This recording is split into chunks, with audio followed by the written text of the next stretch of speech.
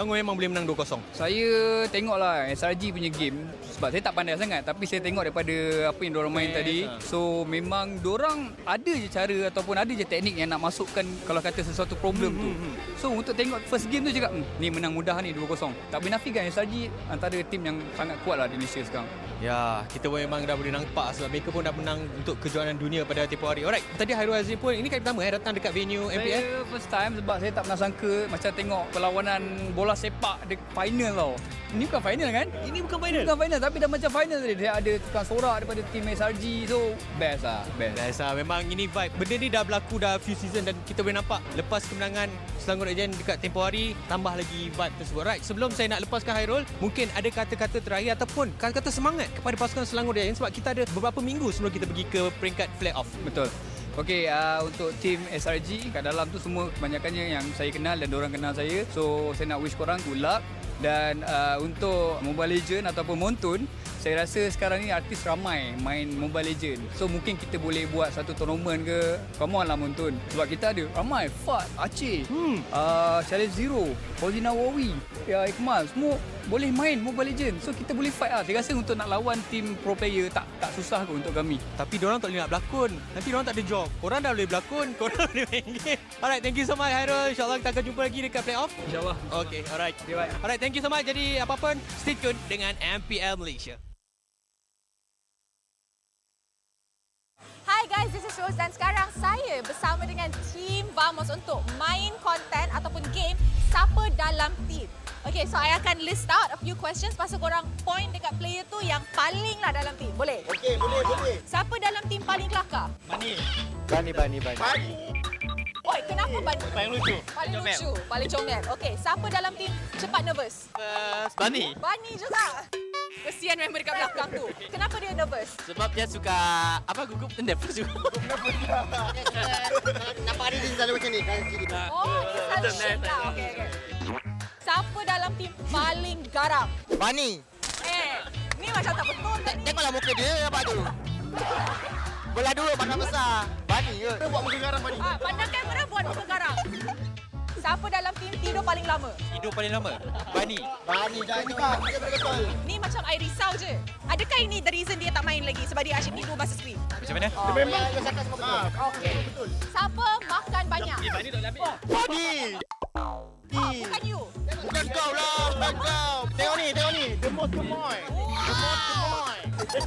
Okey. Siapa dalam Bani. Belum belum. Sabar Zon, sabar. Okey. Siapa dalam team paling lambat? Selalu lambat. Oh, Bani. Bani, siapa cepat marah? Diorang semua. Okey, last. Siapa cakap paling banyak? Bani. Fix Bani. Betul. Kenapa betul? Bani selalu cakap. Bukan awak. Alright, then that's it. Thank you to Team Vamos.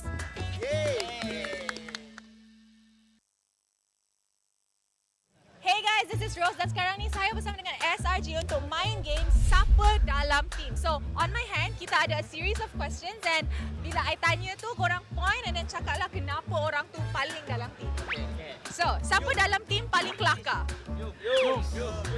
Yums. Why Yums? So loud. So loud. Wow. Bising. Wow. So cutesy. So demure. It's overload. Who likes to do weird things in the team? Weird. Innocent. What do you do? Nothing, I just play. Dia buat apa? Sorry, personal. Who's in the team that's most fierce? Garang. Yo, stop. Coach, okay. Coach paling garang. Who sleeps the longest? Yum. A lot, The yum. longest. This one I can agree. Gorgeous. Who eats the most? Yum. What do you like to eat? Rice, cereal. Wow. One pack, one Lady. day. One pack, one day. Who in the team is always late? Second. Why? Because they always wake up late to the training. Sometimes. Second is number one. Oh, okay. Who gets angry easily? Angry bird of the team. Gram. Crab. Why are you the one who gets angry the most? Pag may nangyayaring pangit sa laro. Oh, dia cakap kalau anything bad happen in game, dia cepat marah. Betul. Strict. Okay, last question. This one very fast one, ah. You guys will point to the person. 1, 2, 3. Who talks the most? So who's the answer? So, okay, I'm pretty sure we got it. Everybody talks a lot in this team and they're all very, very cutesy. Thank you very much to Selangor Red Giants.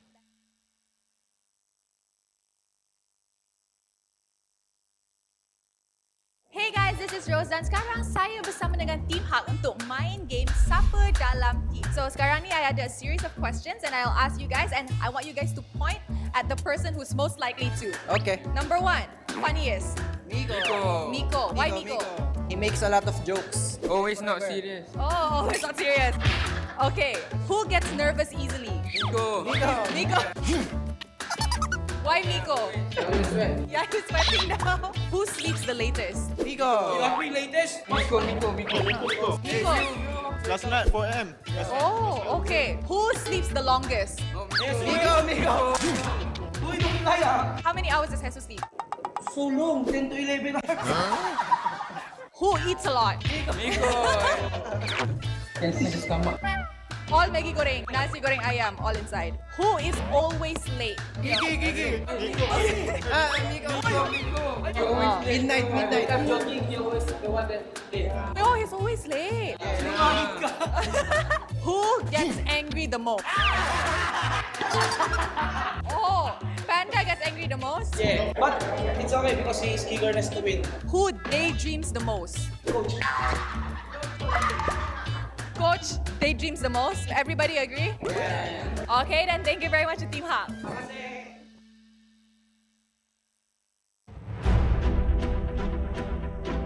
Semua orang boleh menyarum jersey kebangsaan. Jadi once you pakai menyarum jersey kebangsaan, you rasa sangat-sangat berbangga, you dipilih atau diberi tanggungjawab untuk mewakili negara.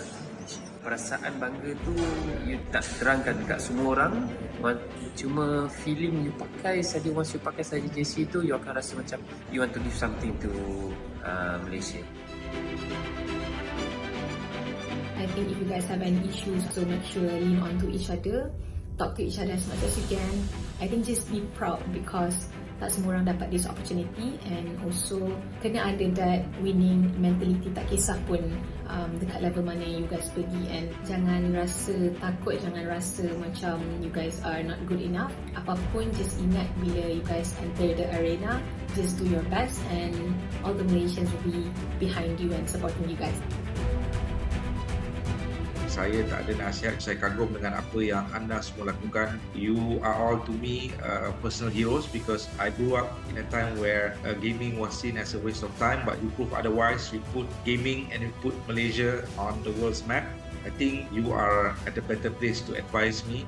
So again, I want to say thank you for being who you are. Thank you for fighting every day. Thank you for competing for Malaysia because it's something that I can never do. And I live vicariously through you bila I tengok atlet Malaysia compete because what you do is very, very amazing. And I wish you all the best. Deliver for Malaysia because wherever I am on the day when you win for Malaysia, I'll be proud to raise the Malaysian flag and play the negara.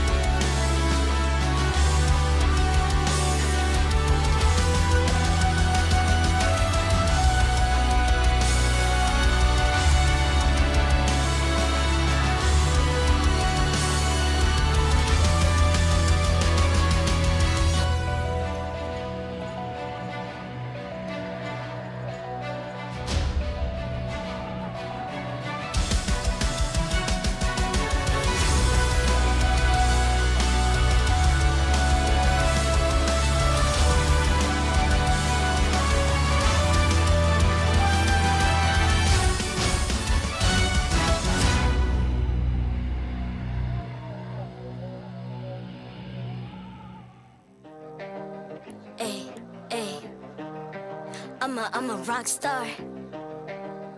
Yeah, rock star. Hey, hey, hey. I'm a rock star, baby. I'm a rock star. I'm a rock star. I'm a rock star. I'm a rock star. Panggil aku rock star. Ini kejohanan kita semua orang rock star.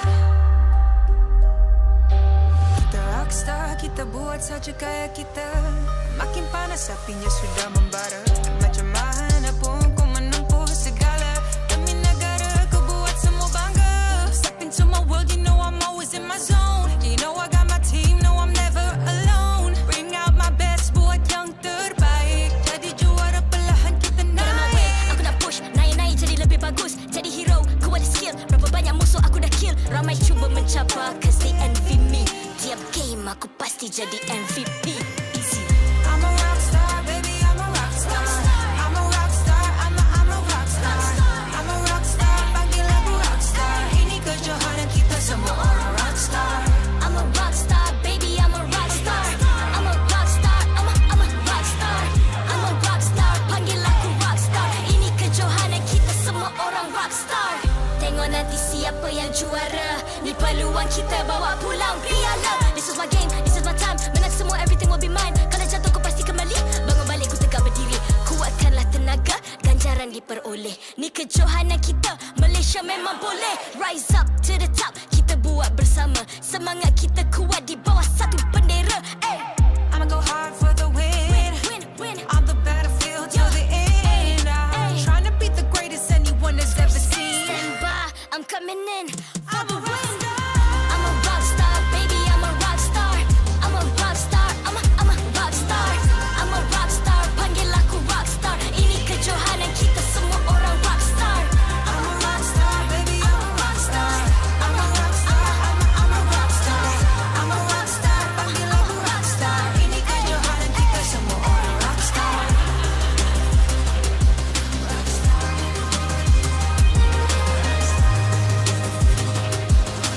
Ini kejohanan kita semua orang rock star.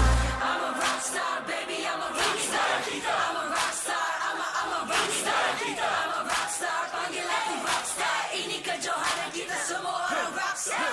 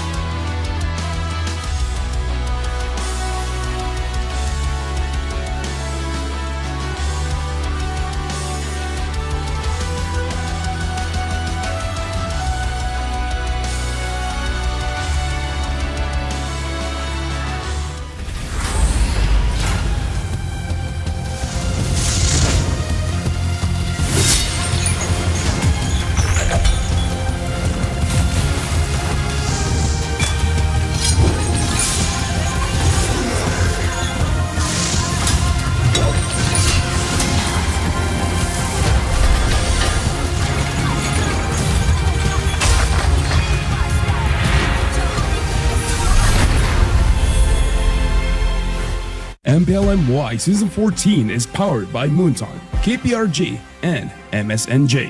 Official 5G mobile internet hotlink. Best 5G for lightning fast MLBB gaming. Official gaming phone ROG Phone 8, king of performance for mobile gaming. Official lifestyle fashion partner, up your game with JD Sports. And thank you to all our partners in esports and strategic partners. Selamat datang ke MPL Malaysia musim ke-14 bersiaran langsung dari Stadium MBSJ Serdang Jaya. Nama saya Rose, host anda sepanjang musim ini. And hari ini kita sudah sampai ke minggu ke-6 and hari ini adalah hari terakhir untuk regular season musim ini. Kita dah tengok, kita dah saksikan banyak perlawanan, banyak drama. wins and losses were celebrated together. And setelah 6 minggu ni, kita pun dah tahu pasukan mana yang layak ke playoffs. And for your information, Selangor Red Giants and Team Vamos sudah dapat upper bracket slot untuk playoffs musim ini. Semalam kita cakap selamat tinggal kepada pasukan RSG MY yang tersingkir lepas kekalahan semalam. And kita dah tahu juga siapa yang layak ke playoff. Jadi, pasukan mana akan menang dan dapat trofi musim ini, dan pasukan mana akan mewakili Malaysia di M6 di tanah air sendiri. So guys, ini adalah satu hari yang akan jadi penting untuk Team Ray dan juga Team Hawk because dorang nak kekalkan slot mereka untuk musim depan. And of course, for everybody's information, semua orang dah tanya dah, Rose, bila dorang nak release lagu baru?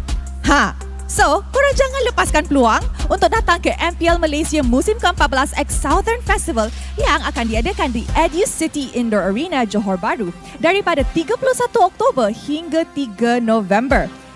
Kita ada banyak aktiviti yang menarik, termasuk persembahan pertama lagu MPL Malaysia yang baru oleh X1 dan Amir Mazdi. Kita juga ada banyak booth di sana, termasuk Hotlink, JD Sports, ROG dan TNT Co, as well as your favorite teams. Nikmati pelbagai hidangan di festival makanan yang pastinya meriah dengan kolaborasi bersama Foodalicious Festival. Kita pun ada watch party dekat luar di area bergambar. And of course guys, jangan lupa untuk hadir dan alami pengalaman baru ini. MPL MY musim ke-14 X Southern Festival dibawakan kepada anda oleh Moonton dan KPRJ. So guys, I hope to see you all in JB. I pun dari Johor, so I hope ramai orang Johor datang ke MPL untuk saksikan playoffs first time yang buat di luar negeri. And of course, hari ini hari terakhir kita ada 2 match sahaja, so mari kita tengok jadual untuk perlawanan hari ini. Untuk match pertama, kita ada Team Ray menentang Team Vamos. For Vamos, ini adalah satu perlawanan yang nothing to lose. Dorang sudah claim ataupun secure upper bracket, tapi Team Ray needs to get a point or two in order to secure that dorang takkan lawan Young and Dangerous daripada MAL. And of course, untuk match terakhir, Team Hawk menentang Selangor Red Giants. Just like Team Ray, Selangor Red Giants has nothing to lose, but Team Hawk needs to get a point or two in order to secure their slot. Semua perlawanan hari ini sangat-sangat menarik. So korang mesti dah tak sabar nak dah start match pertama, betul tak? Betul. Tapi sebelum tu, untuk penonton yang tengah tengok dekat rumah, jangan lupa to join the fight now by scanning the QR code di bawah ataupun isikan kod di bawah dekat MLBB anda untuk dapat peluang menang skin legend. Watch MPL Malaysia and be the pro. With that, I shall stop talking because semua dah tak sabar and I pun dah tak sabar to kickstart hari terakhir minggu ke-6. With that, let's show it to the casters. Thanks so much, Rose. Welcome, everybody. The final day of the regular season is here at MPL MY Season 14. 6 weeks of grueling combat to finally end here today before we move on to the playoffs. As Rose has mentioned, a lot of the teams have already secured their spots. We're only going through these last couple of games. It's a pre-game ritual before we head on over to the playoffs. However, I will mention that the teams that are going to be playing here today, as you saw in the schedule, Team Ray is up on the chopping block against Team Vamos. We don't expect too much, but it was one of the games that both me as well as Sadafa here on the desk were excited for. How you feeling about it? I'm feeling very interested to see what will happen because there are actually still some stakes on the line here between Team Ray and Team Hawk.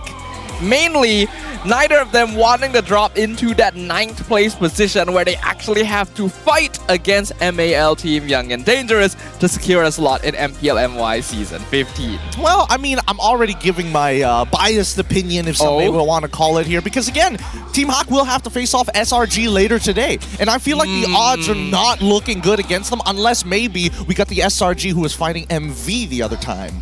Well, perhaps they need just a little bit of a boost in performance, right? Perhaps what they need is the best 5G for lightning-fast MLBB gaming with Hotlink, where you guys can enjoy unmatched 5G network, low latency, and improved gameplay. All of this only with Hotlink. Don't forget, you can also enjoy 20% off in-game items to get the best MLBB experience gaming experience with Hotlink. So it goes to show the difference, right? MV, the fact that when we went into the ping check with Hotlink, we saw MV players, didn't see SRG players. Could that be the difference? Hard to say, but right now, let's have a quick look at the standings in case you guys are just tuning in today. And we can immediately see where all the positions are from first all the way to 10th. SRG right at the top with Team Vamos. Nothing to worry about. They basically secured the upper brackets. Below them, JP Niners in 3rd, Todak in 4th, Monster Vicious in 5th, Red Esports at 6th. All these 6 teams will be going off to the playoffs. Then there's Homeboys and Team Ray currently not making it to the playoffs, but above the relegation zone. And then Team Hawk and RSG in the red zone. As we know, unfortunately, long-time MPL mainstays RSG MY are already confirmed to be eliminated to DMAL. But that 9th place spot is still not confirmed yet.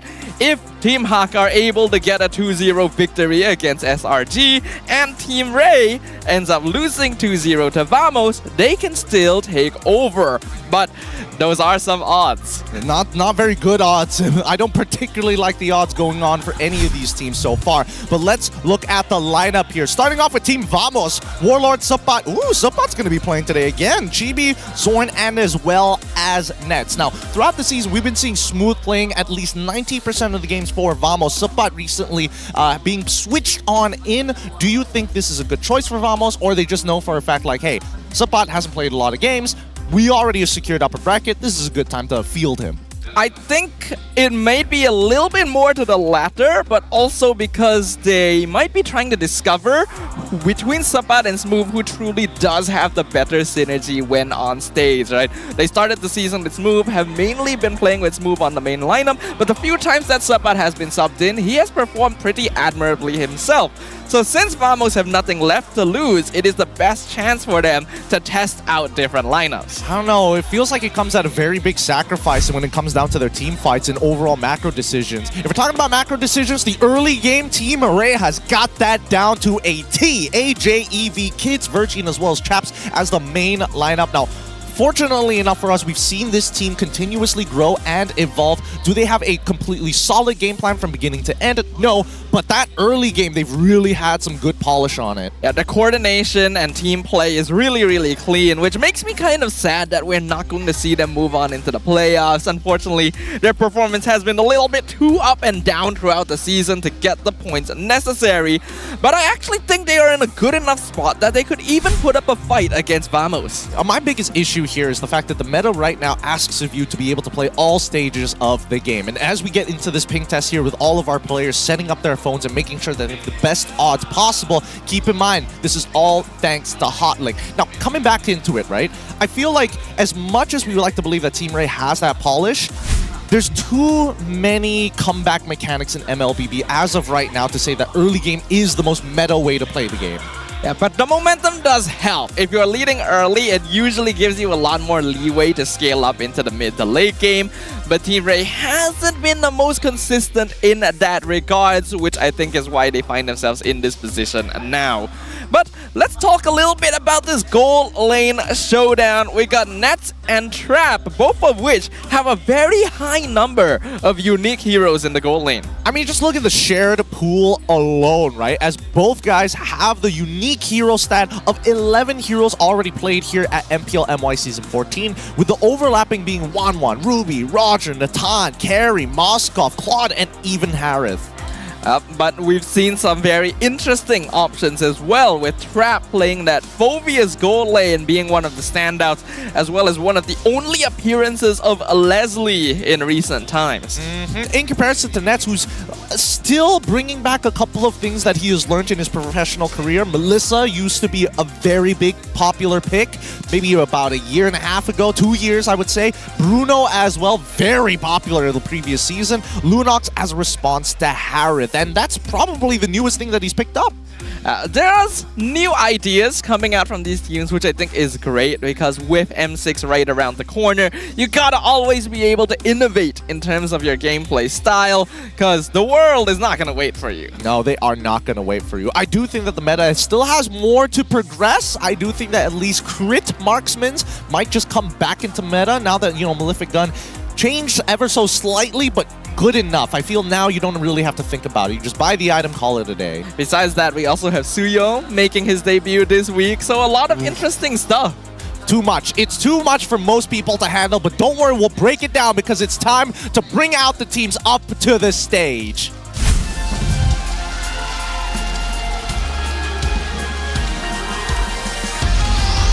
Team Vamos.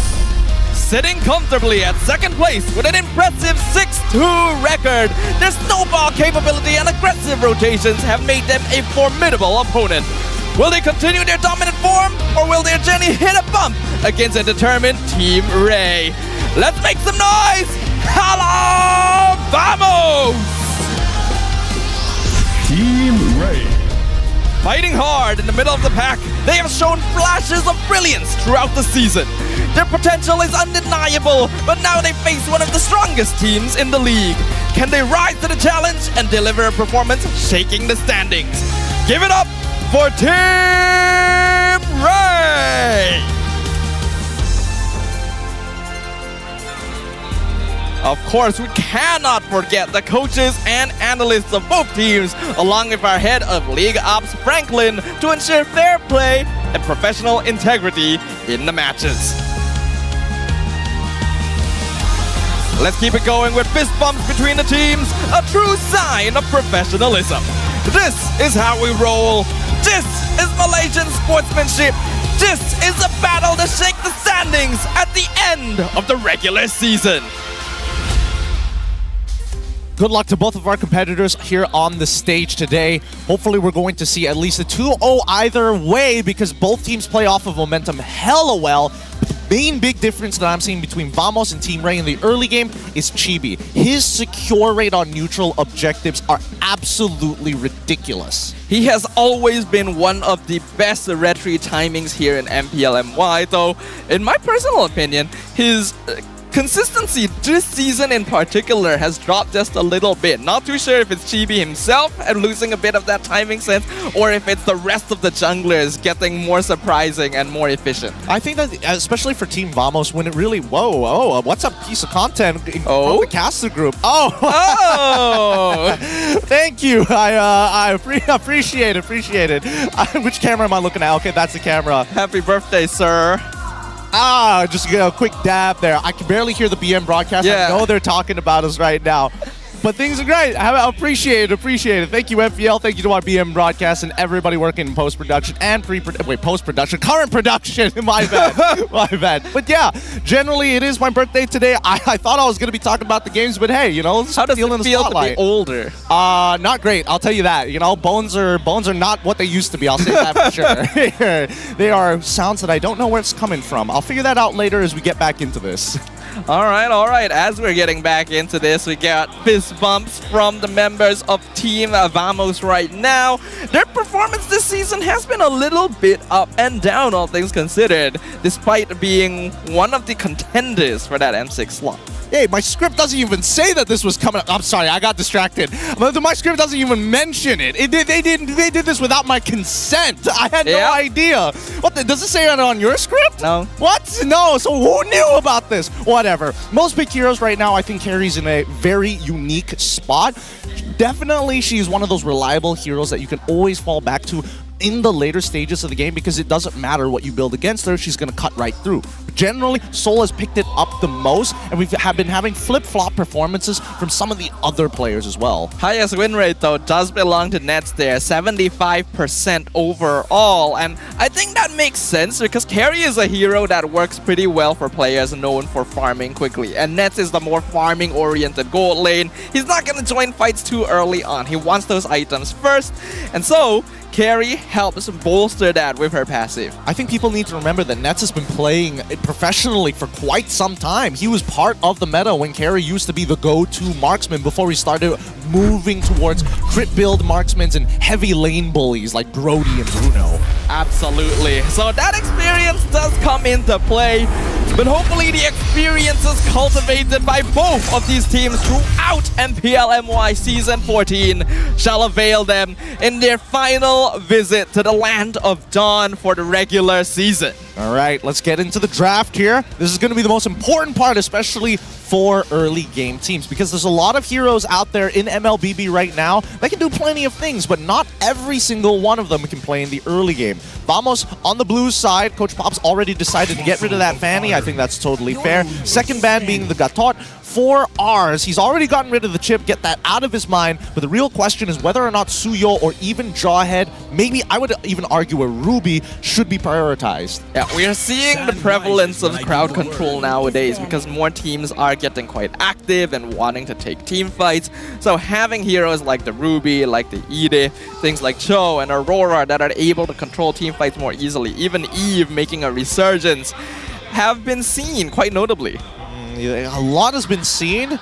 It's interesting to see that Ray banning out the Khalid, understanding that at the very least they need a winning matchup for Eevee. So there are conditions to the early game for Team Ray, right? As much as they want to have heroes that can play in the early game, there also is a limitation in terms of what is important. And I think in this case, Eevee has been a very large perpetrator of that early game. Same goes for Virgie as well. When he gets Khalid, and then you add Virgie on something that can invade alongside him, you see a double invade, level 1, maybe even level 2, depending on where the opponent starts. Yeah, when you add on to the fact that the interaction between Sabat and Eevee is quite interesting as well. Sabat has a tendency to want to join fights very, very early compared to Eevee, who is more of a sandbag EXP lane player. Because of that, denying Khalid means that it'll be harder for Sabat to get a hero that just easily wins lane and starts affecting the rest of the map. And that's going to get his priority pick here with the Harith in the gold lane. Team Ray could easily respond with Lunox, but what else are they going to pair with? Or do they want to make a hard call to say, hey, Vamos,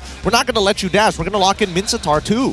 Thing is, Harith being first pick was shown twice yesterday to not very good effect. If you have the right heroes, it can be quite easy to counteract him. And wow, Hylos Angela from Team Ray. I mean, it still fits the build. It fits their MO. Both early game heroes. Not too sure which is going to go where. This is a very powerful double flex pick coming in from Ray because it not only affects EXP as well as the support role, but also influences the mid role. So Vamos has a trifecta to deal with. Yeah, it leaves things really, really open. So I like this from Team Ray. I have personally felt like their drafting has been pretty solid.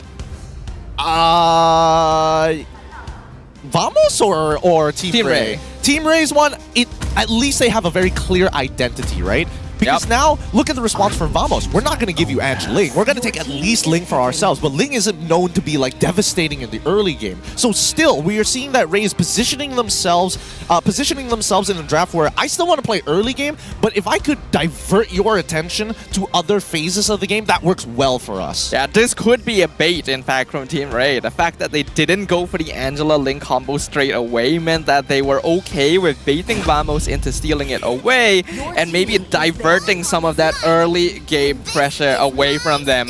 And the 1-1 going to be the final draft in the first phase. Extremely bold here because as much as you want to get 1-1 ahead of the metagame in terms of economy, Ling at max build against a 1-1 at max build, it can be tough, right? If 1-1 doesn't have an early winsome nature, there's a good chance she's going to get picked off a couple of times until that point.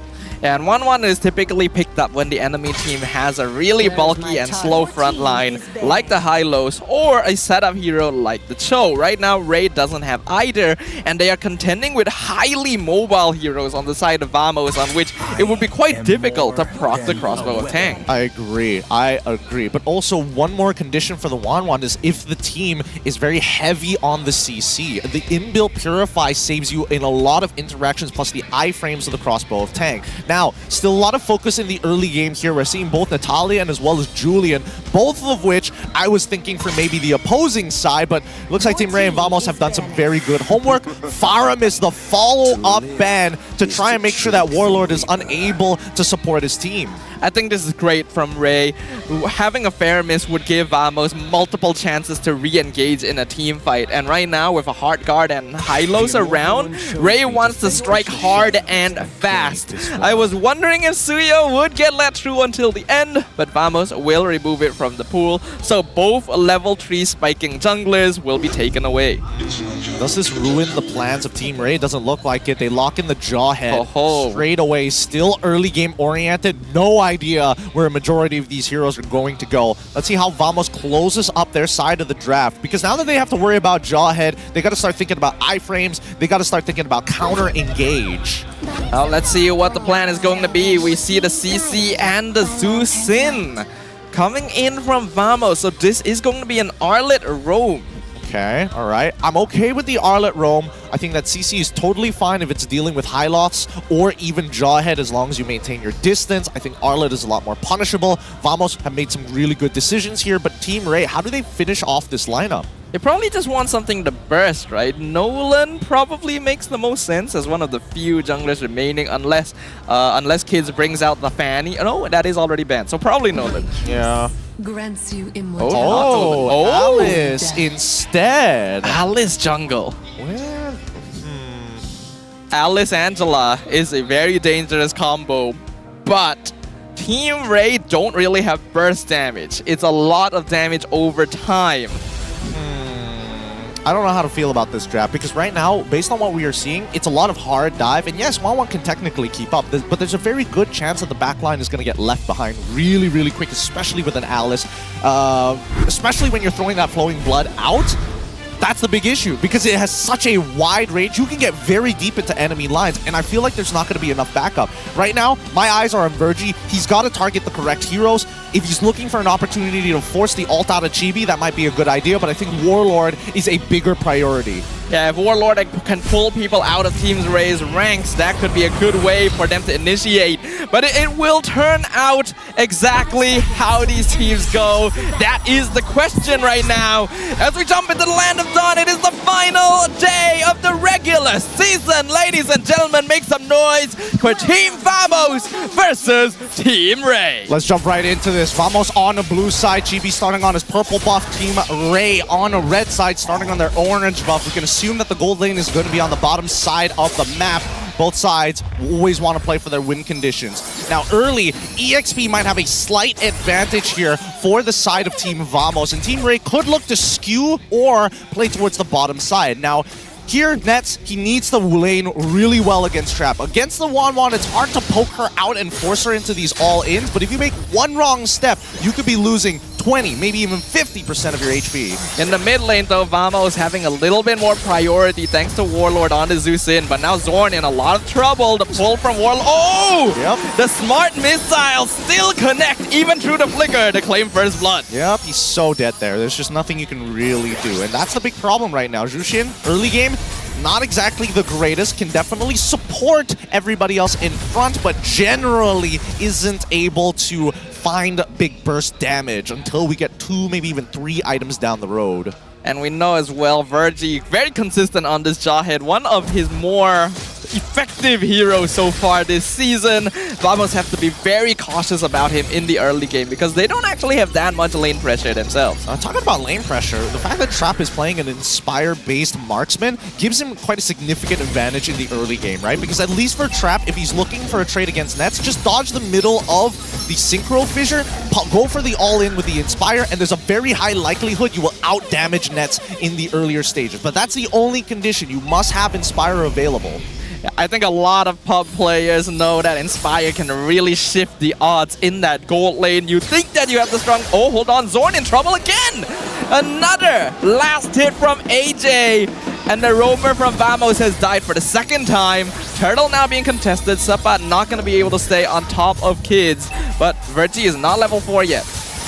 They're going to have to dance around for a little bit. But ideally for Team Ray, they don't want to sit on this turtle first. They want to wait just a little bit longer to keep up with Chibi, who's currently power farming on the opposite side of the map. I'm not sure whether or not he has his purple buff still. I would assume that he doesn't, and he's going to have to wait a little bit to pick it up. Yeah, most likely going to be the case. So if Team Ray wants to delay the turtle a little bit longer, Team Vamos are actually quite alright with it. Chibi actually going to be out farming Kidsz right now and actually contesting the purple buff down there in the bottom half of the jungle too. He is a level up on Kidsz, so I think it's worthwhile to go for this invade. You're wasting Kidz' time. If you force him to use Retribution, that's great. Alright, Chibi does actually have his purple buff. Turtle gonna be contested. Ejector onto Sapat, he's in trouble, but Chibi does get the turtle. Tempest of Blaze comes out now. Heartguard gonna be used on top of Kidz as well, as both junglers are just going crazy on opposite sides of the fight. Chibi gets that double kill. Warlord gonna be chased down, but is able to flicker away. Team Vamos are gonna be able to come out with more kills. Good choice of battle spell from Warlord. He just needs the dodge key abilities, but right now, Chibi still very, very strong. We'll level ahead of Kidz as well. this is what we were a little worried about. Team Ray just doesn't have enough burst damage, despite the fact that Ling should be a more late game centric assassin. Against something like Alice, he actually does have more DPS. Zorn! This is starting to become a pattern. Yeah, Zorn, he can't get out of these situations. It's just Arlet's kit, right? He's very all-in, same like Jawhead. But when you pit them one against one, both Virgie and Zorn are more than happy to trade against each other until there's outside influences like AJ. But this is only going to go on for so long, right? Zorn, that's probably his last death in the lane. I would hope so. To be completely honest with you, Gideon, I have this personal thought that Arlet is one of Zorn's worst heroes. Just straight up, like no filter right there. I don't think he plays Arlet very well compared to other things. So when I saw them flex it for him, I wasn't too sure how to feel about it. Well, I think that he's good with the final slash. I don't think he's great when it comes down to early game decision making, right? Because Arlet gives you a false sense of like, I'm invincible because of my vengeance and because now they've reduced the mark from spawning 7 seconds to 6 seconds. Yeah, I can see where you're coming from there. Though Vamo is starting to exert some pressure themselves. They know that Team Ray not really in a position to counter. Kid's gonna get pulled over. Hard guard used. Chibi steals the camp away. Now we see the Ensemble Force committed onto Zorn. They're gonna chase him down. He flickers away. Zorn is finished off once again. But at this point, he's not really worth the trade. Not really worth a lot of gold anyways. Team Ray, they don't mind dragging this out. Oh, Crab jumping on top of Net, but here comes Chibi to stop him. Crab not able to get that crossbow of Tang, and Virgie not able to save him, but the ejector throws Net into Kidz. Here he comes. Virgie gonna be picked up and Tempest of Blades, and now Chibi doing a lot of damage, but we're gonna see the Hylos ult come in, keep Eevee and Kidz both topped up. Chibi doesn't quite do enough damage to overpower all of this healing, but once all the resources are gone, Team Ray just has to back it off. We need item lists right now. Where is the anti-heal for the side of Team Vamos? I'm sure Warlord first item is going for that glowing wand. By now, he should be pretty close to actually achieving it. Oh, this is a 2v4 situation. Kidz dropping really low, has to take the Flowing Blood Black. Chibi gonna get that turtle, and now we're gonna see Susin pick up Kidz and feed him to Team Vamos. And now we are starting to see that Zorn is picking up the pace here. He is timing his stuns. Oh wait, hold on! Ejector throws Zorn under the tower. He's gonna get picked up, but Zaman Force under the tower as well. Nets gets the kill onto Eevee, and Subbat gonna chase down Virgie at the same time while claiming the mid-tier 1. And Zorn, despite dying, was still able to kind of tank enough damage for the rest of Team Vamos to start running through. Let's look at the item list real quick. 2 items already complete for Chibi. He's gonna be power farming exponentially this game. War Axe already complete for the side of Subbat, but I am not seeing anti-heal. Just a single glowing wand right now, and I would only imagine that Zorn probably going to go for a dominance real soon. Yeah, I would think so. There's a lot of healing on Team Ray's side. Having some dominance ices, some glowing wands would go a long way for Vamos, but they're already in a very controlling situation. This is what I was worried about with the Alice pick. Team Ray just doesn't have as much early game pressure as they should have. Well, Alice will scale though. Now that she doesn't have to worry about stacks anymore, she's more worried about getting levels and picking up items as soon as possible. But you're not going to out-farm Chibi here. Never. Never. Chibi is 3 levels up on Kidz. Yeah, I mean, what can you do, right? Yeah, that's Ling for his Zorn. Gonna be spam recalling. People will say he shouldn't be doing this when his score is 0 and 5, but I don't think Zorn really cares. No, the first 4 deaths were charity. The 5th one is where he was, okay, nothing much I can really do about it. But still, I think that Vamos is in a really good position because so far, the big thing that they're doing against Team Ray is baiting out the big spells. And right before neutral objective spawns as well. Yeah, this is looking pretty bad now. Team Vamos with a 5k net worth lead. Just about 8 minutes in, the flicker. Ejector throws Subbat back. He's going to be able to jump over Virgie once again as Team Ray tries to chase him down. But Warlord slowing them. Crossbow of Tank comes out, but Trap just doesn't have enough items yet. And now Subbat's able to re-engage on the Glorious Craftway itself, and Eevee is just gone. Melted away. The flicker final slash catches our Kidz. Ejector tries to save him, but Chibi just jumps in, gets the mega kill. Tempest Blade is going to be used inside the base. Subbat with the killing spree, and 3 members of Team Ray fall in short order. Yep, when Team Ray commits all in, Team Vamos just has to kite it out, wait the duration, and then look to re-engage. The beauty of Ling, it doesn't matter where you are, if you're down to fight, he's down to fight. Warlord with the Sky Piercer. Wow, okay, Net's diving way too deep here, sir. Glorious Pathway gonna punish him. In a comp like this, Sky Piercer is actually perfect for Warlord. His job is to peel, but at the same time, especially for high health regeneration heroes and high sustain like Kidsz plus AJ, Heartguard plus the Alice combo, it really helps to chunk him down when he's 10%. Oh, Sapat, he should be okay, right? Yeah, the Warlord's just gonna throw Kidsz away from Sapat, and Sapat does have a lot of mobility, actually a lot of damage as well. Gonna duel Kidsz, but eventually gets shut down. Ejector onto Warlord, will give another kill to Virgie.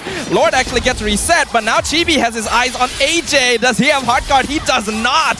So the Tempest of Blade secures unstoppable for Chibi. Wait. He's on the bottom half of the map though. Team Ray can use this chance to maybe blitz the Lord. Virgie goes in, wants the ejector onto Sworn, gets it into the Glorious Pathway. Zaman 4 is going to be dropped down. Nets is actually not contested right now. Zorn will be finished off. Trap gonna now focus onto Nets. Crossbow tang, but no, he doesn't. It's on cooldown. And now Chibi has actually made it back in time. Flicker from Virgie, not gonna save him. Ejector only delays the monster kill for Chibi. This fight is not even close. Not even close. Kidsz used his retribution earlier to get Sapat. Vamos, personally, I think that Chibi probably should not have retried AJ. He could probably still chase him down at the edge with just 2 swords from his Bladed Tempest, and I think that should have been enough.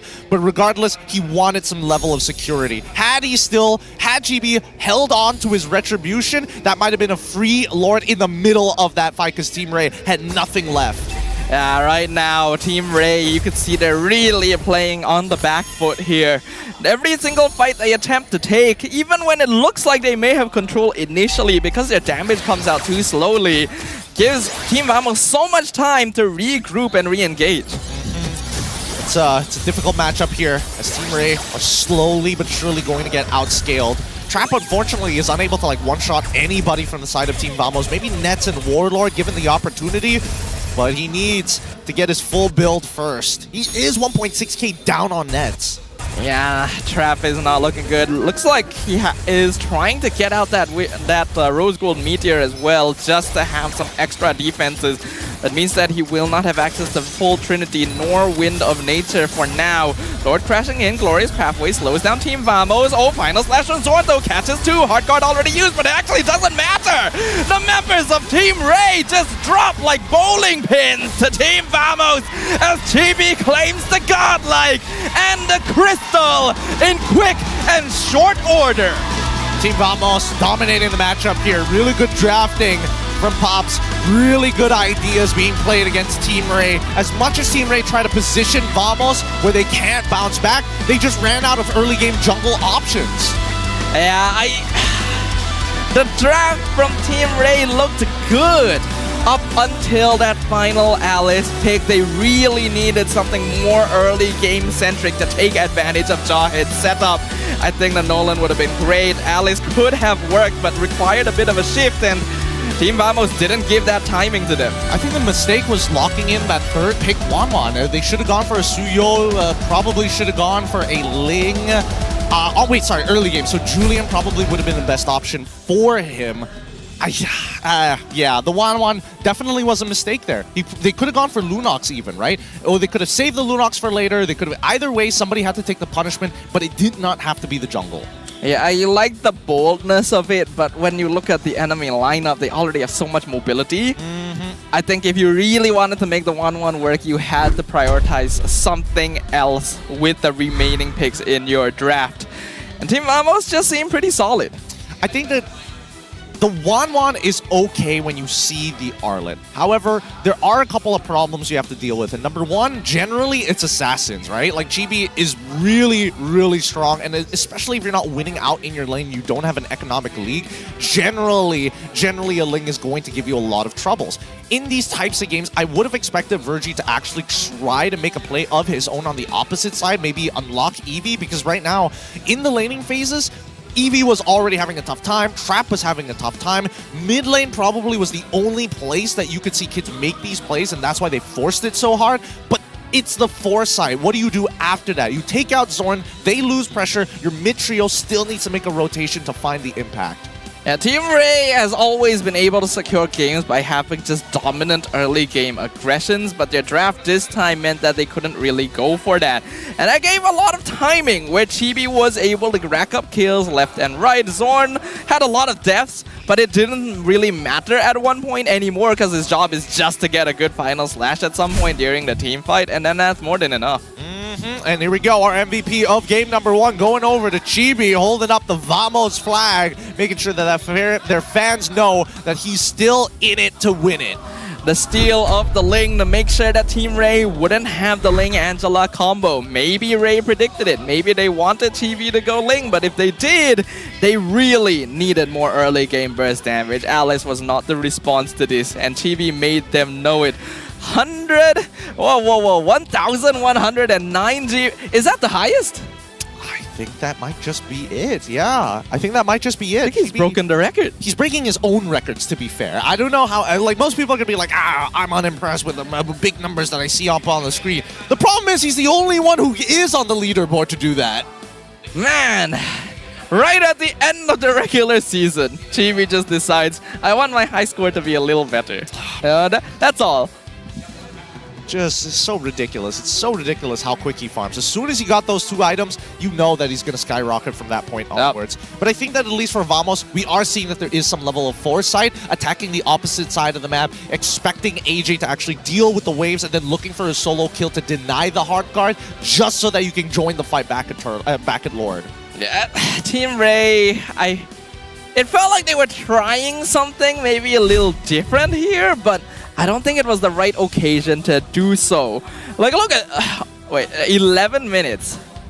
In 11 minutes, Chibi was almost maxed out on items. And that included items like BOD and Berserkers. That is crazy. Yep, he is one fast boy. That's why Chibi is very brave, especially when you give him an assassin with high mobility. He becomes very confident in walking in front of your face, even though he's the invader in your jungle. And if he still takes a camp away at minimum HP, we need to see a harder response, a harsher response from Team Ray. In terms of the draft, the biggest mistake here was probably locking in Wanwan on that 3rd pick. They could have changed it for Suyo or even Julian at that point of time. Lock in that jungle and then look to play for either one, your gold laners or your EXP. You can't bake your cake and eat it at the same time.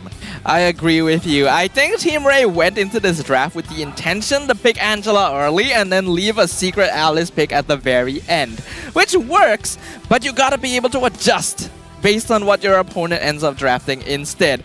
Even if they did leave the 1-1 in, I think they needed to pivot away from the Alice once they saw the Zeus in, because that's a hero that thrives in slower fights, and you are just giving it to them. I am okay with Alice being in the jungle, but that's under the assumption that you have 2 strong side laners, right? The mid trio definitely can make something happen with the Jawhead as well as Angela. I thought that was a very smart, the high loss with the Angela already was a very smart opener, but pairing it up with the Jawhead as well after seeing the Arla to maybe punish him in the early game, great ideas. Overall, the concept is there. I just think there needs just to be a couple of tweaks, and I think it'll be near perfect. I agree with you. I loved the Angela Hylos opening. I really liked the Jawhead pick. I thought, okay, this is heavy early game burst. You get an assassin like Nolan, then you bully Chibi in the jungle, you punish Warlord for going Zeus in, then they pick Alice.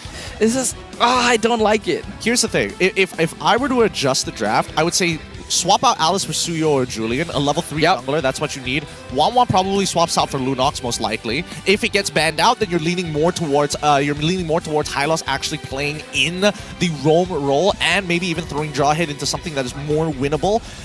Well, I mean, Jawhead into CC is probably not that good. They probably would have to change the second half of their bans. Yeah, I agree with you, but that is in the past for them. Hopefully they'll get to think a little bit about this for game number 2. For now, we can see that Vamos did almost double the total damage of Team Array, and it was pretty spread out as well. I mean, no surprises there. I mean, Vamos played a really strong game. Their laners did their work, and then afterwards, Chibi just had all the space in the world. If you look at the damage taken, Zorn obviously top of the charts here, but if you look over at Eevee and as well as Kidsz, I'm surprised that Eevee somehow took more damage than Kidsz. I think Eevee was just left to be a punching bag. Unfortunately, Hylos is not as tanky as he used to be, and is going to be in a really, really rough spot if your opponent is this far ahead, so he's just eating damage.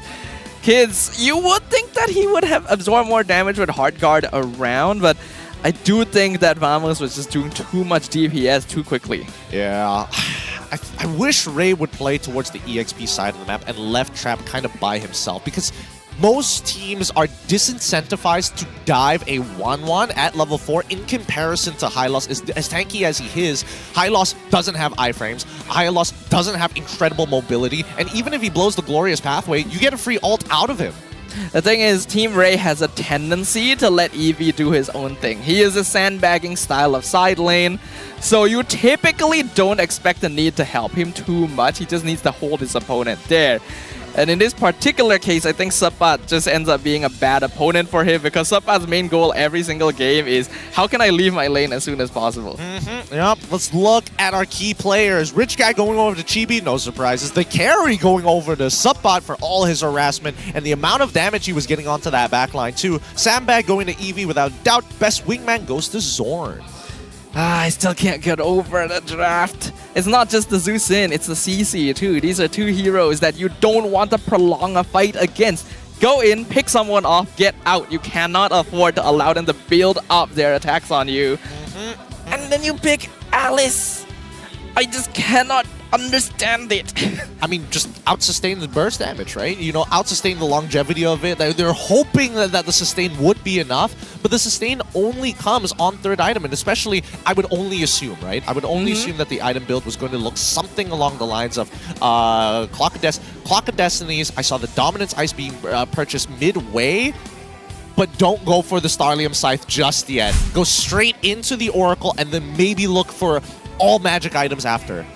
Perhaps. We can see here now the KDA map for Chibi.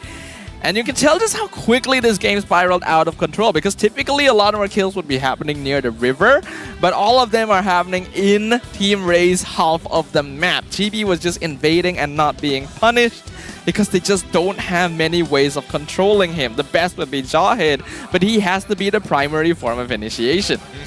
The problem with Team Ray's composition is that they can only force resources out of one person at a time. They can't get everybody to make a big reaction. It's not like they have huge AoE to begin with, but they do have some good single target. And I think that Chibi might not necessarily be like the greatest target per se, because he can just pop the ult whenever he wants to and wastes your your unstoppable force.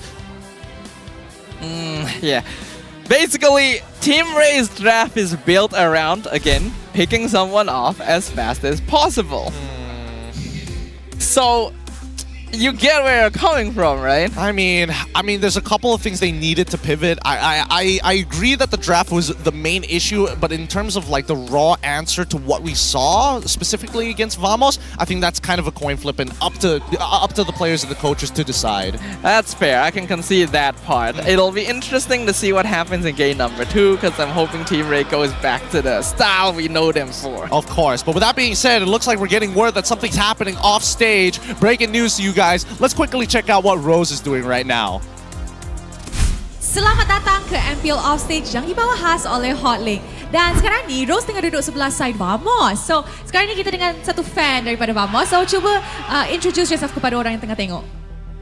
So far kita rasa confident lah dengan kita punya. Bang, nama dulu bang. Yes. Nama dulu bang. Kita tahu confident Vamos menang, tapi nama dulu bang. Apa nama? Nama Koyu. Okey, Koyu. Risau aku. Baru tanya dia dah jawab. Okey, tak apa. Yeah. So, you ni memang suka Vamos daripada season ni. Kenapa you suka Vamos? Sebab semua player-player Vamos ni kita orang support lah, since daripada even orang pada homeboy pun kita orang more pada minat player lah. Lagi Nets lah. Nets? Yeah. Where's Nets? Nets, say hi! Kenapa awak suka Nets? Sebab dia bos. Bos. You suka tu lah? Ya betul. Gameplay okey ah, okey je. Gameplay ya, Haris dia jago lah. Oh, Haris je. Semua Dia main banyak hero bang. Takkan Haris je yang jago. Mostly Haris dengan Hanya bisa Haris ke tu, Nets? Okay, Betul, now betul. you sokong Vamos dah layak dah ke playoffs dan diorang dapat slot kedua untuk upper bracket. So, adakah abang akan pergi ke JB untuk support Vamos? mesti kena pergi. Pergi? Wow, ini barulah fan. Okay, kalau abang boleh cakap apa-apa dekat Nets, apa yang abang nak cakap kat Nets? Nets, jangan marit Nets. Main betul-betul Nets. Main betul-betul Nets. Boleh ke Nets? Boleh, Boleh alright. Nets kan? Boleh okay. Baik, Nets. Okay. Alright, now apa yang nak cakap kepada team Vamos sebelum diorang start game kedua? Pada player-player Vamos, even kita dah dapat pergi playoff, upper bracket, good luck lah. Pastikan jangan beria sangat lah. Sebab kata yang lot kan. Oh, wow. Dah jangan quote. Okay, so you rasa diorang boleh menang 2-0 ni? Boleh 2-0. Okay, last question lah kan. Kalau pasukan mana yang you nak Vamos jumpa dekat playoffs? Rematch? Todak lah, nak sangat jumpa kita kan. Okay. Si Todak lah. Alright, it came from the Vamos fan himself. Marilah show it back to the casters untuk start game kedua. Match pertama hari terakhir MPL MY. Thanks, Rose. That's the offstage segment here with a Vamos fan himself. But Team Ray, they're looking to disappoint him. They're looking to take a point away from Vamos at the very least. Mind you, if Team Ray can get 1 point here, it is very safe to say that they will be keeping their slot into the next season. So getting a game will mean quite a lot for them. But before we talk about the upcoming game, let's talk about some WhatsApp messages. Yep, we contacted Team Ray, specifically Virgie, and we asked him any final words since the team is not making it to the playoffs. And he said, maybe the season is a learning experience. We'll be better next season. And then we asked him, will Virgie return to MPL ID? And he said, maybe I will stay here. I personally wouldn't mind. I think Virgie and Kidsz have done a pretty good job of assimilating with the members of Team Ray, and given a little bit more time, could actually be quite the force to be reckoned with. In the end, it is his own choice, but I'm glad that he is considering sticking around.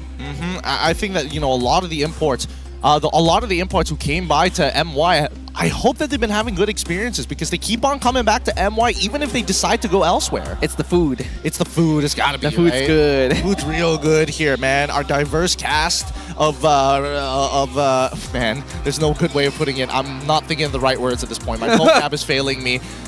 The right amount of culture. Culture in our food. Oh, what about our culture of GPM high scores? I mean, are you not surprised? Oh wow. Oh, GB has 2 of the 5 slots Yep. out there. Like, are you? He's the top 2 by himself.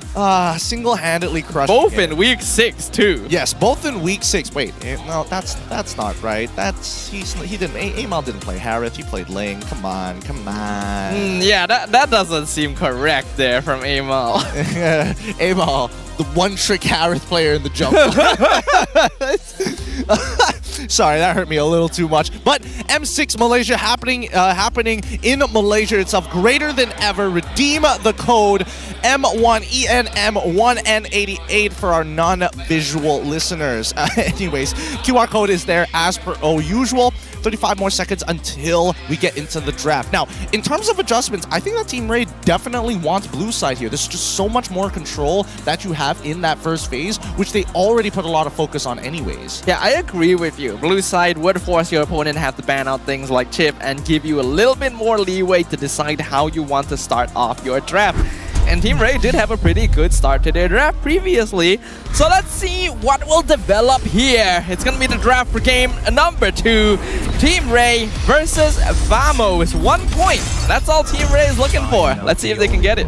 Right. Now, if Team Ray is on red side, I hope they have a winning matchup for either gold or EXP. But it looks like Team Ray has jumped on over to blue, and the bans are quick. Ling, Khalid, Fovius for the side of Team Ray. Vamos on red side decide to ban Chip and as well as Fanny. What else will they want to ban out here? The Cho is a hero that, although got quite a lot of attention in week 4, hasn't really been seeing a lot of play anymore, and I'm kind of surprised about that. I mean, it depends on the pilot most of the time, right? Cho's a high skill expression hero. There's a very large ceiling for his mechanics, as we've all known based on, you know, YouTube videos, TikTok, literally the freestylers out there, they've made their own subculture just for playing Cho. Though if we bring up Cho, we also have to remember one of Team Ray's first games. The good old Cho Jungle. One last ride, boys. Oof. Oh, that was for the freestylers for sure. Now for the first pick, I'm waiting to see from Team Ray. Is it going to be the high loss here? Because they've definitely been picking up high loss as their early flex pick. Maybe even Angela to kind of replay the scenario. Matilda this time for Team Ray. Matilda's not bad at all, especially good for teams that want to play around the early game. So this will give Team Ray a little bit more map pressure. Ooh, we got some Ducati rolls. Come on. Any luck? Come on. You can get one. You can get one. Oh, all right. It's only his first bingo. And he's got like a majority of the in-game items as well. They all just converted to fragments. He already has the free skins. All right. Fair enough.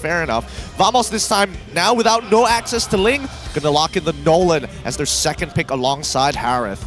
Nolan will give Vamos the ability to fight back against Ray in the early game as well. And Harith already worked pretty well, one of Nets' more comfortable heroes.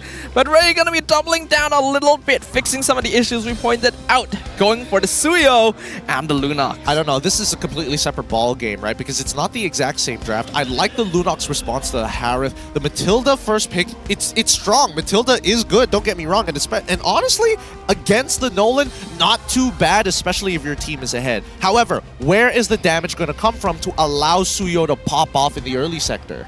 Yeah, you need a little bit more damage, especially from your mid laner, to really make Suyo pop. So we will see what they go for, but with Lunox in the gold lane, they already have a lot of magic damage. Oh man, Vamos going to get Zorn on his signature Cho here.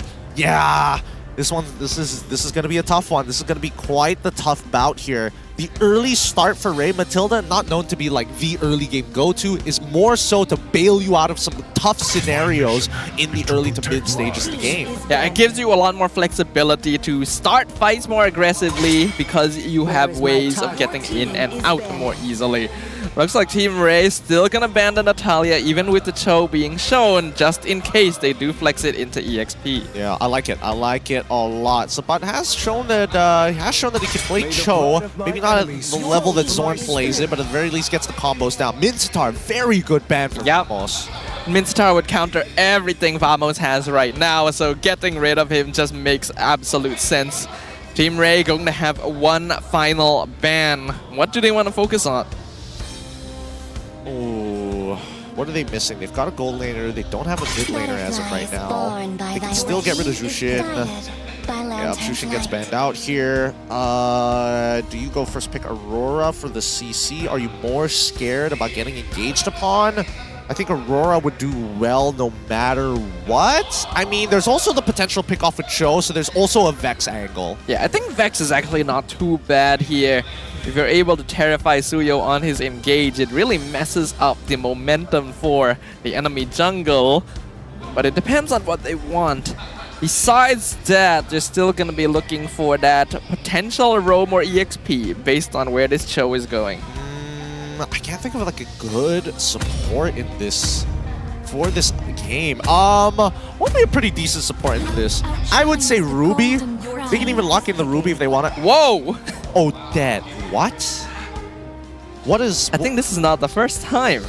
I think Warlord has played Odette before in the past. Yes, he did in the past. And has stated specifically he quite likes Odette. I mean, sure, I guess. It may have taken an inspiration. Wait, Mars showing off his Savage with Suyo. 12-0-7. Wow. Hey, yo. Okay. This man's popping off on the new hero. What are you doing playing when you're on desk, sir? This guy. Naughty boy. Very naughty boy. One offstage segment and he's already in ranked game. Wait, we're checking out LaFell's one. LaFell's is a screenshot, though. 3-1-25 MVP for that game for good reason. Good stuff, good stuff. Team Ray gonna hard focus on the team fight. We got Eve, we got Terizla for full AoE. I don't know about this. I actually think that Eve might be a bit of a mistake here. I think that Eve is a bit of a mistake. Am I wrong about this?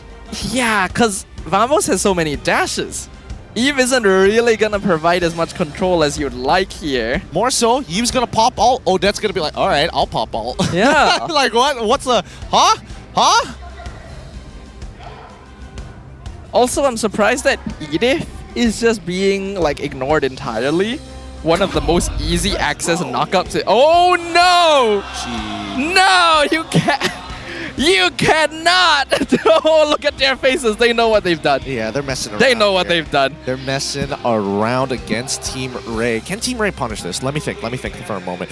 Lunox is going to be their main win condition, but it requires a little bit of time to actually scale in the game. If they go into these big team fights, whoever drops their ult first most likely is going to lose. And I think that right now the RWM is too big of a cornerstone, so we need to find a lane that actually can actually influence the rest of that map. Let's see their composition one more time. Matilda's a bit hard to do, but with the help of Kidsz, maybe they can play off of Eevee's priority. That is a possibility, but we really want to see what kind of impact this will create. The Johnson-Odette combo makes its debut on the MPL stage. Will Team Ray upset the balance and disrupt the momentum of Team Vamos? Or will their opponents drive them crazy?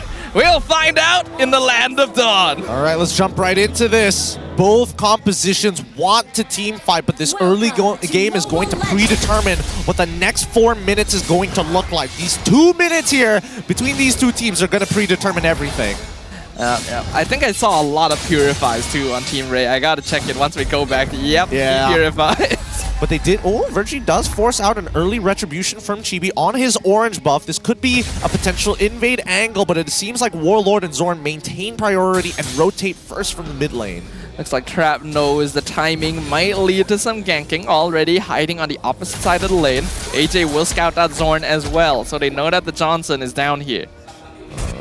Okay, they're going to keep on rotating. Little Wanderer falls into the hands of Chibi at this point of time, but there's no real angle for Team Ray to force out an early gank. I mean, they're trying to chunk out Zorn for as long as possible, and I think Virgie is completely fine to do so. But at this point, it's not about monitoring the positions of your opponents, is how can you influence the lane? Yeah, especially when Zorn is going to start driving around the map very, very soon. These early stages before he hits level 4, where you can maybe start exerting some pressure to maybe... What's the word? Discourage. Yes, discourage. Oh, hold on. Here we go. That's what we're talking about. The first blood onto Warlord in the mid lane. Good setup coming in from Kidsz using that Blade Surge, and he was holding it for a while, waiting for that mistake to happen. Very deceptive amount of distance that Blade Surge, when held, can do. The more lane priority Team Ray is able to get, the more difficult it'll be for Team Vamos to easily control the map with this Johnson. Are they gonna try and make something happen in mid? No, Team Ray is already seeing them. Yeah, Kidsz is currently down a level as Chibi has been power farming this entire map. And now they have to take him out here, and they gotta take him out quick. Chibi being chased away really far by Virgie and Eevee, and Sabat only going to be able to kick the Terizla here with no follow-up. So first turtle will go to Team Ray. Good choice for Team Vamos. As soon as the pressure has been lifted, they didn't want to re-engage. They instead decided, you know what, we're gonna head back. Our buffs are about to spawn, and now Team Ray might just have an opening to actually contest for this purple. We all know that Team Vamos are messing around here. This is not meant to be a highly serious draft. They just think that they can win even with Johnson-Odette. That sort of thinking, though, could get them punished, and we will see if Team Ray is able to do so. As right now, they do have a slight goal lead, but well, here it comes. Right. Rapid touchdown. What is he looking for? Actually, if I remember correctly, they changed it from rapid touchdown. Nope, I'm still calling it a rapid touchdown. I refuse to say some of these new names now. I'm sick of it. I'm sick of it. They're changing it for fun. I do kind of agree with you. Rapid touchdown was such a good name. Right? I think it's called Full Throttle now. It's Full Throttle. Yes. Yeah. Oh, Kidsz. Oh, no, not Kidsz. Oh. Doesn't work the way. He's CC Moon, bucko. Man, I'm sure he's having a good time. Did anyone get the license plate of that guy speeding? He's got to pay tax first. Gotta pay tax. Hold on. this setup from Sapan, he could look for something here. He's got Flicker to make it happen, but I think he's a little too low. But you can just see that Team Ray, they've cleared out their jungle, and they do not want to fall into this rapid touchdown. So one of the things about a Johnson-Odette combo, or even Johnson-Kadita, is that if they spend a lot of time driving around the map, it means that they're not really getting gold and EXP. The more you do this, the less map pressure and the less EXP advantage you end up having. Oh, they're gonna connect with Virgie, but he just purifies out. Warlord actually almost dies to AJ, so Vamos actually wasted a lot of time there. Yeah, I don't know. I think they could have just straight up killed Warlord. They can force out his ult, force him to like use his flicker as well. If he uses it aggressively, you almost guarantee the trade. If he uses it defensively, that's perfect. Sabat in some trouble, already dropped to 20%, able to dash out, but that means he's not around for the next turtle, and Team Ray should be able to get it for free again. Yep. They're prioritizing these neutral objectives, but I think that Team Ray honestly should be prioritizing taking away this purple buff from Chibi, right? They want to fight around these neutral objectives ideally, and they don't want to be fighting in enemy territory, but at the same time, if Chibi doesn't have the energy to get across the map, it really alleviates the pressure of Team Ray's side lane. Does his Zorn just crash like point blank there in his own jungle? Yes. Yes, he did. Well, he did. Don't worry, he's got Petrify. I am feeling petrified right now. I don't really know what to say. Chibi, though, will spot out Eevee. 2 levels up on the Terizla right now. Does have a lot of damage. Sabat comes in, hits the Way of the Dragon. We're going to see another ultimate. Penalty Zone comes out. Flicker from Eevee. Still surviving for a good while. But Chibi finally finishes him off. Yep, he doesn't have the spell vamp just yet, but here we go. Right back into the full throttle. He's going fast. He's looking for targets. You gotta go fast. He wants AJ. He wants AJ or Trap. Either or would be perfect. Let's see if we can find anyone. We have to note that right now their EXP level is pretty low. I like that we get a hand cam as well for the driving segment. Yeah, it's perfect. It's perfect. It's all right. Thumbs up from Zorn. No problem. No, I mean, in terms of timing of when he crashed, it's an active decision. He could have kept on going for forever, but now that there's 40 seconds on to the next neutral objective spawn, I think Zorn understands his cooldowns. Just gotta wait it out. He's probably gonna get it in the next 28 seconds or so, if I counted correctly. I believe so. Chibi just completed a Sky Piercer.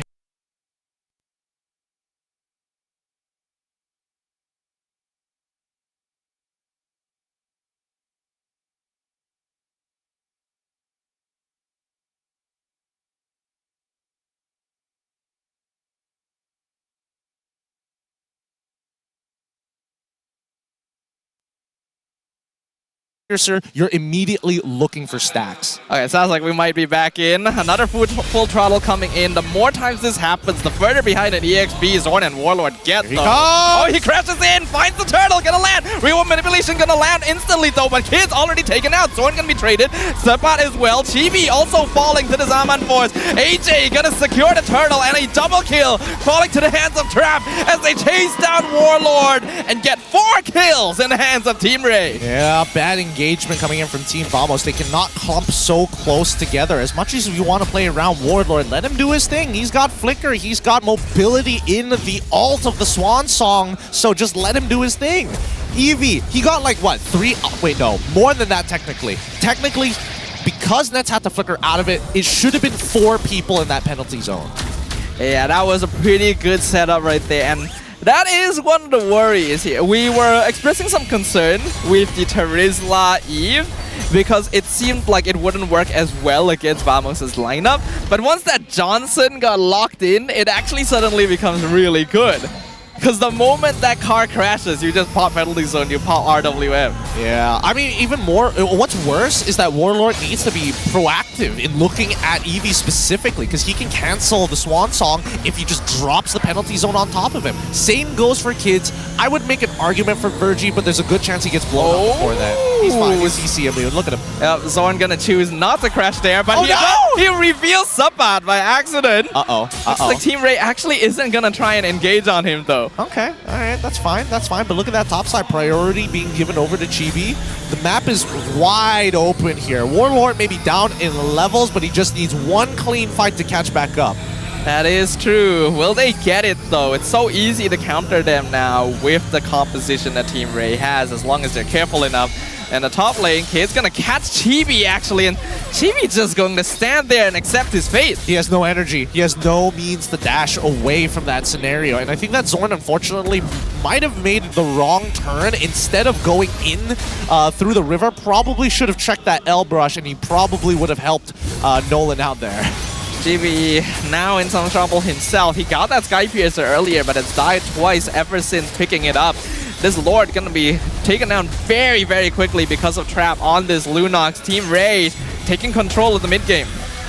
Yep, and we haven't seen Supply get a nasty ult just yet. Majority of these fights have been leaning in towards Team Ray, as Vamos has unfortunately been kind of running at Team Ray at full force. They are kind of driving us crazy now, aren't they? Looking at this, there's so much time being wasted. Zorn and Warlord are both still level 8 compared to 9 and 10 on Virgie and AJ. Chibi gonna try and clear the Lord really far away from the rest of his team for some reason. Second Eagle knocks him up, Guiding Winds pulls Kidz in. Chibi, can he escape? Trap actually gets a kill on Zorn on the opposite side of the map. Kidz will finally finish him up, but a nice flicker wave the dragon under the tower. Guiding Winds pulls Kidz out to safety though, and now the rest of Team Ray have come in. Trap gets a double kill as Eevee is... I don't even know what to say at this point. Right now, Team Vamos, they need time to actually scale. And I think that unfortunately with this Johnson-Odette combo, their secondary win condition and playing around the Swan Song is not viable. It's not viable right now. They need like a full 6 minutes until Warlord is going to be able to stand up to par to AJ at this point. At this point, I really don't know if Team Vamos are going to be able to make the comeback unless you get a massive crash. We can see that Zorn is in the back line, maybe can catch them off from behind, but the RWM comes out, Sapa's already gone, unstoppable for Trap, Chibi just melts, here comes the full throttle, but he doesn't have anyone with him. Warlord has already been dropped low, he still gets the kill on AJ somehow, but he loses his life. Blade Surge connects with Nets, he has to flicker to safety, mid inhibitor is gone. Nets and Warlord the only survivors against 4 members of Team Ray with a 6k net worth lead. They take the top inhibitor, still got 1 minion wave to work with, Zaman Force under the base, Warlord's just gone, it's like he never existed, and neither did the Crystal, as Team Ray takes game 2. They find the point that they were looking for to keep them safe, to keep the org in the league, but now equalization achieved. Vamos, they're not going to be messing around for game number 3. The question is, will they though? Because I don't know, man. It's up to their mood. Because they literally lose nothing for doing it. That's true. It is true. I mean, at least they can start talking about, they can work on their execution, they can start working on their comms, getting creative with the ways that they play, because it was too linear, it was too straightforward, and they had the tools to play the rest of the map, but it felt like they weren't in it. I will say, with this, Team Ray have actually claimed that 1 point. This does mean that they're pretty safely making it to the next season. And I guess that's a good thing.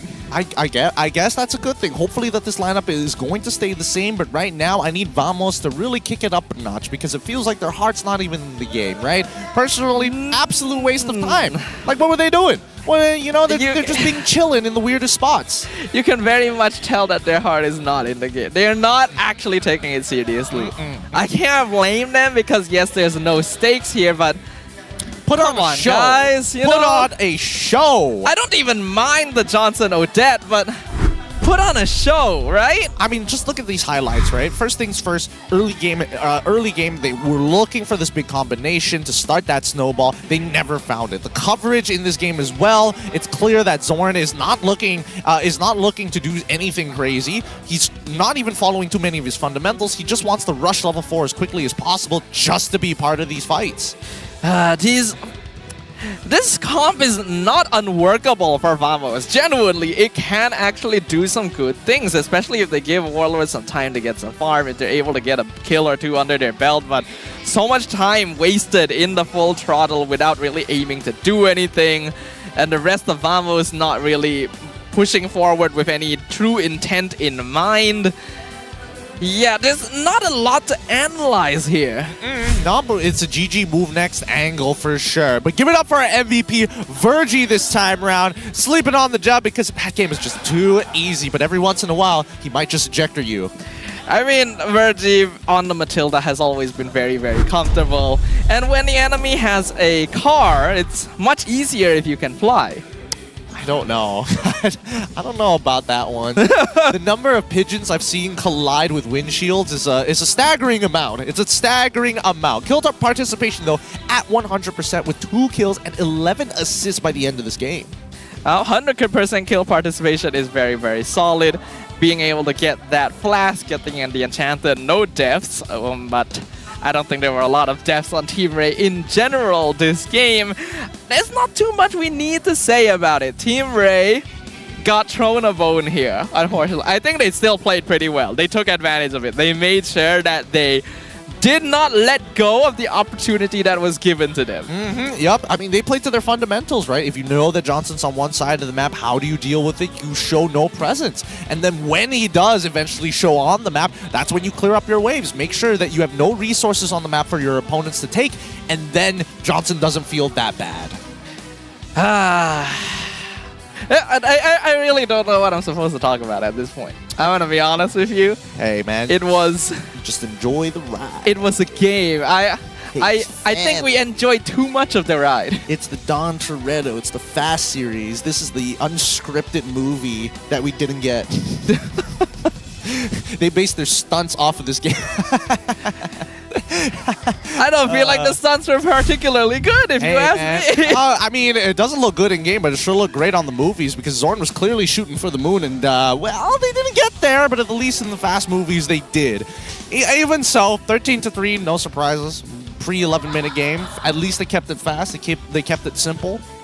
Yeah, this is a much more complete lineup coming from Ray. We talked a lot about how their draft last game did not do them any favors, but I feel like the last pick, Alice, for Team Ray in Game 1 did very similar things as the Johnson last pick for Vamos. Because last game, they picked Alice into a composition that really wants to slow down the team fight. And in this game, Vamos picked a Johnson into a team that wants the team fight.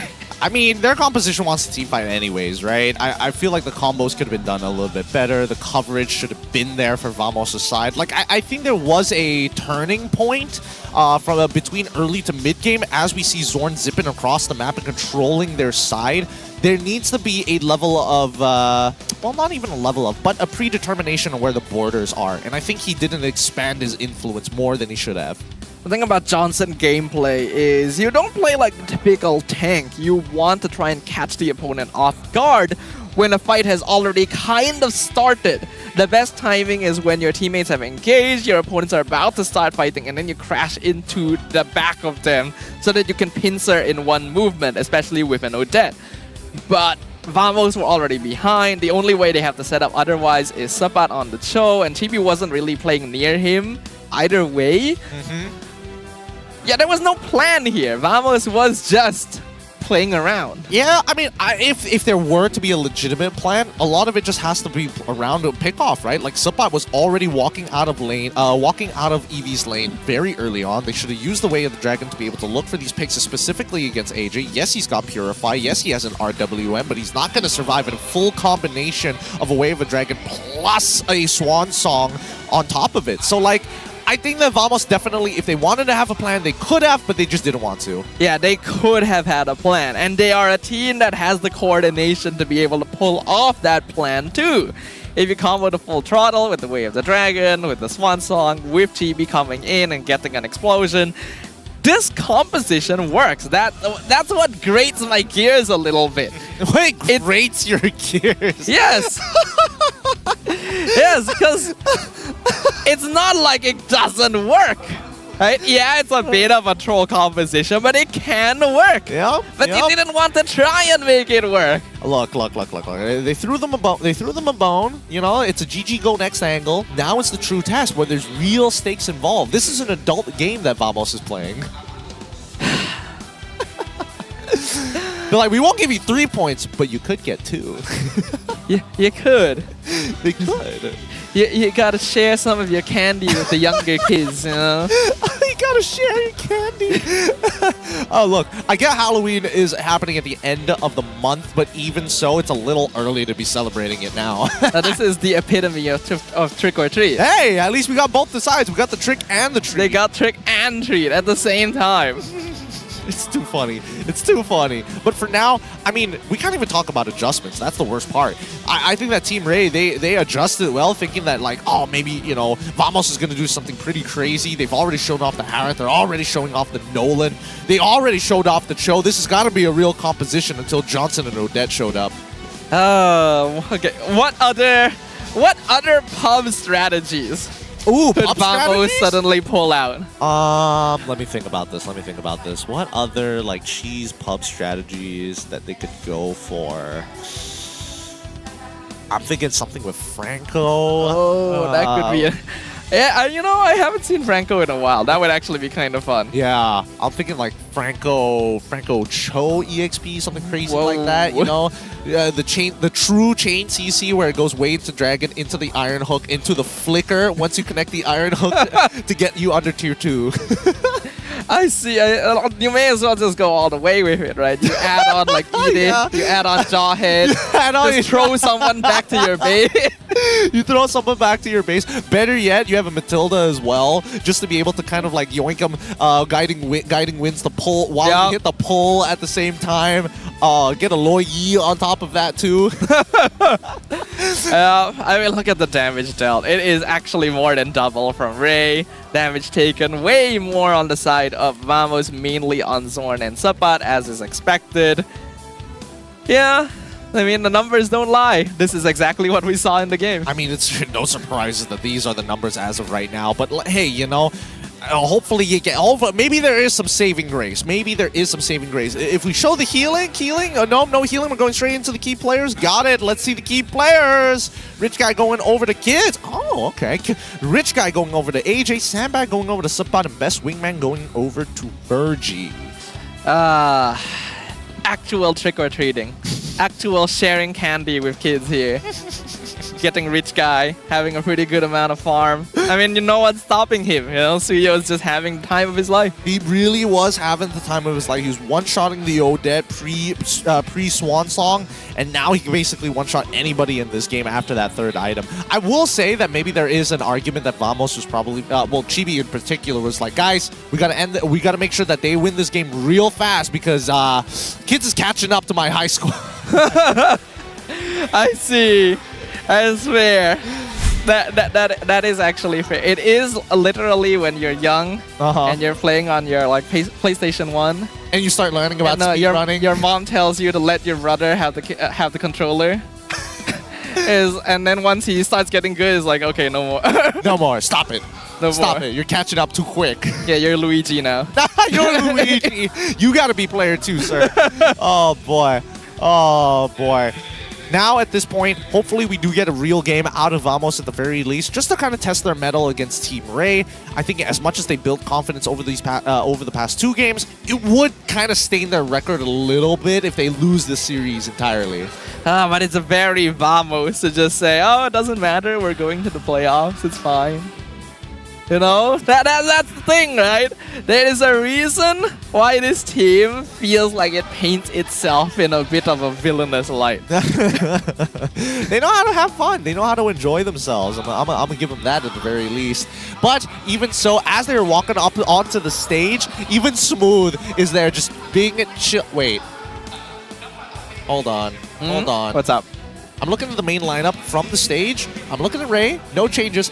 I see Smooth. He's going backstage. Are they running Smooth this time? Are they not? I mean, I still see Sapat up there. That's the thing. That's the thing. So I was curious to see why Smooth was just being chilling. I guess he misses the stage, right? Wait. Is Pop's about to sit down? Pop's just sat down. He's sitting down right now. He's chilling. Where's Chibi? Wait. Oh no. I'm looking at Nets, and even Nets is kind of confused, like, what's going on here? What's going on? Okay, he was trolling. I thought he was actually about to join the game. Speaking of which, Smooth is taking a seat now. Oh. Are they calling for a sub here? Unless I see an official. Oh my God. They're swapping out Chibi for Smooth in the jungle. It has been years since I've seen Smooth play the jungle. I actually think I joined MPL after Smooth stopped playing the jungle and transitioned to EXP. Yeah, so this is new for me. Oh boy, he was. He used to be a nasty Hayabusa player. I'll give him that. What if it's Zorn jungle? Zorn jungle? What would he play in the jungle? Cho. We had two very different ideas. Oh boy. Oh boy. All right. So if Smooth is playing, man, well, I need to dig the archive. He did play a good Fanny. Thank you to Zipper talking into my ear. He did play a solid Fanny, but it's been like again, how it's many been years, right? So I'm guessing he might be a little washed on Fanny. If he plays Benedetta jungle, I'll be like, I'm impressed. That could be possible. And he used to be cracked on Benedetta more recently than something like Fanny. Looking right now, first pick selection, Vamos has a 77.8% win rate. Very, very respectable. But I don't think that statistic matters right now. Get that off the screen. I mean, we say that now, and and Team Ray is like, we want red side. Despite the stats, we don't care. We don't care. We're taking red side now. Now I kind of wish we got to see Pobs play. Pobs play? I mean, he was sitting down. I was like thinking, oh, this is going to be interesting. I mean... But I guess he's not actually registered as a player, so he can't. Can coaches? Ooh. Can they actually? I haven't read the section of the rulebook, to be fair. I mean, they are registered under the team. But then, is there differences between... Because we have had coaches play before. I'll go talk to Franklin later or something. I'm sure the head of League Ops will probably know the answers to my questions. In the meantime, at the very least, both teams are going to get ready, and I think the pre-preparation that Team Ray actually had against Vamos might just go down the drain here because they're not 100% sure what Smooth is capable of in the jungle. By the way, to Pixie in chat, he said, these casters won't get rid of Cho jungle. Trust me, we would like to, but it just leaves way too much of an impact. Hey, look, I'm thinking that it's Smooth. I'm going through his previous history. He could play like pack jungle. Oh, I really miss when Paquito was like strong. Oh yeah. Because these days I've been trying to play Paquito. It's so especially hard. with the new skin, right? From Bren. And it's just like, oh my god, I feel so weak. I feel like I can't keep up with anybody. Yeah. Everybody's just way faster than me. Those were the days. Well, let's see. LaFell teach how to walk like Hellkit. The budget cost phase. The budgets. All right, time for the drafting phase. Let's jump right on into it. Let's start making our way to arm our weapons with the best arm our best players. It's one of the best weapons possible. These teams got me tongue-tied, but let's see it. What is it going to be? They've been drafting pretty quick in that second game. I expect no difference here in game number 3. All right, game number 3. Are we going to get an actual draft with Smooth in just to see how it works? Or is it going to be another Johnson Odette? Might just be it. Hard to say. Hard to say. Vamos is still sticking to the exact same bans they did in game number 1. Team Ray, pretty much nope, slight change. They still ban out the Ling. I think that is fair enough. Oh no, it is. It is. He still got it. It's the move, Fanny. He still got it. All right, I'm right behind this. You can see Paz patting him on the back. He's doing it. Oh boy, this is going to be an interesting game, but it does allow Team Ray to actually go for Cho. Yep, there we go. Yep. Locks in the Cho straight away, no surprises there. Let's go for all CC at this point, like Cho, Ruby, Edith, you just take it. Yeah, take them all. Lunak's going to be pretty fine here. Gold lane that can actually survive Fanny once you have access to Brilliance. Okay, all right. So Vamos, do they still play Harith into this, or are they going to switch on over to Natan, Beatrix? Claude? I'm thinking of like other lane matchups that might have a chance. Maybe Fighter gold lane. A bit risky because Fanny's not the best at scaling in the jungle. True. Suyo EXP. Suyo gold. Suyo has been tested, I think, by a lot of the community. I think a lot of us can agree jungle is probably where he should be. Come on, give us lock-ins here. Vamos show Harith. Benedetta. Sapat does play Benedetta. Dirty boy. No. Mid-Sitar! That's good. Wow. That's great. Look at Smooth's face. This is the most excitement I've seen him have in years. Smooth has been stuck playing a little bit of more boring positions for a while. Oh boy, very bold, very bold. And don't whisper, Zipper. Don't whisper in my ear telling me that this is going to be Fanny Gold, because I guarantee you it's not going to be Fanny Gold. I think they said Fanny Rome. Oh, Fanny Rome. Oh Sword no. Fanny. How would you do that? You would take dire hit. I mean, Yumes has done it before. First, to be fair, Todak was in a different caliber that season. That was a different era of MLBB. That was the Wild West. That was the Wild West. Now it's, I think we've definitely joined the Eastern meta a lot better. All right, let's see. Okay.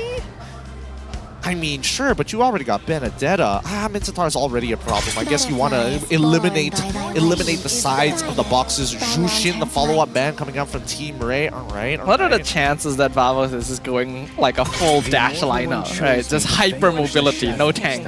You say that, but then Mid-Sitar would just hard counter everything. Yeah, but if you have 5 people, it can only catch so many of you. That's a good point. That's a pretty good point. I don't see it happening, but let's see. Ray, they lock in the Hayabusa for themselves. I like the iframes. Has a very good odds against Fanny, assuming that they go even in the early game. So far, Ray's composition looking pretty good. There's a good amount of targets that they can catch and get kills off with the Ogi Shadow Kill. And Way of the Dragon and King's Calling will provide a lot of crowd control. So Vamos, how are they going to complete this draft?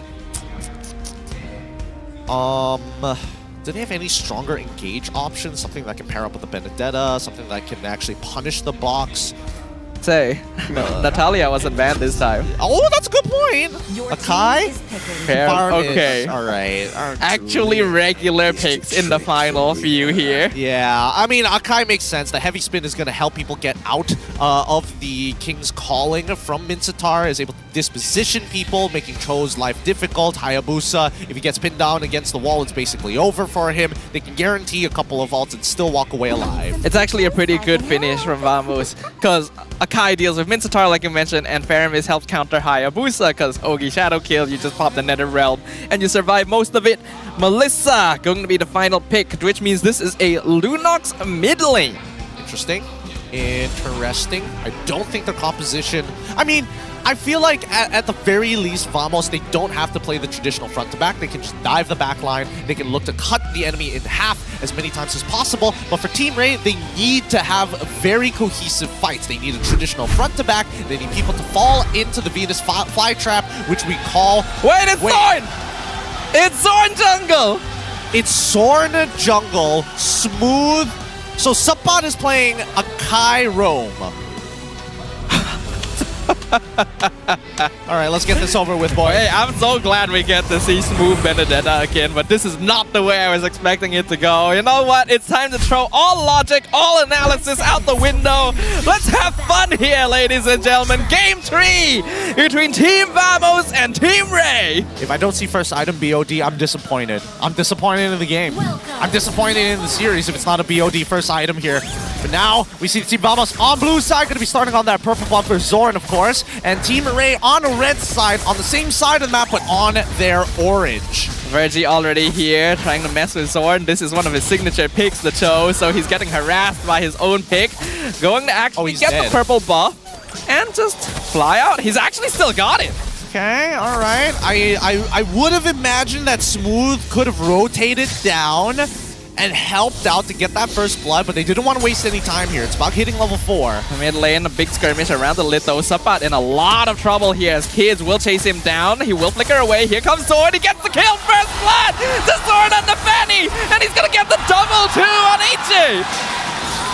I don't know about you, but did that not feel like the slowest double kill of all A little time? bit, but Smooth comes in, petrifying Kidsz, triple kill for Zorn! Okay! Are they dropping frames? Like, why does it feel like it's in slow motion? It's just, they're just funneling into him like they've never played against Fanny before. It's just the Zorn effect. He has an aura. The BDE is huge on Zorn, right? Oh boy. Oh, no wonder! Man, when Master Assassin didn't even go for... Oh my goodness. Penetration, Master Assassin, Lethal Ignition goes in. Kid still able to get his purple, and now Zorn in trouble. Can he fly out? Nope. AJ gets the shutdown. And now Sabat in some trouble himself.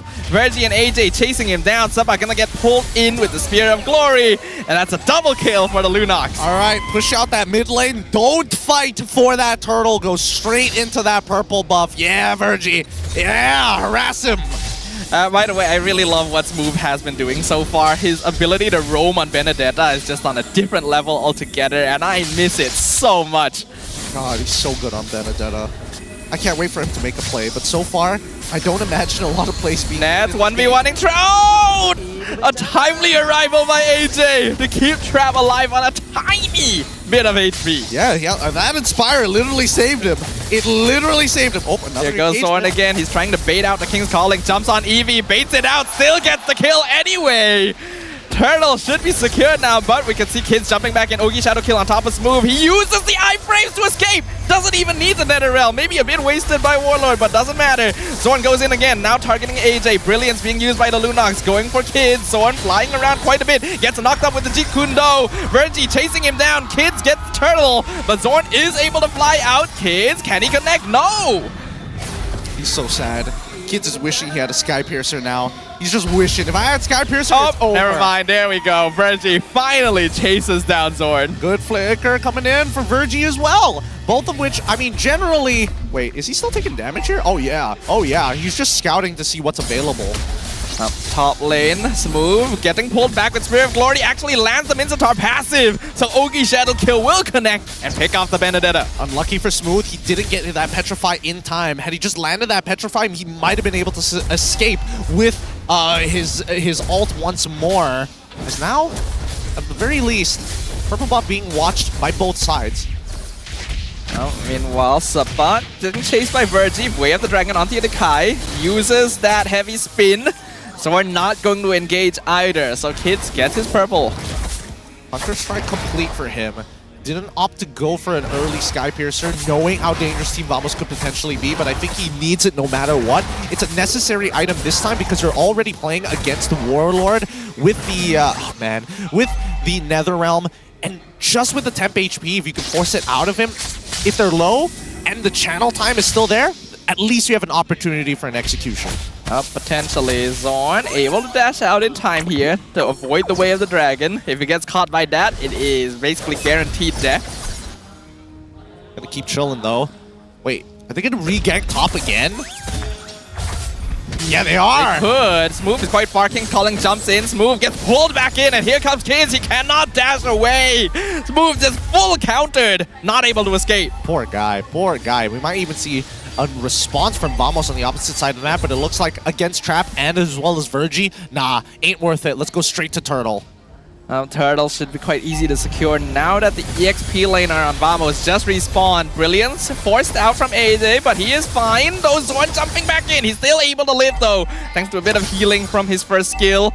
Because of that, Zorn has to go back and recall himself. Although Eevee is in a very forward position here. Oh. Nets gets kicked, pop the Zaman Force. Here comes Zorn on top of Vergie though to save Nets. Trap is in the area. Can he stop him? Yes, he does. The Melissa ult zones them out. So nothing yet for Vamos. Good stuff coming in from Trap to save his boy, but now Kidz getting pinned. Heavy spin lands on Kidz. AJ though with the Chaos Assault gonna be denied by the Netherrealm. Kidz still able to survive just in time as Vamos a bit too late to get the kill. So the purple buff is still in contention. Electro Final Blow jumps in. Smooth, very squishy though. Tries to chase down AJ, but he gives him a mega kill instead. At least Zorn steals the purple. Yep, he didn't use the Petrify Electro Final Blow. He just went in with Electro Final Blow to zone them off, but right now AJ is 4-1-0. He is real strong. He's getting real strong, and I think they're getting to the tipping point soon. Yeah, this is a little worrying for Vamos. Their composition isn't the best in terms of late game scaling compared to Ray. Right now, Team Ray already in control. 3k lead, 6 minutes in. Vergie continuing to scout out the jungle to see where Zorn might be. Does he steal it? No, not quite. But Kidz does get the turtle. Okay, that's going to be Second turtle of the game, and finally we might just see a structure actually fall. Bottom side, it Fear of happened. Glory connects onto Sapat. He has heavy spin out. King's Calling not going to be able to stop him from escaping, and Warlord with the Netherrealm survives the Ogi Shadow kill, but that's a lot of resources gone. Zorn going to be denied by the Melissa ult again, a very effective tool to stop Vamos from engaging. Zaman Force doing a good amount of damage from Neth, but he's all by himself. Killing spree for Kidsz. An overextension by Vamos. Team Ray, they've been looking for a series win, and I think they might just have found it here against Vamos. It does seem that way. Though Vamos was able to narrow the net worth lead a little bit there. Smooth going to be able to get some split push in on this Benedetta. So Team Ray has to worry about that a little. They're defending, right? They're making sure that this purple buff is always going to be safe. However, Team Vamos, they missed their early game timing. They missed a couple of their early game timings, but now that Warlord is ready to be proactive on that map, get ready for the upcoming battle here. Purple buff, heavy spin used. Eevee able to walk back to his tower to flicker wave the dragon, lands on Sapat, kicks him into the team. Netherrealm comes out to save him, but not for long, and now Warlord himself is in trouble as the Ogi Shadow kill jumps into the backline. Trap already gets a double kill, and the rest of Team Vamos has just been zoned away from the river. Concealed play, can they find Smooth? Looks like the answer is no. Looks like so far so good. This Mitsutar pick has been doing God's work, and now they don't even need to take this mid-tier 1. They get to walk in enemy jungle for free.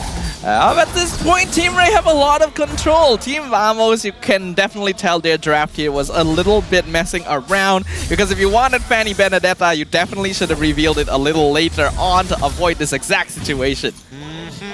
Both sides now just making sure that they can keep their battle lines safe, clear, and most importantly, to bait out ults from either side. They have the exact same plan, right? They're trying to bait reactions. Electro final blow onto Eevee as Zorn jumps in. King's Calling. He's still alive, actually. And Zorn ends up dying to the tower. Virgie with the Wave of the Dragon misses the tower angle. But the job is done because all this while Kidsz was getting the Lord. Yeah, I'm surprised that Nets dropped the Zaman Force inside the King's Caller. I don't know what the plan was there. Yeah, I'm not sure he thought that through in the heat of the moment. But is anything really being taught true by Vamos right now? That's fair. Maybe he wanted just the Zaman Force, like, initial, the initial slow if you happen to be on his little pattern thing. But even Ray now getting involved with the synchronized taunt. Giving Vamos a bit of their own medicine here. Actually spelling out the V.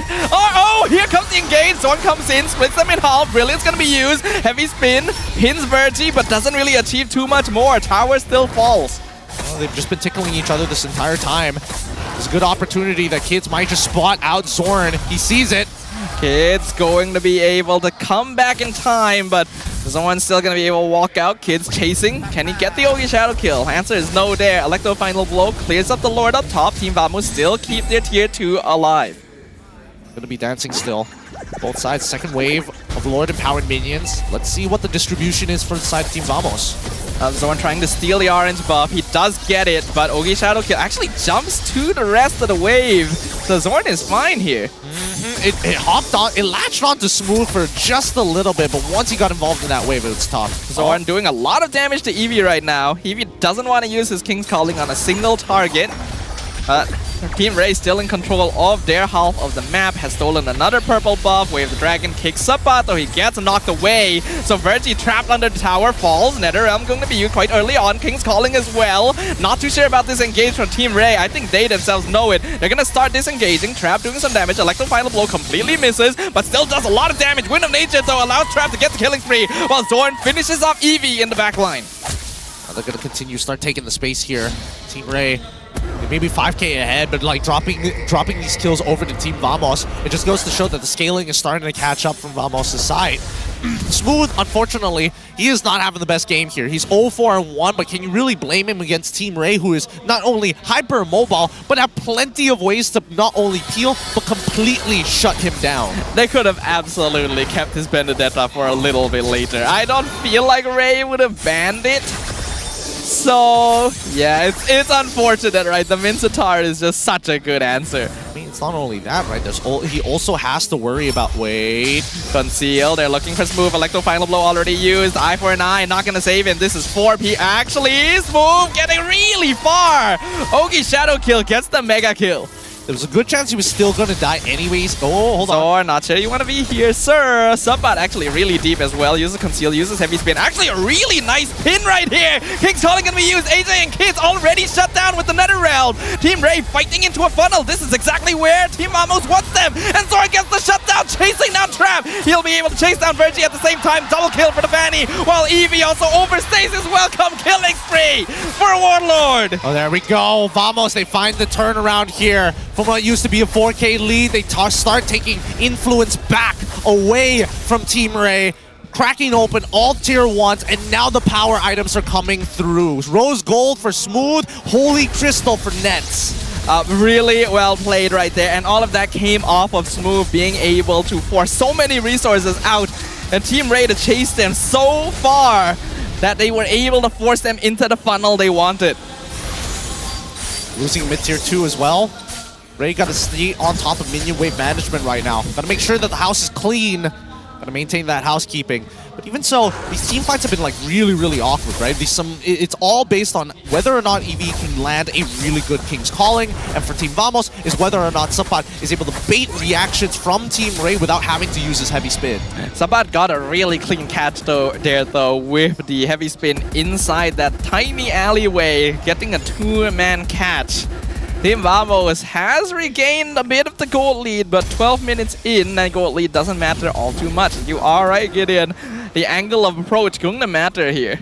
Yeah, I mean, the side lanes, as you can see, being covered by both Zorn and as well as Smooth. They're more worried about an ambush than they are pushing the waves. So that's why, as they synchronize these waves, they really take their time, but to make sure to soak up as much EXP as possible. The tier 2 on top side should guarantee fall to the Lord anyways, but the bottom side is where they're expecting resistance. Bottom side is being cleared up by Kidsz right now. I can hear the Malay cast laughing. Not too sure what they're talking about, but I have some ideas. Concealed play used by Sabat. Flickers in. Heavy Spin on Eevee. Doesn't let him use the King's Calling. Trap doing a lot of damage, but the Nether Realm is saving them from a lot of it as an Octo final blow gonna cut things off. Oogie Shadow Kill used in the mid lane to clear up the way to make sure to keep an inhibitor alive. They trade Sabat for Eevee.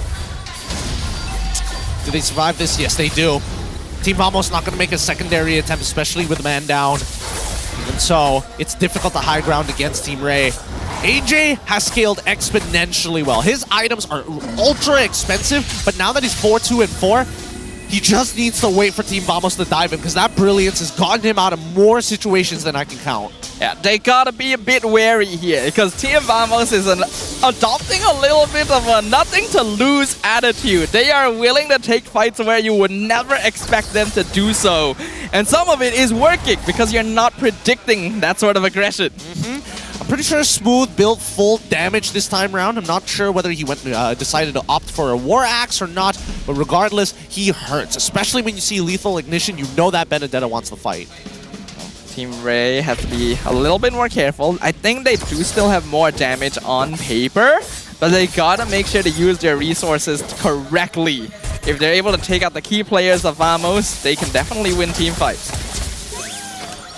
Sentry being popped, gonna force members of Vamos away from bottom side of the jungle. Virgin in some trouble. He's jumped too far forward. He's taking too much damage. Zaman Force, he's just gone. King's Calling wasted. Team Vamos get a free kill and Force wasting of resources. I don't. Oh, Kidsz trying to actually get a kill with the Ogi Shadow Kill himself, but not able to do so. You can see the patience from Warlords, right? He didn't have an instinctual reaction to press the Call Altar, now known as the Nether Realm. At this point, I think it just might be a backdoor angle for Team Vamos. Heavy Spin on. He found Eevee again right into the Zaman Force. Immortality popped. Eevee does not have his King Calling, but here comes Trap. He uses the ult, trying to duel Nets, but Nets has too much damage. Doesn't even need the Nether Realm. Double kill, and not to mention mega kill for Zorn, because he picked someone else off on the other side of the map. Nicely played by Nets, right? He understood the go away from me works like CC. Oh, Way of the Dragon, actually a great angle, pushes Sabat into the tower, but he survives it with the shield from his dash. They get the bottom inhibitor. Kidsz uses the Ogi Shadow Kill to clear the wave, does quite a lot of damage here to Nets. They finish off the Akai at the same time. Here comes Zorn, jumps over the wall with his ultimate, gets the kill, unstoppable streak. Virgie's pulled back by Paramis, and Zorn survives with the shield from Rose Gold.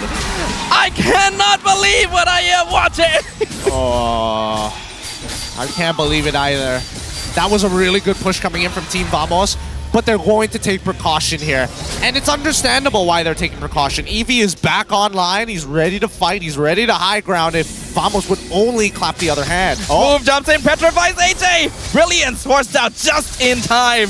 He would have popped like a balloon there. Yeah, good stuff, good stuff. And I think, you know, the way that he played it out as well, he's making sure that he's holding on to the Electro final blow until the very last second. He's not being generous with it because he knows that at any time, if he's caught off guard, he needs iframes to play with and he cannot depend on the eye for an eye.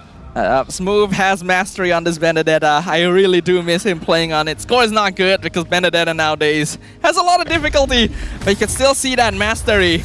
Virgie gonna be scouted out by Sapat. They see Nets on the Lord, but look at Zoran, he's in the base! He's chasing down Kidsz! Oki's Shadow Kill baited out, and Zoran just flies away. Virgie now a little deep, gets pulled back in. Sapat not able to get the angle though for the heavy spin, but here comes Smooth. He's been waiting in there a long time. King's calling, catches more, but the heavy spin just destroys the entire fight. Eevee has been separated from the rest of his team. Sapat's still alive, but Eevee is not. Pretty good stuff. Pretty good stuff from Vamos. Push them back. They don't have structures. You now can chase them to the ends of the earth. With this Lord though, I think that Team Ray, Virgie, he's really got to buck up. They got to discuss who is worth kicking at this point. Oh, it's hard. Zorn would be one of the more obvious targets, but Smooth and Nets are actually dealing a good amount of damage. And the way their composition works allows them to be set up across the map. Team Ray cannot afford to be separated, but that puts them at risk of split pushing. Ah, darn it. I was about to say they should be targeting Warlord, but now that he has a Winter Crown, I guess you just have to lean into Nets. His Purify is still on cooldown. This is their best chance to catch him. The Luminous Lord gonna be pushing in mid. No structures left for Team Ray. Could this be the end game? I wonder. I think it is the end game, but in terms of like builds, everybody has basically been reaching their max builds pretty quick. Even Smooth going for a full damage Benedetta. Double Fury Hammer items. 3-man conceal, Lord crashing in, baited by Virgie. Heavy spin used very early actually to just push Team Ray away while they deal with Virgie. Immortality popped, Ogi Shadow Kill used in the top wave. King's Calling drop down, but NetherRealm just denies it. Zorn gets the dodge-like, but AJ doing a lot of damage, already finishing off Akai. Brilliant, chasing down Nets, gets the double kill, but now 1v1 against Warlord. Warlord gets the unstoppable Lord on top of the crystal, but it's been finished off by Eevee and Trap. Team Ray still surviving for now. Yes, they hold on. Another failed attempt from the side of Team Vamos, but it's coming at a big cost because Team Ray, as much as they've scaled, look at these minions. They're taking so long to deal with them. And this is such a huge effort. They are still able to hold on though. As long as they're still alive, there is a chance to turn things around, but they gotta find the angle. I agree with you, Warlord is a problem. This NetherRealm giving them a lot of space for aggressive play. Now they're going to continue pressing their advantage wherever they can. But with no inhibitors and super minions on every single angle, it seems very unlikely that Team Ray can even contest for this upcoming Lord. So Team Vamos, they can set up a backdoor angle with Zorn or even Smooth. Really doesn't matter. You just got to put them on opposite lanes. That would be the reasonable idea. I don't feel like Vamos is going to do it. I feel like they're going to try and bait it though. Maybe, that's a possibility. But I feel like they want to win through a direct team fight rather than split pushing. And it's just a gut feeling. I wouldn't put it past you. I think your gut has definitely been right. Team Ray unable to walk out of their base so far as Vamos. Zorn is so scary. Yeah, I mean, he's showing that he has the mechanics, but at the same time, it's forcing Team Ray in their base, right? They now have to walk out to soak EXP and as well as gold. At this point, the members of both teams are going to start hitting their final items. The net worth actually still pretty even. 20 minutes in, Virgie finds a butt, Flicker kicks him, heavy spin pins him against the wall, Fear of Glory going to miss unfortunately, and now Virgie is just left separated. He's able to dash out in time though, and Melissa all zones Zorn away from the rest of the team. Eevee still not committing that, King's Calling will finally use it in the funnel, a beautiful Spear of Glory, but NetherRealm has been held on this entire time for this moment. Eevee flickers out after his immortality's gone, Winter Crown, gonna keep Warlord alive, he switches it, and the Electro final blow comes in, double kill for Smooth with the Petrified clarify. Kidz goes back in with the crown from Smooth, keeping him alive still. And someone stops Kidz from jumping away to his shadow. Verzi and AJ, the only ones left. Make that only AJ as Nets gets the double kill. AJ jumps in with the brilliance, tries to clear as much of the wave as possible, doing a lot of damage to Nets, but he's only by himself. He gets a double kill, but that's 5 members of Vamos. And somehow, against all odds, Team Vamos take the series 2-1, and you can see some of the faces in the crowd, the disbelief. They're like, no way, Vamos won on that fashion. Unfortunately for Team Ray, unable to beat them. I think Vamos themselves are shocked that they won that one. The Zorn Fanny Jungle, Smooth Benedetta. I have so many questions to ask, but I will let Rose handle it from here. Hari terakhir sebelum kita masuk ke playoffs.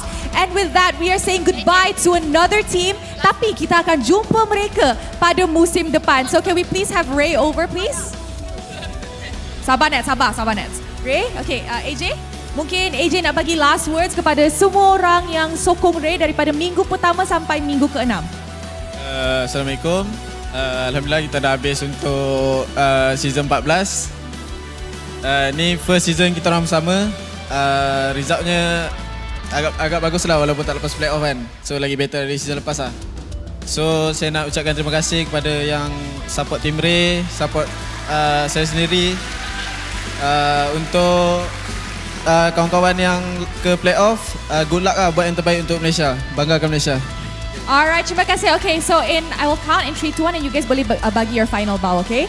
3, 2, 1. Guys, this is Team Ray. Kita akan jumpa korang pada musim depan. Thank you very much. Thank you. Alright, now, vamos. Sini. I memang banyak soalan untuk korang. Siapa nak dulu? Okay, I rasa kita dengan cepat dulu kot. Cepat. Okay. Come up on stage, boys. First of all, kita tahu that korang dah lock apa bracket. Betul. Tapi apa jadi game kedua tu? Game kedua tu sebab Hisham dengan Walot minta combo rank dorang. Combo rank? Combo rank. Dorang ni masih epic ke? Sebab biasanya kita nampak combo ni dekat epic. Betul. Dark System sebab betul. Kita tengok facecam tadi kan. Masa Johnson di lock, Coach Pa punya muka macam tak boleh percaya. Oh. Korang ni buat tak minta izin Minta. Sure. Minta. Macam tak percaya je. So untuk Johnson Karita jangan pernah guna sebab Hisham dengan Walot guna pun tak ada guna. Jadi korang jangan guna. Kalau Zon dengan Walot tak boleh bawa menang, korang dekat rumah tu, Dark System tu jangan cuba-cuba, betul? Alright, maybe kita bagi cepat pula. Cepat pula, sorry. Kita bagi dekat Warlord. Kenapa combo korang dekat rank tak jadi dekat MPL? Sebab susah draftnya. Korang minta, korang cakap susah. Kalau di rank kita mainnya di Epic, ini MPL. So, moral of the story memang tak boleh lah. Tak boleh. Adakah kita boleh nampak pick pelik-pelik lagi macam ni dekat playoff? Kalau pelik-pelik mungkin ada. Mungkin ada? Weh, risau ni. Entahlah. Boleh tak tease sikit? Macam apa ya? Cicimit lah. Dia cimit, Bennett mid. Mantap. I suka. We stay tuned for that. Okay guys, semua orang dekat MPSG ni kita tengok perlawanan yang menarik. Interesting. Siapa MVP? Mari kita tengok MVP perlawanan ini. In 3, 2, 1. MVP jatuh kepada Zorn. Zorn. Daripada I host MPL season 11, I tak pernah nampak Chibi main Fanny macam tu. I rasa you dah boleh gantilah. Sebab itulah saya selalu pasang dengan Chibi. Kalau nak menuntut ilmu boleh, tapi Chibi tak tanya tu. Okay, Zorn, last time kita nampak Zorn main Fanny musim 7. Tu pun Fanny roam. Kenapa tiba-tiba tadi macam nak main jungle je? Itu kena tanya idea diorang lah. Saya rasa kawan-kawan saya yang support. Siapa yang bagi idea? Siapa PUBG. Habis dah. Coach, kenapa bagi Zorn? Okay, saya nak buat satu disclaimer lah kat sini. Okay. Tolong yang draft Coach Pau tau. Bukan saya So kalau nak marah-marah Coach Pau. Okay, Coach Pau, can we please have you here? Coach, a lot of people are asking that you should also say something. Coach, first of all, my question is, why did you swap Chibi out? Is he not good anymore? Huh? Yeah, he's not good.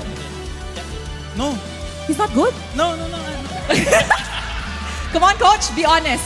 Bakit? Why? Idea. Coach Pubs. Not mine. Pubs. Okay, coach, do you think Zorn can play jungle next time? Let's say lah, because you guys don't have any sub for jungle. You guys only have sub for XP. So what if one day Chibi is sick? Will you let Zorn play jungle? What if grand finals he's sick? Will Maybe. Zorn play? Maybe. Jago. Jago. Jago. Money. All right. Can we please pass it to Nets? Nets. Semut. Nets. Happy? Happy? Happy. Happy. Happy ya? Happy. Happy. Okay. Ni last match. So selepas regular season ada cuti ke? Ada. Ada. Ada lah.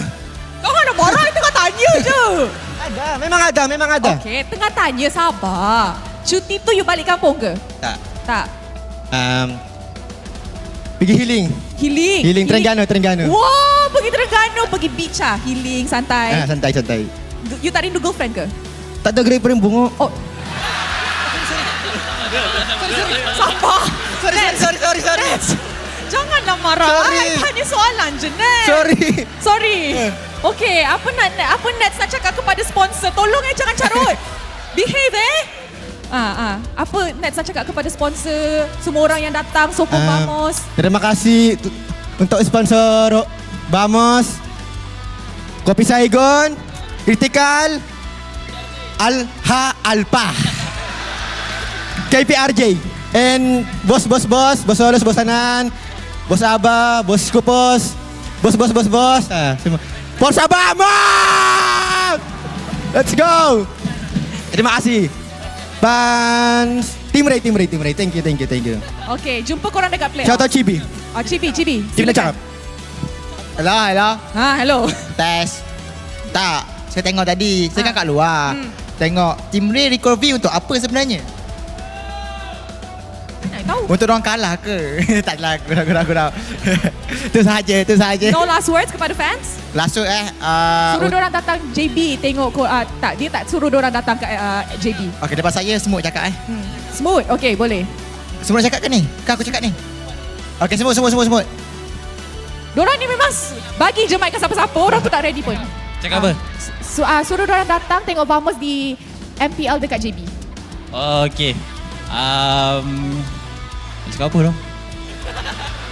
Okay, kepada semua fans MPL MY, jumpa korang dekat Johor playoff nanti. Sokong korang. Sokong kita orang. Alright, terima kasih kepada Vamos guys. A round of applause. Okay, thank you. You guys may now go celebrate your victory. Wow, berpeluh Rose. Duduk sebelah Nets ni memang agak risau lah kan, kadang-kadang yang keluar dari mulut. Tapi guys, untuk semua orang, you guys can vote for your favorite player by scanning the QR code. Ataupun kalau korang dekat rumah, boleh klik link yang dipin dekat comment section. And with that, mari kita throw it to the mic check. Sebab kita semua nak tahu siapa yang suruh Zorn guna Fanny sebenarnya. Boleh Hamid? Aku bawa. BD bawah tu. Tenis. Coba sini pindah. Coba pindah. Boleh. Yo, duplik ah. Kau dah pecah. Aku atamik. Baru. Nice one. Biru dia. Guys, closing. Ulti one. Aku atang. Boleh ah? Boleh. Go. Nice one. Pecahkan top pasif bawah guys. Nice one, boys. Mati. Dah ada wave. Dah. Level N ni. Boleh N tak? Dah. Dah boleh kerja dah.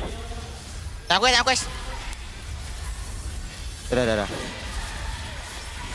Baik. Bagi. Jangan. Nice one. 1,200. Pakai topan. Go. Ni misi tak berdulu. Berdulu hero kacau. Nice. Kiting. Aku kiting. Low. Lu nak. No speaker. Sabar. Balik Syam. Nice, balik. Dah beli kerja. Rose goal bro. Balik dulu. Let's go. Start. Baik menuju. Wow.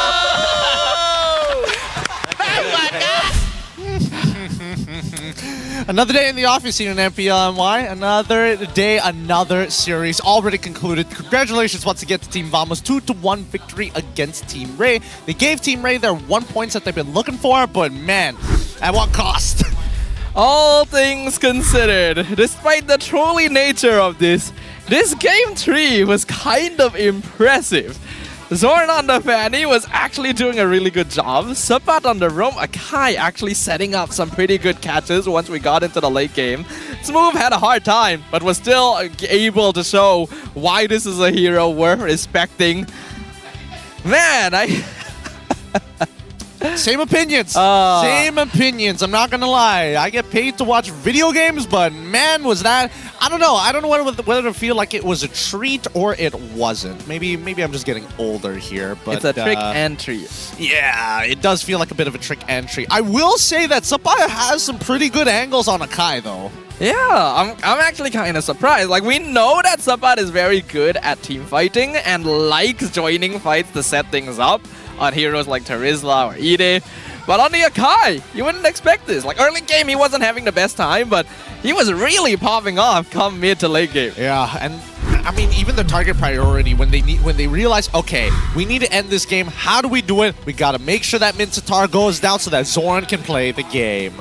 Zorn. His KDA doesn't look very good, but if you separate the Arlet and Fanny game, it's just a different story altogether. I don't even know what to say. It's so ridiculous. It's so ridiculous. That's why he's one of the more talented players in Malaysia. He's been playing since Season 1, and he's continued to grow after that. But it doesn't look like his mechanics have gotten any less rusty. He's still sharp. People have told us before that when Zorn is streaming, his Fanny is actually really, really good. We never thought we would ever get to see it on the MPL stage. That's true. That's facts. We got it. We got what we were asking for. We got what we were looking for.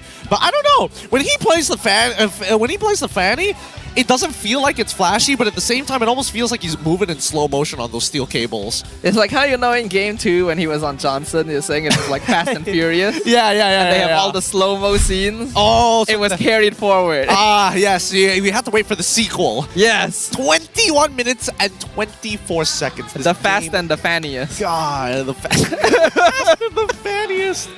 Oh, the Fanniest and the Furious. 28 to 20 kills. I mean, Team Ray had... They really have the opportunity, but you can tell that they're very weak towards the late game where there's no clear direction of how to approach a fight. Yeah, Ray has always had issues in the mid to late game transition, very dependent on fighting together, and that loses out on a bit of macro. In the early game, they were doing a very good job. Vergi was getting catches, Eevee was setting up the King's Calling and denying Smooth. AJ racking up kills left and right to the point where he can grab a Sky Piercer, but it did start falling apart later on when Vamos had scaling, when Sapat was catching, when Warlord was saving, when everyone else was just doing their thing. Yeah, I don't know. It's a little disappointing, I will admit, because I thought that AJ, by the time he hit 5-1, it's like, man, he's pretty unstoppable. There's like not a lot of ways to actually manage him unless he gets jumped on by Smooth and Zorn immediately after. Because everybody else, like, you would imagine that AJ could definitely dodge Sapat for sure. He had Flicker, he had opportunities. Warlord, Shadow Stampede isn't going to be yoinking him halfway across the screen, and at least for Nets, it's very clear when his damage is going to come out. Yeah, Nets is comfortable on the hardest. I don't think we need to mention too much. He's actually playing a regular hero for him. Warlord on the Faramis as well. The rest are where the interesting stuff comes in. But you can see from the progression of the game how Ray went from being very efficient to having some overconfidence and then to panic and desperation. Because after that catch in the Vamos jungle by Sapat, every one of their fights after that was very scattered, was very forced. They were just desperately trying to do something, and that played exactly into Vamos' hands. Yeah, it also didn't help that the early game, a majority of those buffs were getting stolen away by Kidsz, which is why he took so long to scale into this game, right? Had he, kept up the pace with Zorn, yes, maybe not in the kill sector, but in terms of just jungle path clearing, he probably could have gotten an early Sky Piercer and might have been able to change the momentum of the mid game. But imagine how this has to feel. As a jungler, you just got out-jungled by a roam main. I mean, it's Zorn. It is Zorn. It is Zorn. different. I'd be more disappointed if they lost to Smooth. Then it'll be like, all right, you know. I mean, Smooth can be worth respecting, but I do wish we got to see Smooth jungle again. But Zorn on the Fanny, that's just something else. I'm really glad we got to witness this at least. It's great. It's great. He's got the mechanics for sure, which is why he was like the rising star for the longest of times in the early days of the MPL MY. Why so many people still remember his name till today.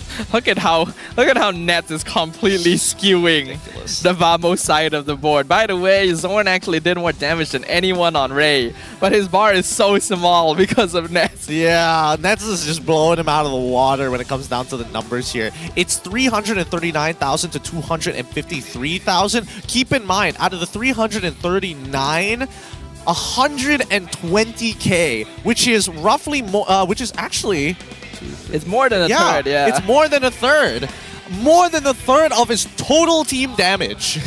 Team Ray was just so busy dealing with everyone else, right? You have Smooth Benedetta, you have Zorn Fanny to deal with. You're not thinking about Nets Harif at that point, you know? That's normal stuff. Oh my god, what? Subpot, 190,000 total damage taken. Still higher than both Virgie and as well as Eevee. I would imagine that they would, Virgie especially, probably took a little bit more damage there. But dang, okay. And Virgie and Eevee were doing a good job of forming the front line for their team fighting, but got very scattered the later the game went. So yeah, Subpot was definitely doing a better job. Perhaps this is a hidden calling for him. Maybe it was. Yeah. He was doing some decent damage as well with his body slams. But here we go. Key players, Rich Guy going over to Zorn, 711. The carry going over to Nets, no surprises. Subpot takes the sandbag. Best wingman goes to Nets. So Nets is both the carry and the best wingman. Basically, he's the one doing all the damage, and the others are taking the kills. Literally doing the heavy lifting. He's like, yes, hop into the backpack, and everybody else is like, nah, we'll sit in yours. Behind every weird jungle pick is a regular go lane pick. Gotta keep it standard, right? Gotta keep it to the meta.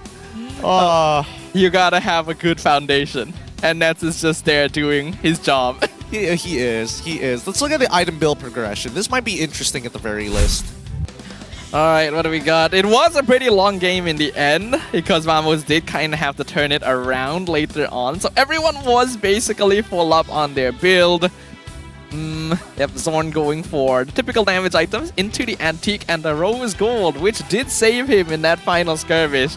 He let us know in the mic check too, basically yelling it to the sky. He did do that.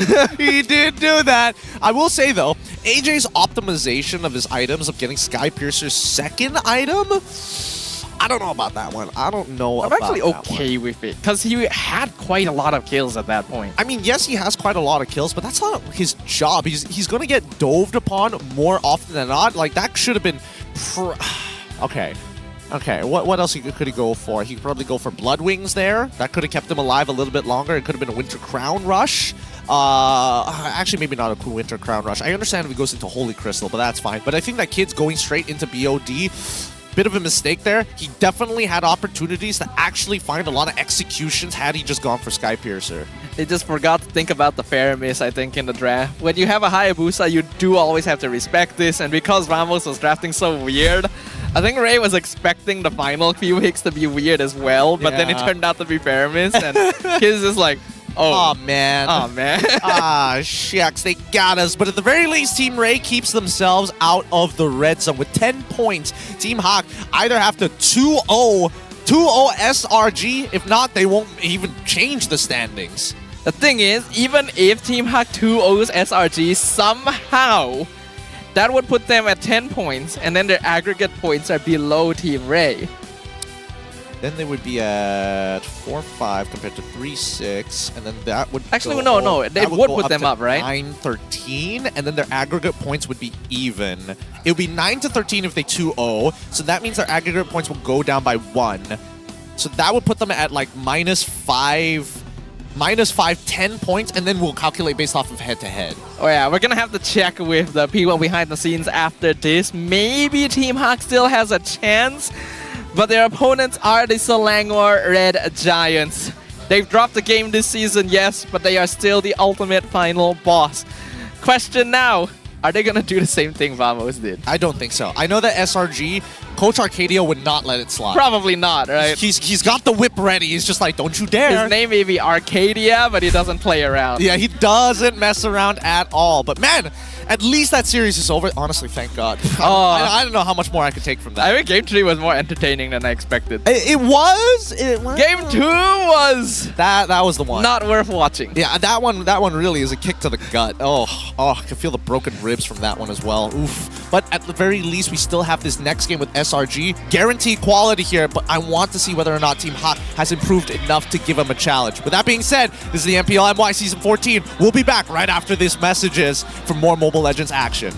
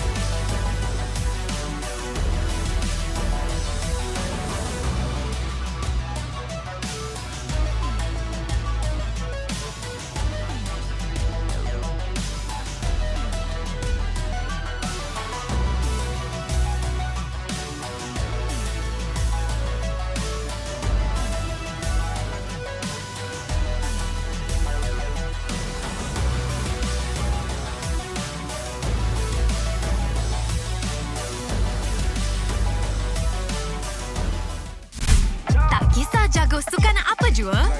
Jagokan lagi dengan rangkaian 5G termantap dan tanpa lag.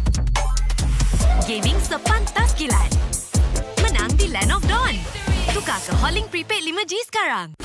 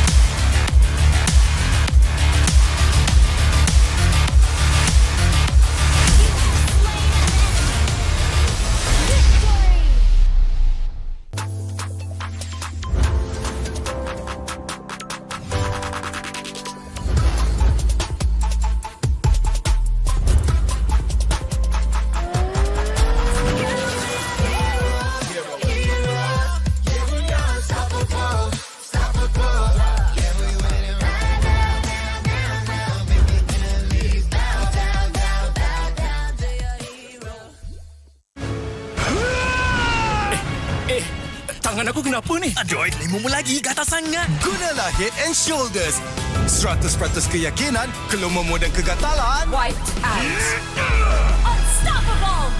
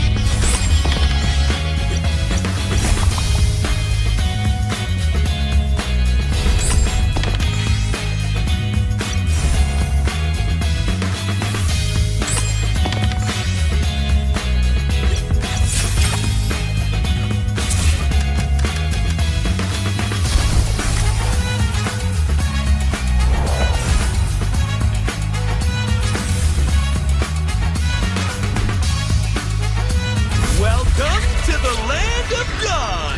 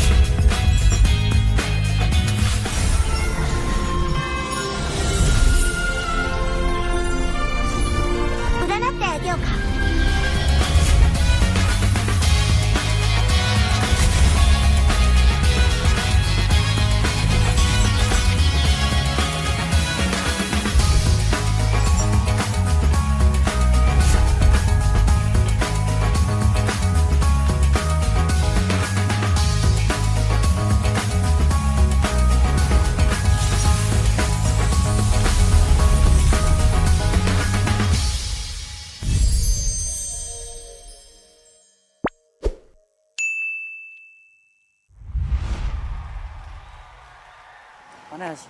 Itulah, panas gila. Kau ada payung? Ada? Kau tak dengar ke Kagura selalu cakap?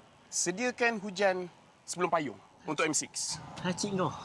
Sediakan payung sebelum hujan. Oh, iya ke? Tapi apa kena mengena dengan M6? Apa kena dengan M6? Ha.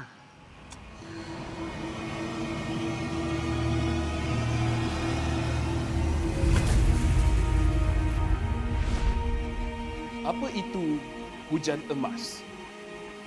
Hujan emas adalah satu matlamat, satu impian terunggul untuk setiap pasukan. Setiap musim, apakah kenangan yang istimewa? Ia adalah ketika juara menjulang piala di bawah hujan emas. Ia juga menjulang dan membanggakan nama Malaysia di persada dunia. New champions of the mid-season. Seperti cuaca, musim baru datang dan pergi. Ia persis dengan MPL MY. Setiap pasukan dan pemain yang pernah menjejak kaki di MPL MY, mereka tidak pernah berputus asa. Setiap musim ada permulaannya. Juga permulaan baru untuk matlamat dan impian bagi pemain kita. Musim cuaca datang dan pergi, tapi ia tidak akan mengubah sejarah pemain kita. Dengan harapan musim hadapan yang cerah adalah satu pemangkin semangat bagi pasukan yang bertarung. Komposisi musim lalu tidak penting. Yang penting adalah kesetiaan kepada permainan. Tiada guna mengerti hujan emas dan berjuang demi Malaysia kalau kita tidak dapat merealisasikannya di M6.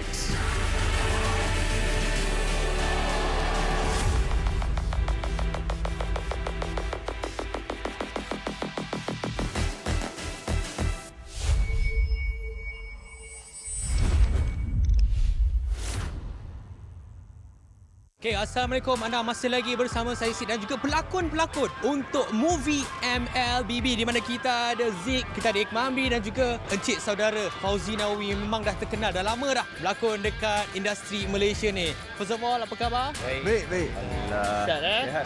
Ini saya percaya ini merupakan kali pertama anda semua berada dekat pentas MLBB ataupun Liga MLBB. Apa perasaan? Kita mulakan dengan Zik dulu. Sangat teruja. Ini first time tengok face to face game yang sangat best pula tu.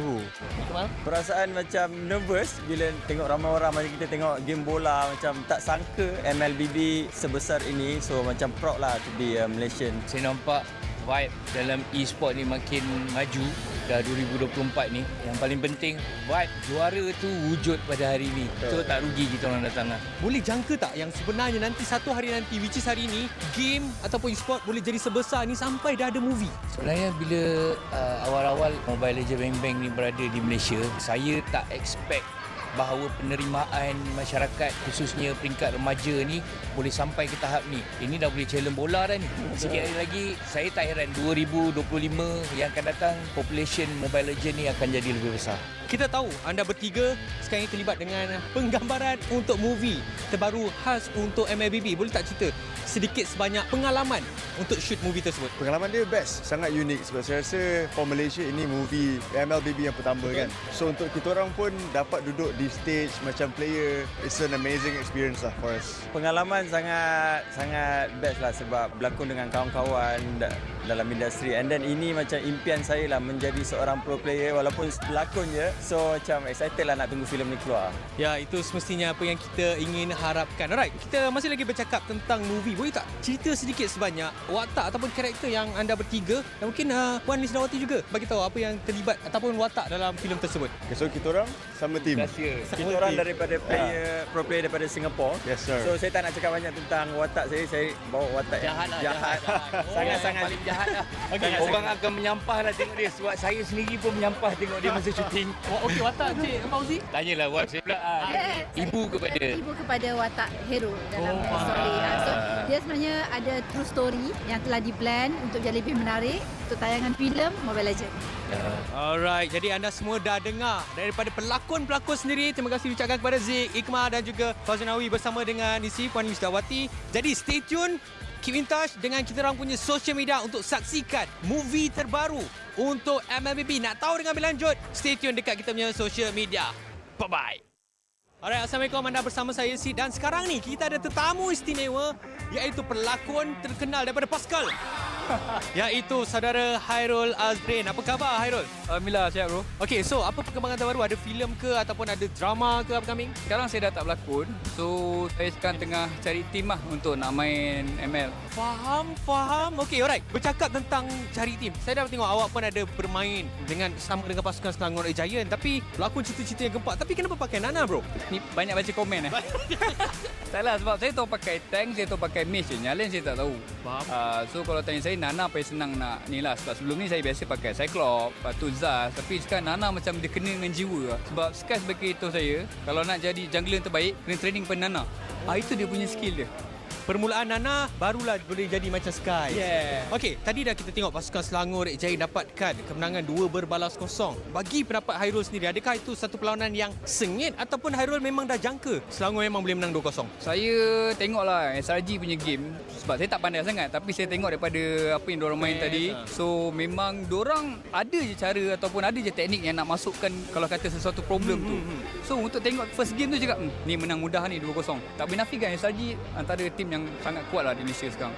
Ya, kita pun memang dah boleh nampak sebab mereka pun dah menang untuk kejuaraan dunia pada tempoh hari. Alright, tadi Hairul Azrin pun ini kali pertama datang dekat venue MPL. Saya first time sebab saya tak pernah sangka macam tengok perlawanan bola sepak di final tau.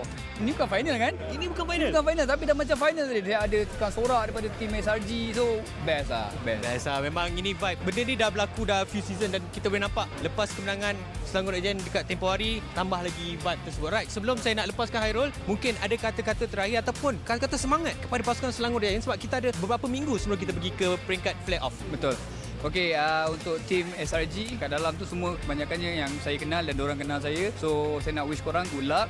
Dan untuk Mobile Legend ataupun Montun, saya rasa sekarang ni artis ramai main Mobile Legend. So mungkin kita boleh buat satu tournament ke. Come on lah Montun. Sebab kita ada ramai. Fat, Aceh, Challenge Zero, Fauzina Wawi, ya Iqmal. Semua boleh main Mobile Legend. So kita boleh fight lah. Saya rasa untuk nak lawan tim pro player tak susah kot untuk kami. Tapi diorang tak boleh nak berlakon. Nanti diorang tak ada job. Korang dah boleh berlakon, korang boleh main game. Alright, thank you so much Hairul. InsyaAllah kita akan jumpa lagi dekat playoff. InsyaAllah. Okay, alright. Alright, thank you so much. Jadi apa-apa, stay tune dengan MPL Malaysia. Hi guys, this is Rose dan sekarang saya bersama dengan Team Vamos untuk main konten ataupun game Siapa Dalam Team. Okay, so I akan list out a few questions pasal korang point dekat player tu yang paling lah dalam team. Boleh? Okay, boleh. Siapa dalam team paling kelakar? Bani. Oi, kenapa Bani? Paling lucu. Paling lucu, paling comel. Okay, siapa dalam team cepat nervous? Bani. Bani juga. Kesian member dekat belakang tu. Kenapa dia nervous? Sebab dia suka gugup nervous juga. Nampak dia selalu macam ni. Oh, dia selalu shake lah. Okay. Siapa dalam team paling garang? Bani. Ni macam tak betul tadi. Tengoklah muka dia apa tu. Bola dua mana besar. Bani ke? Dia buat muka garang Bani. Pandang kamera buat muka garang. Siapa dalam team tidur paling lama? Tidur paling lama. Bani. Dah juga. Dia betul. Ni macam I risau je. Adakah ini the reason dia tak main lagi sebab dia asyik tidur masa screen? Macam mana? Dia memang dia cakap semua betul. Okey. Siapa makan banyak? Bani tak boleh ambil. Bani. Bukan you. Bukan kau lah. Bukan kau. Tengok ni. The most gemoy. Okey. Siapa dalam Bani. Belum. Belum. Sabar Zon, sabar. Okey. Siapa dalam team paling lambat? Selalu lambat. Bani. Bani, siapa cepat marah? Diorang semua. Okey, last. Siapa cakap paling banyak? Bani. Betul. Kenapa betul? Bani selalu cakap betul. Bukan awak. Alright then, that's it. Thank you to Team Vamos.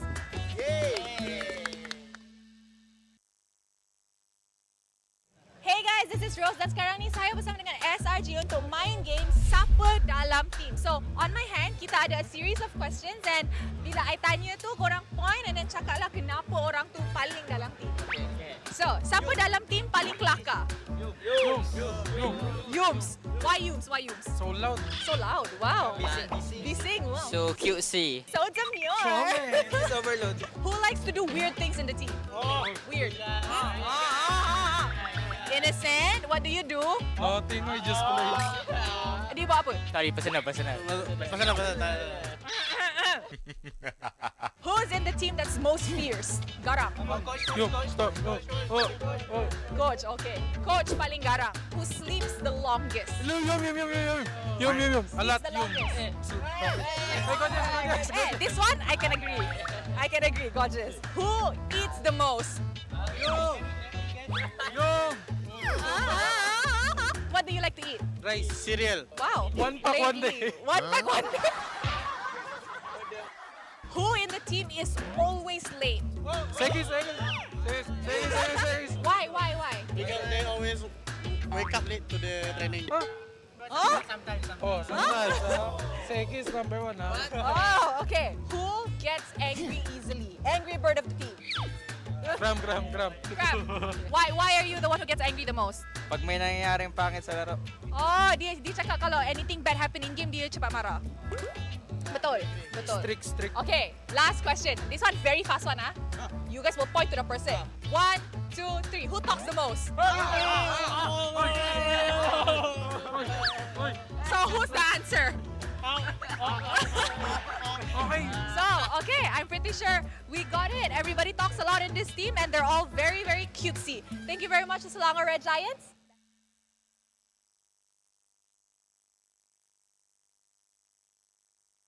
Hey guys, this is Rose dan sekarang saya bersama dengan Team Hak untuk main game Siapa Dalam Team. So sekarang ni I ada a series of questions and I'll ask you guys and I want you guys to point at the person who's most likely to. Okay. Number 1, funniest. Miko. Why Miko?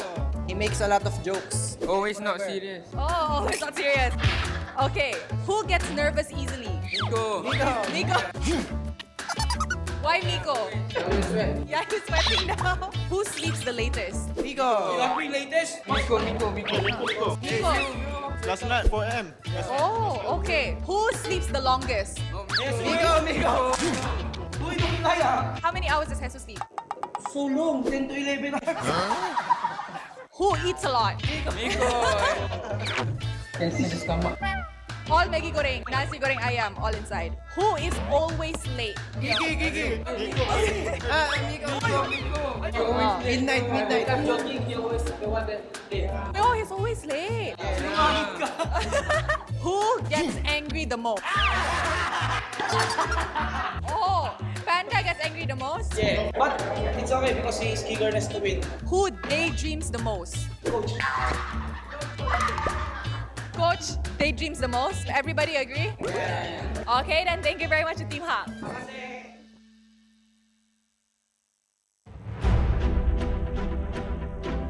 Semua orang boleh menyarung jersey kebangsaan. Jadi once you pakai menyarung jersey kebangsaan, you rasa sangat-sangat berbangga, you dipilih atau diberi tanggungjawab untuk mewakili negara. Perasaan bangga tu you tak terangkan dekat semua orang. Cuma feeling you pakai saja, once you pakai saja jersey tu, you akan rasa macam you want to give something to Malaysia. I think if you guys have any issues, so make sure lean on to each other, talk to each other as much as you can. I think just be proud because tak semua orang dapat this opportunity, and also kena ada that winning mentality, tak kisah pun dekat level mana you guys pergi, and jangan rasa takut, jangan rasa macam you guys are not good enough. Apapun, just ingat bila you guys enter the arena, just do your best and all the Malaysians will be behind you and supporting you guys. Saya tak ada nasihat, saya kagum dengan apa yang anda semua lakukan. You are all to me personal heroes because I grew up in a time where gaming was seen as a waste of time, but you prove otherwise. You put gaming and you put Malaysia on the world's map. I think you are at a better place to advise me. So again, I want to say thank you for being who you are. Thank you for fighting every day. Thank you for competing for Malaysia because it's something that I can never do. And I live vicariously through you bila I tengok atlet Malaysia compete because what you do is very, very amazing. And I wish you all the best. Deliver for Malaysia because wherever I am on the day when you win for Malaysia, I'll be proud to raise the Malaysian flag and play the negara. Tak kisah jago sukan apa jua, jagokan lagi dengan rangkaian 5G termantap dan tanpa lag. Gaming sepantas kilat. Menang di Land of Dawn. Tukar ke Holling Prepaid 5G sekarang.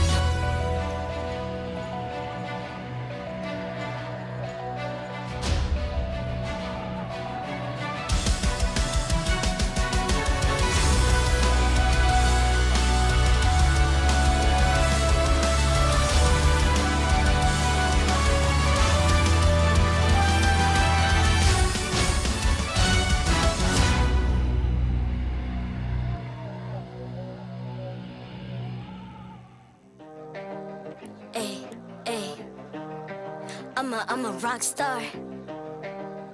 Yeah, rock star. Ay, ay, ay. I'm a rock star, baby. I'm a rock star. I'm a rock star. I'm a rock star. I'm a rock star. Panggil aku rock star. Ini kejohanan kita semua orang rock star. Kita rock star, kita buat saja gaya kita. Makin panas apinya sudah membara. Macam mana pun ku menempuh segala. Demi negara ku buat semua bangga. Step into my world, you know I'm always in my zone. You know I got my team, no I'm never alone. Bring out my best, buat yang terbaik. Jadi juara perlahan kita naik. Aku nak push, naik-naik jadi lebih bagus. Jadi hero, ku ada skill. Berapa banyak musuh aku dah kill. Ramai cuba mencapai, cause they envy me. Tiap game aku pasti jadi MVP. I'm a rock star, baby, I'm a rock star. I'm a rock star, I'm a rock star. I'm a rock star, panggil aku rock star. Ini kejohanan kita semua orang rock star. I'm a rock star, baby, I'm a rock star. I'm a rock star, I'm a rock star. I'm a rock star, panggil aku rock star. Ini kejohanan kita semua orang rock star. Tengok nanti siapa yang juara. Ni peluang kita bawa pulang piala. This is my game, this is my time. Menang semua, everything will be mine. Kalau jatuh kau pasti kembali.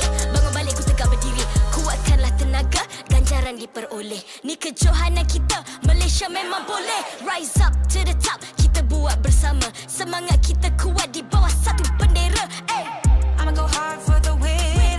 Win. On the battlefield till the end. I'm trying to beat the greatest anyone has ever seen. Stand by, I'm coming in for the win. I'm a rock star, baby, I'm a rock star. I'm a rock star, I'm a rock star.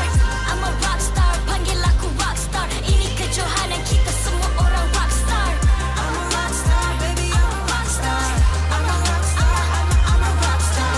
I'm a rock star, panggil aku rock star. Ini kejohanan kita semua orang rock star.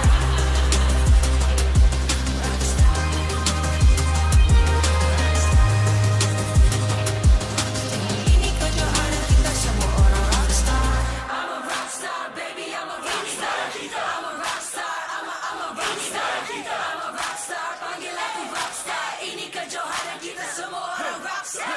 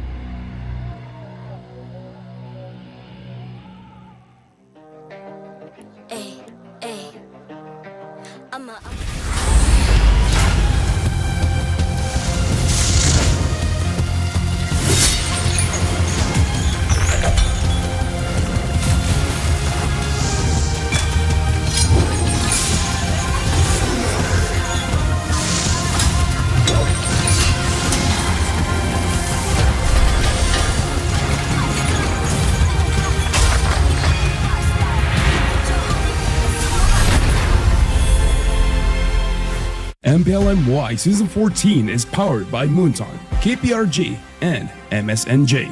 Official 5G mobile internet hotlink. Best 5G for lightning fast MLBB gaming. Official gaming phone ROG Phone 8. king of performance for mobile gaming. Official lifestyle fashion partner, up your game with JD Sports. And thank you to all our partners in esports and strategic partners. Selamat kembali ke MPL Malaysia musim ke-14 bersiaran langsung dari Stadium MBSJ Serdang Jaya.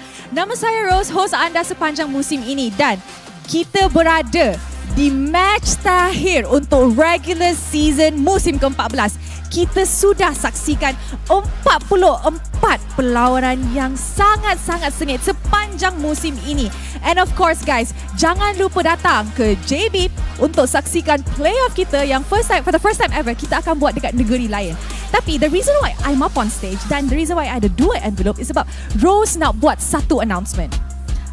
Sebab year end ni kita selalunya ada award. Tapi untuk year end kita ada Legenda Award. Dan Rose akan announce calon-calon untuk 2 award. Now, untuk first award kita ada Legenda Award. Now, I nak bagi tahu korang kriteria yang perlu ada untuk tercalon dalam Legenda Award ni. So, orang tu kena ada terlibat dengan mana-mana MLBB official tournament sekurang-kurangnya selama 8 musim. Dan tak kisahlah kalau dorang main dekat Malaysia pun ataupun di peringkat antarabangsa. Guys, korang nak tahu tak calon legenda untuk musim ini? Lagi kuat. Are you guys ready? Alright, so calon-calon untuk Legenda Award musim ini adalah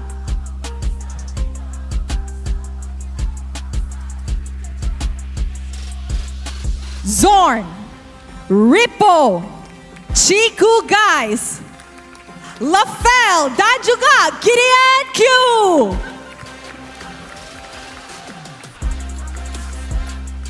Alright guys, so nampaknya caster semua terkejut. Yes, Lafel and Gideon, korang adalah satu calon untuk Legenda Award. And of course, award seterusnya is the most improved player untuk musim 14. Now, ini adalah award most improved player. So, dorang kena main 2 season berturut-turut. Itu adalah dia punya qualifications untuk dapat tercalon.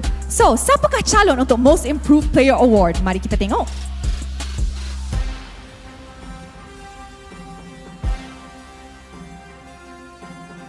Most improved player award nominees goes to Max, Yan Lord dan juga Ruff. Alright guys, berikan tepukan sikit.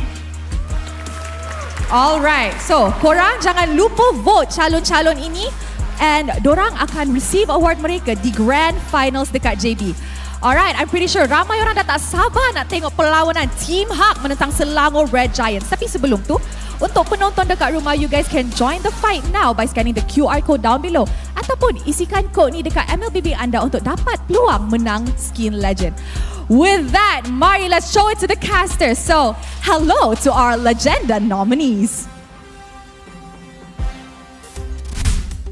God damn you. I knew they were planning this something. No, there's no reason for the cameraman to be at this side of the venue for any reason whatsoever. Congratulations. Hey, I you might be a legend, sir. I don't know. It was kind of weird. It was kind of weird being placed amongst people who have actually put their lives on the line. And then there's me and LaFell who's just like, we put our lives on the line on the desk too, right? Hey, look, I don't know. I appreciate Monton and I appreciate the MPL for nominating both me and LaFell as well as our lovely players for the Legenda Award. Feels kind of weird, I'm not going to lie. But welcome everybody to the MPL MY Season 14. If you're just tuning in, we're on our very final week here. Week 6, day number 3, the last day as well of the regular season. With that being said, keeping in mind, guys, that the official phone sponsor, ROG Phone 8, is what's keeping these players alive here at the MPL MY Season 14. It's helped the pros to be consistently at the top of their game. Why? Because the phone retains the crown as the king of performance. It now comes in a sleek new design and improved cameras as the ROG Phone 8 goes beyond gaming. Beyond gaming is the truth right here, but let's look beyond the Land of Dawn itself at the current standings of the season, because we are about to jump into our final match, and it is going to be between SRG and Team Hak. This is not going to be an easy task for Team Hawk. They might actually have an opportunity to maybe tie things up against Team Array if they can only 2-0 SRG. Not even a single game, they have to 2-0. Of the 2-0 is the only possibility they have, but compared to Team Vamos, for example, SRG is a team that's a lot less willing to mess around. Even though their position has been secured for a very, very long time, they've still been bringing their A game to the MPL stage. So it's going to be a very tough obstacle. Yeah, SRG don't mess around a lot, and not to mention that their players, even at their worst, are mechanically better than a lot of pros out there. So no matter what they do, hopefully they are prepared for this hurdle. And we did want to see Team Hawk continuously improve, but this is the penultimate challenge for them. Indeed, but I think we have a video here for you guys. So hello guys, we're from SRG. So today we're going to play Fast Hero Challenge. So each of them cannot repeat the same hero. Loser get punished. Okay, 1, 2, 3, go. 1-1. Aya. Link. Alert. Penny. Nolan. Nastana. Aurora. 1, 2. Go pilih. Belen. Matilda. Angela. Digi. Estes. Paramis. Kaja. Nolan.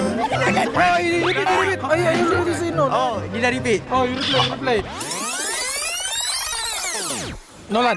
Nolan. Okay, I give you another challenge. Kai. Lancelot. Baksha. Hanzo. Mia. Johnson. 1. Baksha. Korang cakap tadi.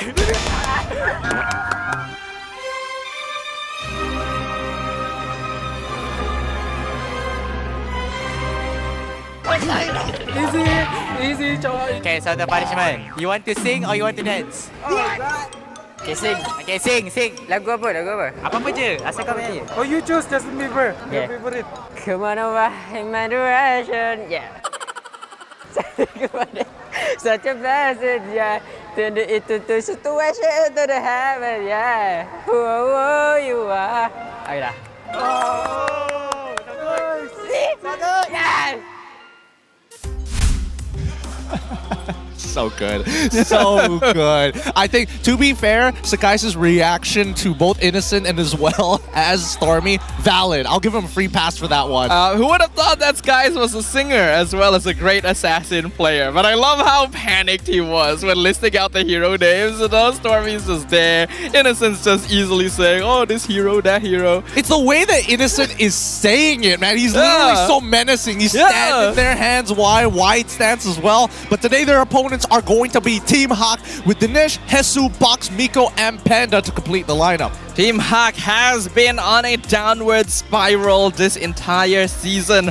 Although they started out looking somewhat promising, many flaws started to show themselves, and they proved that there were a lot of issues they needed to work on. Very, very momentum-based and quite dependent on draft as well. If conditions are not met, you can see Team Hawk have a lot of difficulty executing plays. I think, though, you know, the most difficult part about Team Hawk is that yes, they have some really good set plays, but the fundamentals coming out from them doesn't shine as very often, which is also a contributor to why their consistency hasn't been very good and why they're at the bottom of the standings. I think for them, they lack the foresight, but they also have to work on natural chemistry first before they can even get through that hurdle. Yeah, the chemistry doesn't seem to be there. We see a lot of times where Miko or Hesu tries to set something up, but the rest of the team just isn't ready to follow up. And I think Panda has grown and matured as a player, but it results in more passive play now instead of trying to carry the game. Will this be enough to face off against the Selangor Red Giants? I don't know. It's tough because these are your MSC champs here. Stormy, Cram, Sakai's, Yums, and as well as Innocent. They don't need any more introduction of this. They're good at their roles currently. Best synergy in the league by far. I wouldn't say the widest of hero pools because then again, they haven't been pushed into that direction just yet. It almost makes you feel like SRG may already be holding back a bit with their drafting. I think they're specifically not showing off what they're truly capable of because they have their sights set on M6. Will that be a good thing though? Because it's already shown they are not actually unbeatable. They've already dropped a series this season to MV. Yeah, I mean, to be fair, that day against MV, it really felt off with them. And I don't know exactly why, but they definitely had a talk after the match. And even looking at the ways that they could look to fix it, it's tough. Some days you're just not going to be playing well. Yeah, everyone will have those down days, but the Giants right now are on a path to domination. While they don't have the same win streak they had in Season 13, they still have very high stats overall. Season 13, first blood rate of 66% average turtle, a 2.06 and average rate of 1.7 compared to this Season 14, 61% first blood rate, 1.39 average turtle, and 1.55 average lord. So generally, the early game turtles is something that they're willing to sacrifice. In fact, I think SRG as a team are quite willing to sacrifice objectives, which is a good thing because it means they have their sights set on different targets and have different win conditions rather than just going for the same neutrals all the time. But there are also times where you can observe them being a little bit messy. This is a team that's always been willing to fight and even drop bodies to make something happen, but teams have gotten a little bit better at punishing them for that, so they gotta be careful. Yeah, so far their adaptation, they do need like a little bit of downloading time before they make an active decision, but at least their decisions are together. Now the question is, how do they kind of shorten that process of adapting against their opponents? And honestly, it's tough to say because the sky's the limit with SRG. The skies is the limit for sure, but all of these players are still very powerful competitors, so Team Hang has a lot to worry about. A lot of work. With that being said, let's get this final best of 3 on the road as the teams start walking out.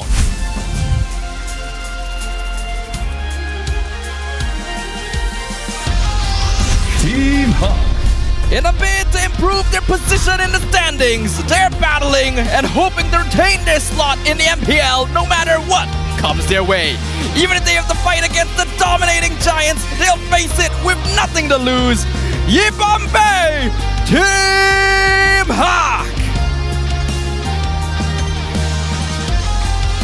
Selangor Red Giants. They've proven once again why they're one of the most feared teams in the league. Their unbeaten streak was recently broken, but they remain a dominant force that any team must respect. Will they continue to maintain their stronghold? Let's welcome the fierce and domineering Selangor Red Giants!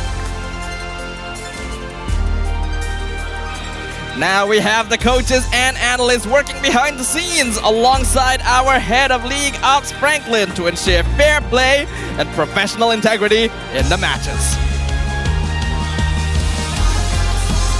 Let's keep it going with fist bumps between the teams, a true sign of professionalism. This is how we roll. This is Malaysian sportsmanship. This is the ultimate chapter of MPL Malaysia Season 14's regular season. Match terakhir untuk regular season musim ke-14. Nampaknya ramai orang yang hadir ke Stadium MBSJ to watch the final battle. So, Rose nak buat vibe check. Ni side Team Hawk. Diorang datang untuk sokong Team Hawk. So guys, when I ask if you guys are ready, can you guys scream? Naik energy, boleh? Alright, Team Hawk, are you guys ready? Macam kurang je. Sekali lagi boleh? Last guys, ni last tau. Last, sebelum kita pergi JB. Last, sekali lagi. Okay, boleh? Team Hawk, are you guys ready? Nice, I like that. Alright, ni side Selangor Red Giants on my right. Selangor Red Giants, are you guys ready? I love the energy. And of course guys, marilah coy back to our casters to start match kedua hari terakhir. Sorry.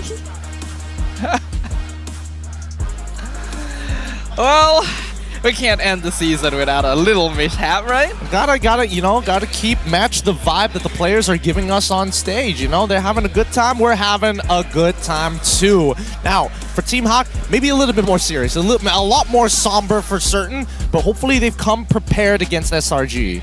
The one consolation is that there is no way for Team Hawk to drop to 10th position. Even if they remain in 9th place, they'll still have a chance to play for their spot in the next season of MPL, though that is always a scary prospect, and if you can escape that, it would be ideal. would be ideal for them. I think that they have a chance, but I hope that at the minimum, they're trying to at least aim for one game against SRG where they can at least take a point from them. I think that SRG, as of right now, if we're talking about like the rough drafts, the big concern that I have is hero pool, only because we've seen that a lot of flex picks being thrown out here in the MPL MY and even across other regions, most of which we haven't seen from SRG yet. Yeah, they very adamantly put Ling on Skies almost every single game, even when other better assassins are available. And that's not a very SRG, that's not a Coach Arcadia thing to do. So it does make me think they've been hiding strategies the whole time. And if that is the case, we're probably going to see similar gameplay for this series too. I'd be very curious to see what the tier list for SRG, what it looks like, right? In terms of priorities of heroes that are available currently in the meta, and what are some of their potential matchups for it, right? We've seen Cram specifically play the Phobius before. We know that he's pretty devastating. He can play to Rizla, no questions asked. Export, yeah, sure. Khalid, every once so often he gets access to it, but even so, I would like to see him play the traditional high losses, for an example, just to get a rough idea of where he stands. Yeah, because in the past, when Cram first debuted with SRG, that was his playstyle. He was more of a sandbag frontline, just tank damage for the team, even going for as to play heroes like Tamas, purely to stand in front and soak damage. Ooh. But we actually get a bit of a comparison here of gold laners across regions. I like this. I like this a lot. Gold laners across all regions, starting off with Innocent, 790 GPM, 3000 DPM, 3032, and an average KD of 8.9 compared to Skylar for MPL ID. Higher average GPM, higher average DPM, but lower average KDA. And of course, Kelra from MPL PH, 753 GPM, lowest on the board, lowest when it comes to overall damage, but in the middle when it comes down to KDA, and it makes a lot of sense because MPL PH, they play a slow game. They play very disciplined over there, and I think Skylar's stats make sense as well. ID is a bit more on the aggressive side, but we actually have a bit of a birthday video for Gifted Gaming as well. Happy birthday, Jason. All the best. Wish you good health and everything in your life, and thank you for always helping us succeed with our team. And all of your hard work, thank you for it. So enjoy your birthday. Oh, that's nice. That's nice. And this is to their analyst in the back who's been helping them behind the scenes. You might actually catch him at M6 Malaysia, greater than ever. Just a reminder that M6 is back in our home tower. You know, just quick brags. Yeah. I'm very excited. Yeah, don't forget, redeem the code and also use the QR code. Just take a screenshot of it, send it to your friends. Save them some time, save them the effort. But what about you, Stafa? What do you think about this upcoming matchup? Do you think that Team Hawk has a direct answer to SRG, or at the very least, what are some of the speculations for it? It's gonna be harsh to hear, but I don't think Team Hawk has answers to SRG compared to a lot of other teams who have some like area of the game where they have expertise. Team Hawk has felt like a bit of a mess to the point where they're even falling a little behind RSG in performance. Behind RSG. That's a tough one. That's a tough one. RSG right now currently at the bottom of the barrel here. Generally, with the mistakes that we've seen from RSG's side, I would still put Hawk above them. Not by like like giant margins, but enough to show that they're at least not in the same level. Now, Team Hawk on blue side, banning out the Fanny, Chowen as well as the Phobius. SRG decide to get rid of Suyo as well as Chip on red side. One of the few teams to actually ban him out for now. Looks like they realized it was kind of difficult to deal with in their previous series loss. Let's see what the final ban is going to be. We're interested to see what that's going to look like too. I lost and show. Do they ban out Khalid here? Do they want to get rid of it? Are there any other flex ways? Maybe got caught. Oh yeah, that makes more sense. Matilda. Miko, pretty proficient with it overall. Definitely helps drag out these games and giving the team a little more sustain. Here comes that first pick we were worried about. Khalid locked in for Hawk. With Khalid locked in and Phobius already banned out, going to be difficult for Cram to get a winning side laner here. Though, a little fun fact, SRG has lost 3 games this season, notably more than last season, and in all of them, Skies was playing the Ling. Yep, he's been exclusively only playing Ling this entire time. A lot of teams just let it through for a majority of the draft, but even so, I would like to see Skies on something else. Yeah, I agree with you. I get it if they are hiding strategies, but surely you can afford to give him one or two other assassins, right? Okay, there we go. Yep, Hayabusa. I like it. I like the Hayabusa. The Edith, I guess it's all right here as a flex pick. I was thinking along the lines of maybe even Ruby, but I think it doesn't cover as much of the potential comps that Hawk could play. Oh, anything good? Oh, not able to roll anything. All right. As much as I would love to see Ruby into Nolan, I think the Edith is probably their best bet, especially when you have to deal with Jushin on top of it. I mean, are we expecting Stormy to play Yve into this again like they did against Monster Vicious? I think it'll be a little bit more difficult to play Yve in this game, particularly because there's a lot of dive on the side of Team Hawk, but it can still work if SRG wants to go in that direction. It's just not going to be as effective as it could be. I think they just go Aurora here, right? Aurora's not bad. Aurora, Vex are both pretty alright, I think. Your team is Yep, Aurora going to be the choice. Very comfortable pick for Stormy as well. One of the first mid laners to really start picking her up frequently. I mean, it's a super safe pick here. I'm trying to get into the head of Coach Arcadia at the very least. I would probably give Stormy the exact same options. It's like, you want Zask, you want Zask, you want Vex, you want Aurora. Which of these 3 are you most likely going to pick up here? And Stormy has a tendency to lean into the Aurora, and I have to admit, it's a great pick, right? Nolan is going to struggle to execute Aurora, not to mention that she has enough CC to deal with Khalid in case he goes into the Quicksand Guard. And now that we go into the second phase of the bans, right? Gold laners have not been touched just yet, and even this Edith is a bit of a flex. But I get the feeling they are going to focus on the roam position a little bit more. There's still a good number of options open, the Gatot being the most obvious one. Miko does like to go for that. There's also things like the Ruby you pointed out earlier. There's still the Hylos open. They could, Arlet as well, though it's not as flexible now, so probably not. I think it's in favor of Team Hawk if they just ban out the Harith, right? The Harith. It makes sense. Still one of the stronger gold laners left. Team Hawk gonna focus on the EXP lane instead, so suspecting this Edith will go into roam. Alright. They ban out the Glue here. I can't remember what that matchup looks like. Okay, generally Glue has a slight advantage here. Maybe he can out-sustain the raw damage at level 1 and even level 2 with the snare. Yeah, so generally Glue is going to have a much better time in that lane. It makes sense that Team Hawk wants to get rid of it. Is there anything else? You might as well consider Ruby at that point of time. Is there any other EXP laners that are hyper dangerous? If it's hyper dangerous, there's not a lot left. Khalid has a pretty okay matchup into both Terizla and Hylos. CC could be an option, but not as good here.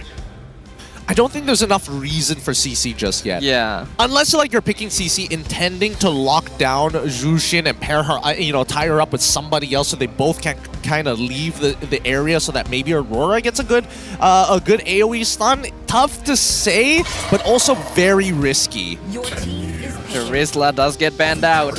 Okay. With Hylos and Terizla both gone, EXP lane options are very few and far between, which is going to give Hesu a much better time since he has that Khalid. Yeah, it's dwindling pretty fast here. What could they go for? Man, I'd be very impressed if Cram could play Benedetta into this. I think that's too hard. They could probably just flex Edith into EXP at this point and grab a different roam. Just show the gold laner or show the double flex? I think so, yeah. Okay, so they first hold on to the flex, they show the gold. Standard with Moskov has inbuilt CC, so at least Khalid can't just jump in for free and hold his own. Same goes for Jushin as well if he does get disposition, but right now, Team Hawk, how do they finish off this comp? It is surprising that they would go Moskov actually, because Harif is still open, Nathan is still open. We know that Innocent's pretty good with the Moskov, but he hasn't been having very high priority among the rest of the MPL teams. Also true. I mean, it used to just be like Roger Harif, first pick for rotation for for him every single time in Season 13. I think Moskov is fine even if Team Hawk decide to pick up the Harith anyways. I think that Innocent has played enough games to deal with it. Oh, Hilda and Bruno. Interesting. I can get behind this. Team Hawk is a little bit scattered as a team, but their strongest phase is probably in the early game. So they are hard focusing that phase. Khalid, Nolan, Hilda, Bruno all can exert a good amount of priority in their lanes respectively. So SRG need to be prepared for this. I don't know. Hopefully, I would imagine, I don't know how Miko is going to play this, right? Because keep in mind that SRG, depending on their start, could easily attack Bruno in his lane unless Hilda is covering that side of the map 24/7. I think that SRG's comp is extremely flexible, but the biggest issue is that there's so much CC. If they out-rotate you and get their two-man squad into the side lanes first, I don't think Hawk have the tools necessary to push them back, or at the very least hold their own against dives. Resource utilization is going to be very, very important, and Arlet will be the final pick, going over to Cram, one of the few EXP lanes left, still pretty solid for them.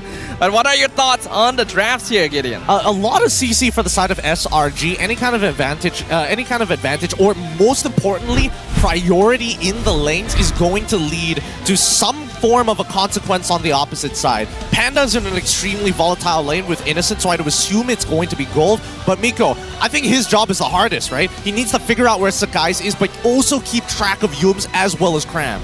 Yeah, especially with the nerfs to the jungle to make you take more damage early on. Heroes like Hilda have had it rough, but if anything can happen, it is the time to do it right now. The very last match of the regular season greets us as we welcome both Team Hawk and the Selangor Red Giants to the Land of Dawn. Good luck to both sides here. Important match for Hawk. Let's see how good of a start it's going to go for them, as they are on the blue side, starting on their purple buff. Sakai's on the same side of the map, going to be taking his orange. So he's not going to go for the traditional purple buff opener. Begs the question, where is Miko? My purple buff. He did take the small purple buff though, so that's a little bit of reduced EXP for Skies. Both Yums and Stormy are here to make sure that Miko doesn't disrupt the Hayabusa's leveling.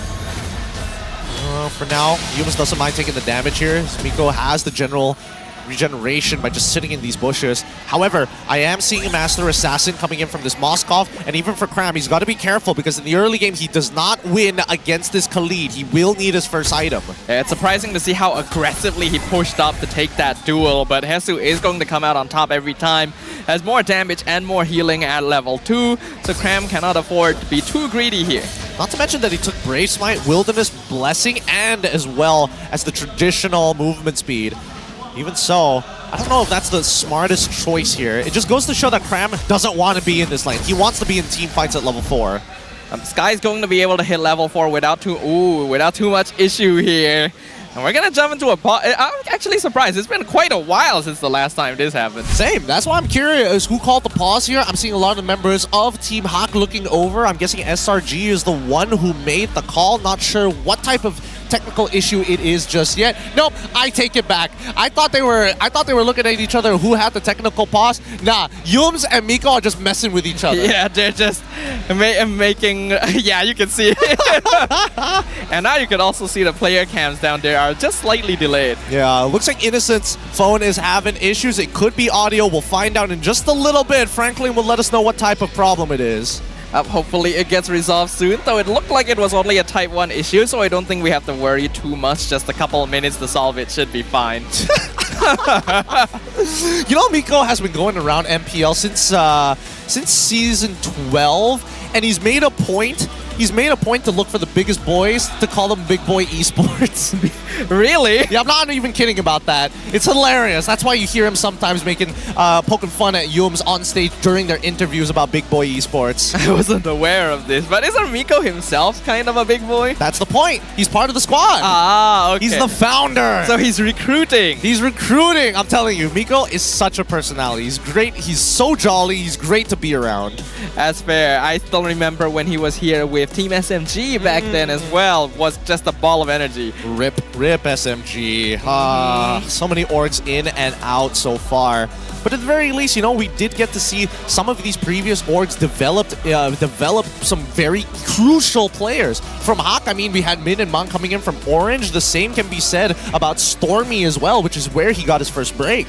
I still remember, but well, here's what everyone's been waiting for. Been a while since we've gotten to see this, so take it in, everyone. Last match as well. I guess if it's gonna happen, now is the time. Yep. Don't forget, while Innocent is playing the game, the Marshals are double-checking to make sure that the issue is completely done for. That's why we have Franklin, making sure that competitive integrity is always at an all-time high here at the MPL MY. Yep. So hopefully everything is back in order. For now, we can see Innocent going to be freezing up his lane here to make sure that Panda doesn't get too much advantage. Because we know early game Bruno can be pretty scary. Round two. But wait, hold on. Is it still Innocent? I'm looking at the player cams and they're pointing at each other. It could be Innocent. He's not wearing his headset right now, so I'd assume that the problem still persists. That is unfortunate. Looks like, yeah, it does seem like it's still an issue with Innocent. If it's not able to resolve. Okay, wait, we can't see what type issue it is. It's still type 1. It's type 1. Okay. So type we're 1, still fine. Yeah, type 1, not that bad. At the very least, it's probably an audio issue. It's tough to say right now. I like how our Marshals just face-palmed. It's like something's going on over there, but we will let them handle it. That's why their job is up there and our job is up here. Can you imagine if the issue was one of staff members in the backstage accidentally tripped over his wire or something, and it's just like, oh, god damn it. My bad, guys. My bad. I'm sorry for making you wait for 2 minutes for this. Okay, this is why the Marshals are here, to make sure that competitive integrity is maintained, like you mentioned, Gideon. We cut back to both of them, both Miko and as well as Yums. Oh, he knows when he's on camera. This dude, I can't sometimes. Let's take a moment to maybe talk about what Team Hack might need to do here. I think SRG has already done a pretty good job of stifling potential early game cheese, because neither Innocent nor Skies were disrupted from hitting their level 4. I agree, but at the same time, even Hesu, right? He's giving up his wave, knowing that both Stormy as well as Cram is going to hit level 4 on time by trying to blitz down the neutral objective. I don't know if that's a good idea, because again, I didn't see the last position of their mid laner as well, because if they don't have if Dinesh is not nearby to either slow down that rotation or to double down on the bursting strat, I just think that they're just going to get pushed off of it. It's a free neutral for SRG. I agree with you, and especially when Team Hawk has a lineup now which specializes in early to mid-game aggression, they gotta make sure not to give up too much a lead to SRG. Yeah. Bruno scales okay, but the rest of the team, not really. Exactly, right? And I think a lot of the weight currently is on both Miko and as well as Hesu to control the early game. Yeah, that early. Okay, are we jumping back in? Has the issue been resolved? We can see here the SRG Ultras showing up to every single game to support their team. Yeah, it looks like we are still gonna take a little moment here, but currently team kills 0-0. I think that is good for SRG. Of course. I mean, the game is still in its very early stages. We barely broken the halfway point of the early game. We haven't even started transitioning into mid game still, and the majority of the members on both sides haven't even hit level 4. Still very, very early on, so anything can still happen. The most ideal situation would have been for Miko to disrupt Skies somewhat, but they still have time. The first turtle fight gonna be a very pivotal moment. I can't stop looking at them because they keep on making faces against each other. The funny part is, whenever a technical pause goes through, you're technically not allowed to talk to the people left and right of you or within the team, but you can hand signal and gesture at them. And better yet, when they're on the opposite side, your opposing team, that just makes it even more hilarious. The rules say you shouldn't discuss with your teammates, but, well, they're not his teammates, are they? They're on the other side of the stage. It's so funny. And you can see that Stormy, he's still looking for an opportunity to take a jab at Miko here. Hopefully that helps. You gotta raise the mood, right? Team Hack knows they are up against insurmountable odds. So anything that can help keep their spirits up, that can get that energy in play for them to face off will be important. Honestly, let's give props to Bob, keeping the energy up for the SRG fans and making sure that the fans will be sending all of that energy over to the players up on the stage. Oh, wait, hold on. Box died? What? That's a death timer. Are we back in game? What? No, there's one on Stormy too. Did they trade? I am looking at the kill score currently. Who found that kill? Aurora got it. I mean, Stormy's 1-1 and 0 right now based on the panels. And Hilda is 0-1. Wait, what's going on? It looks like the game might have already commenced and a lot of action is happening that we're not catching just yet, but we'll keep you guys up to date. Yeah, we're literally looking behind us right now at the big screen to see the scores of the players, and some kills have happened. That's kind of odd, though. It's kind of odd. Innocent just put down his phone here. The marshals are still by him to ensure that things are going to be okay. I think they may have started the game again for a short moment.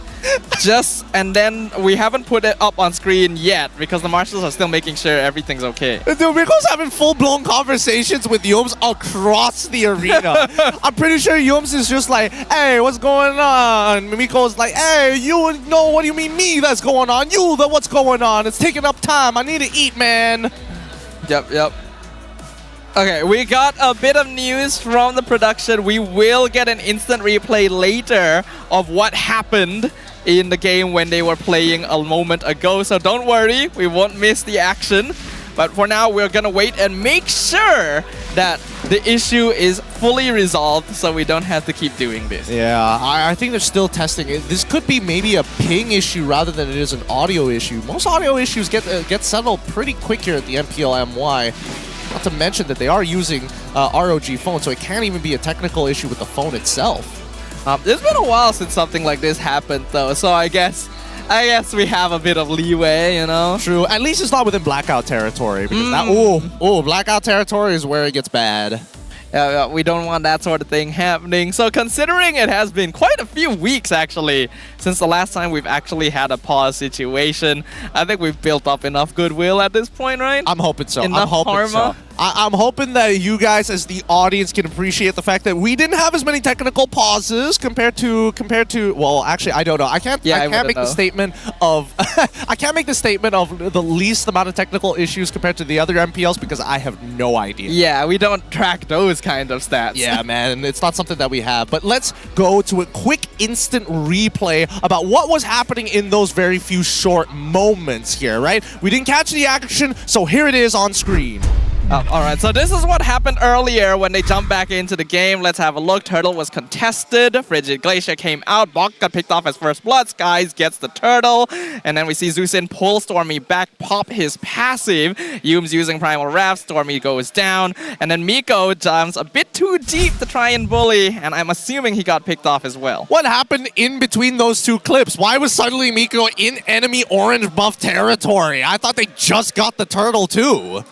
Curious.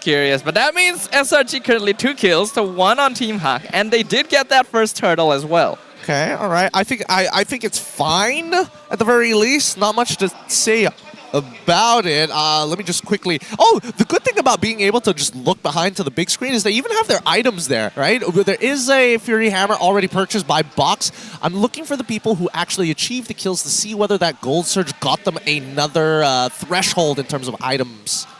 It doesn't look like it. Skies already has Fury Hammer, but even Box has that at this stage, so I think it's a bit too early on for these initial kills to make much of an impact. Yeah, nothing much to say about both of them. Yeah. Oh, interesting. Hasu doesn't look like he's going for... It looks like he got T2 before he went for the initial rush. And somehow Box died again. Yeah, based on the death timer, Box just got picked off again. Yums actually just died as well.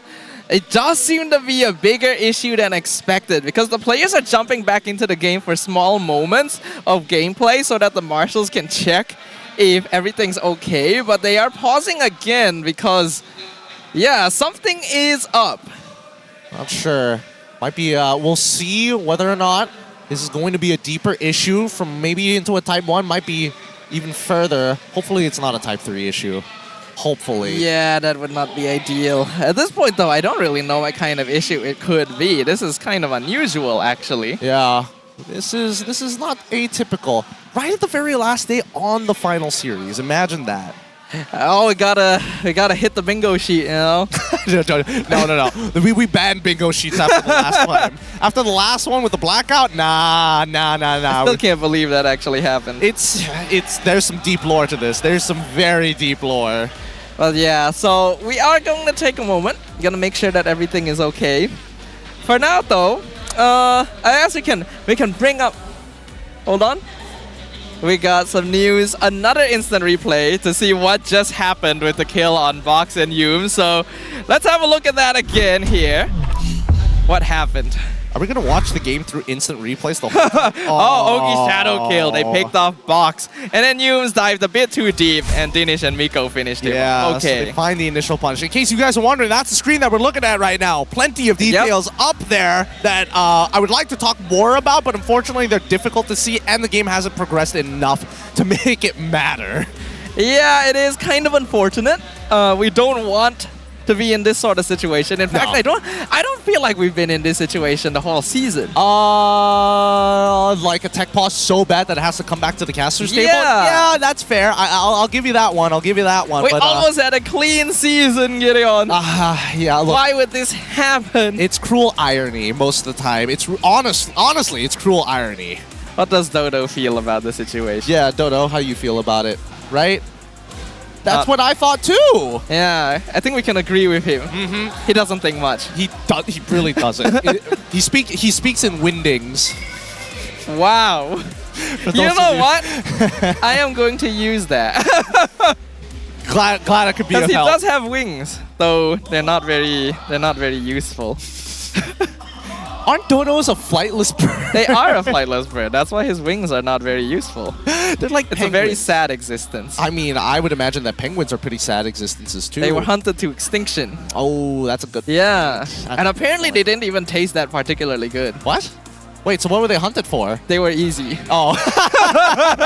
It's like crackers at the side of the road. Just, might as well. Give me one. Pretty much. It's so sad. That's actually pretty depressing. I wasn't expecting that. I thought that was like a legitimate reason, like an overpopulation of like Tasmanian devils or something. No, they were just easy to catch. Because they were just like flightless burbs. Oh man. Chunky, bouncing around. Oh, change of scene. It looks like the games are ready to go and we're about to head back into the Land of Dawn for the first time today. And now the second, say hello to the Land of Dawn. All right. We are in. SRG at 3 kills. Team Hack at 2. And Box in an unfortunate situation where he has already been picked off twice.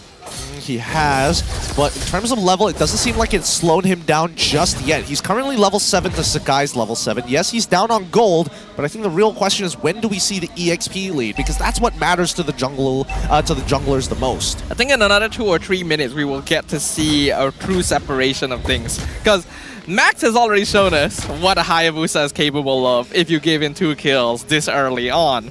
So if guys can recreate that, if he gets the Sky Piercer, he becomes really, really scary. He did first item Hunter Strike though, so it's not like it's an early Sky. Oh, speaking of, there he jumps in. Ogi Shadow kill. Danish uses his ult though. Gets extra defenses and he gets pulled up. Skies makes a mistake. Earth Shatter, flicker forward right into the freeze. So Box also gets picked off. Jungle for jungle. Raging Sandstorm gonna land on both Stormy and Yume. Stormy loses his passive straight away, and now is stuck between 3 members of Team Hawk as they jump right forward. Miko gets the kill. Spear of Destruction snipes Panda right in front of the turtle pit, and Innocent jumps in to get the double onto Dinish. Yume has been chased down by Miko and Hezu this whole time, but maybe they are too far in at this point, because now Innocent gonna be focusing on Miko. Miko wants to try and return the favor, but it's not gonna be enough. 1v3. That's gonna be quite a lot of trading.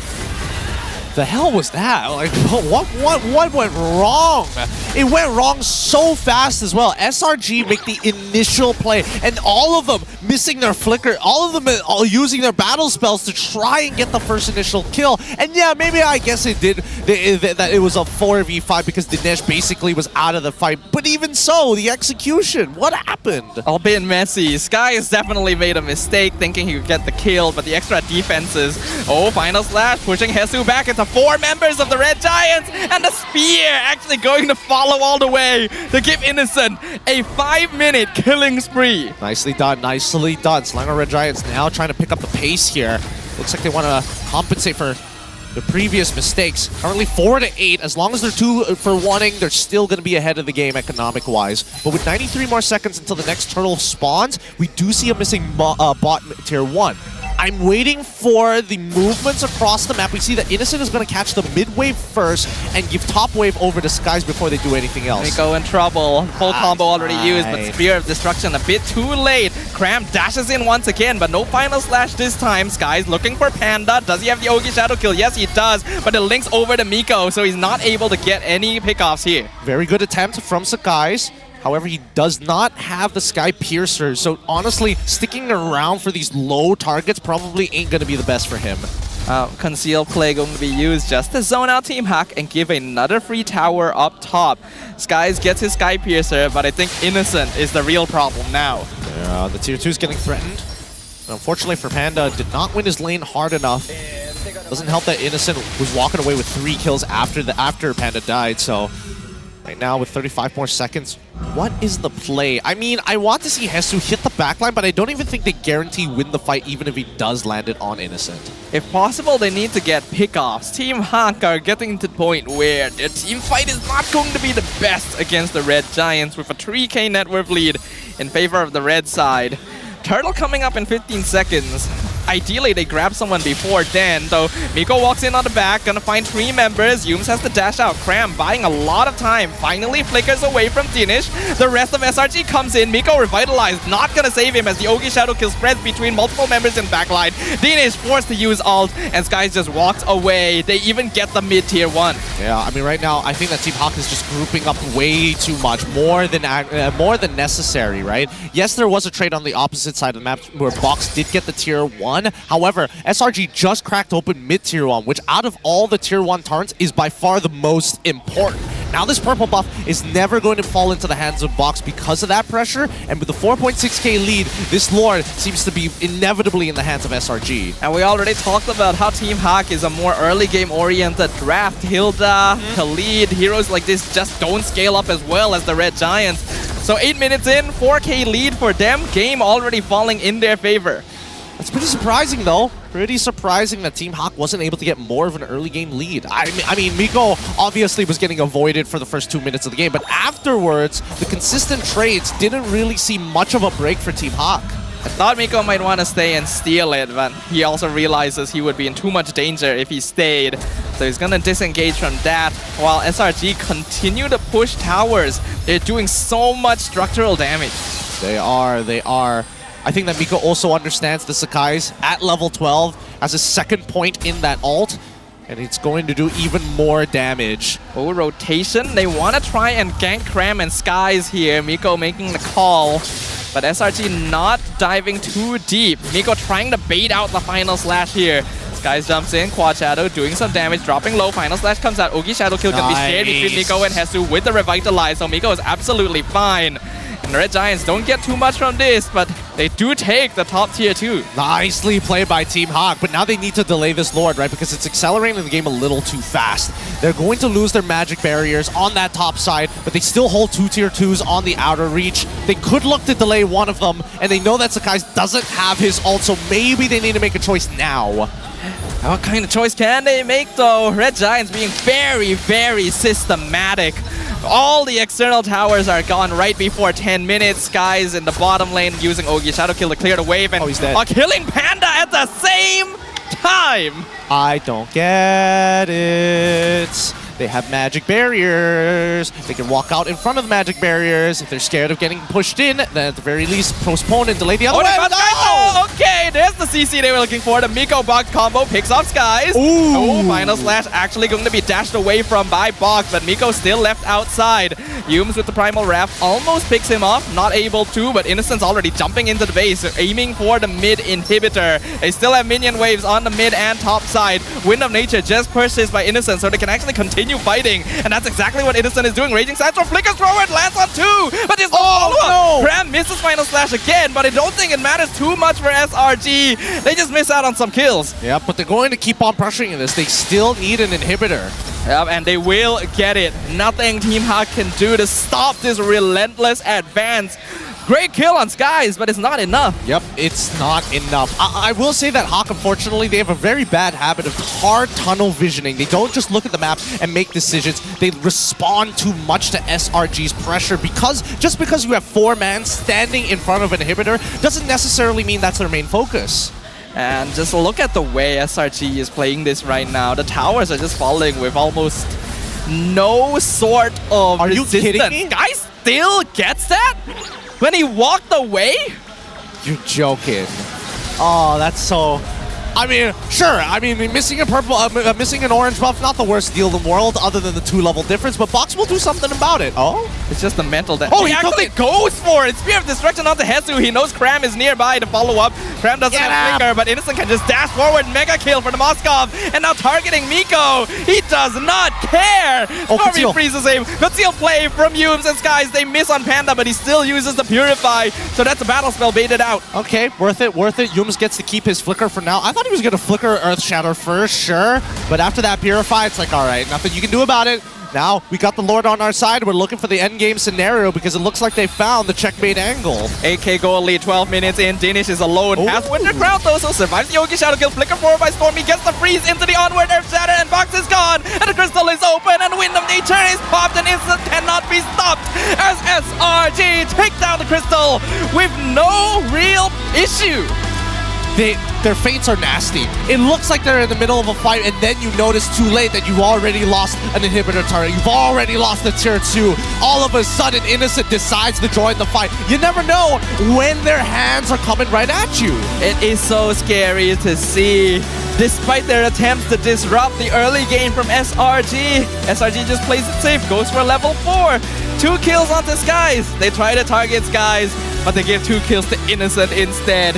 And by then, there's not much they can do anymore. Yeah, tough to breathe at that point. I mean, once they lost that mid-tier 1, it was really difficult. You can see that as you mentioned, hey, in the next 4 minutes or so, we will start to see the level lead generate for this Hayabusa. And we saw by the end of it, 15 to 13, the big difference between the two. It is so impressive every single time to see just what SRG can do. This is peak fundamentals here. Micro is there, but they're not doing anything too special with their rotations. It is just textbook gameplay. I think the most advanced thing that they're doing is the way that they're baiting out fights to feint their opponent for bigger objectives here. Inhibitor turns being stolen away, and honestly, I thought it was pretty smart that Innocent just left that mid inhibitor alive on purpose to focus on that top one. The shift of priorities from SRG has always been really, really impressive. We can see here in the highlights early on, there was a good amount of trading going on, but SRG doesn't mind trading. As long as they're even, they are winning against Team Hawk, and they had a lead. Yeah, and not to mention that if they just keep on doing positive trades, it's totally all right. It's not like they're trading down or trading up. Most of the time, they're actually trading up for the vast majority of it. Yeah, so Team Hawk, when they commit to this kind of draft, they cannot afford to be behind.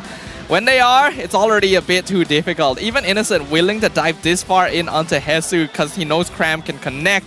He knows that the rest of Team Hawk aren't around to back him up. The spatial awareness, the information they can play off of is so good. Yeah, it's very good indeed. Give it up for our MVP of the game, Innocent. Goja still bench warming, making sure that everybody's spirits are high. Innocent, nasty marksman player.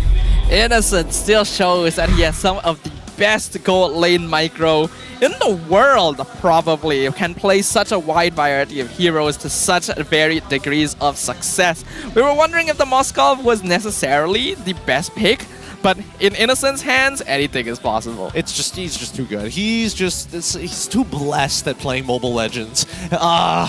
He's found his role, he's found his team as well. Things are only going up for him. But for the time being, we need to start discussing about potential ways of trying to beat our MVP. Because it's not very often we see Innocent actually fall micro-wise or, make that inevitable big mistake. And he holds himself to high regards because of it. He sure does. I think all of SRG hold themselves to very high regards, and I think that's a good thing. The influence of Coach Arcadia and Azora Vecchi has done massive strides for all of these boys. Because you have to remember, right, players like Innocent or Cram didn't achieve very good results back when they were in MPL PH. In fact, Cram and Hesu used to be teammates. They used to be teammates under TNC. Man, they've grown so much. Oh, looking at the items. Hopefully we get to see what I'm looking. No mistakes here. Everybody very efficient with their itemization. Ooh, even a Wishing Lantern coming in from Stormy. Getting a little cheeky there to punish Miko. Oh, a little bit, and you can't even blame them for being cheeky. This is full comfort for SRG. Game duration's very nice too, 12 minutes, 12 seconds. Ended very, very quickly, which is kind of to be expected. Team Hawk with a draft like this, either win quickly or lose quickly. There's not much in between. Yeah, not much in between. I mean, the fact that they were able to secure 9 purple buffs compared to 4 really goes to show once the mid-game started to come by, it was basically done for them. Like, we already knew that Team Hawk has a tendency to fall apart when they are not in control of the situation. And against a team like SRG, who is so good at converting every situation into theirs, yeah, it's not even a matchup. It's not much of a matchup. I do think that Miko had a pretty interesting... I mean, I think that Hilda is interesting. I just don't think it's that good in the meta right now. Especially when you decide to take Revitalize as your spell. Like, I mean, sure, yes, maybe in the early game it makes you... It compensates for the extra damage you take by invading the enemy jungle when you do get into a kerfuffle.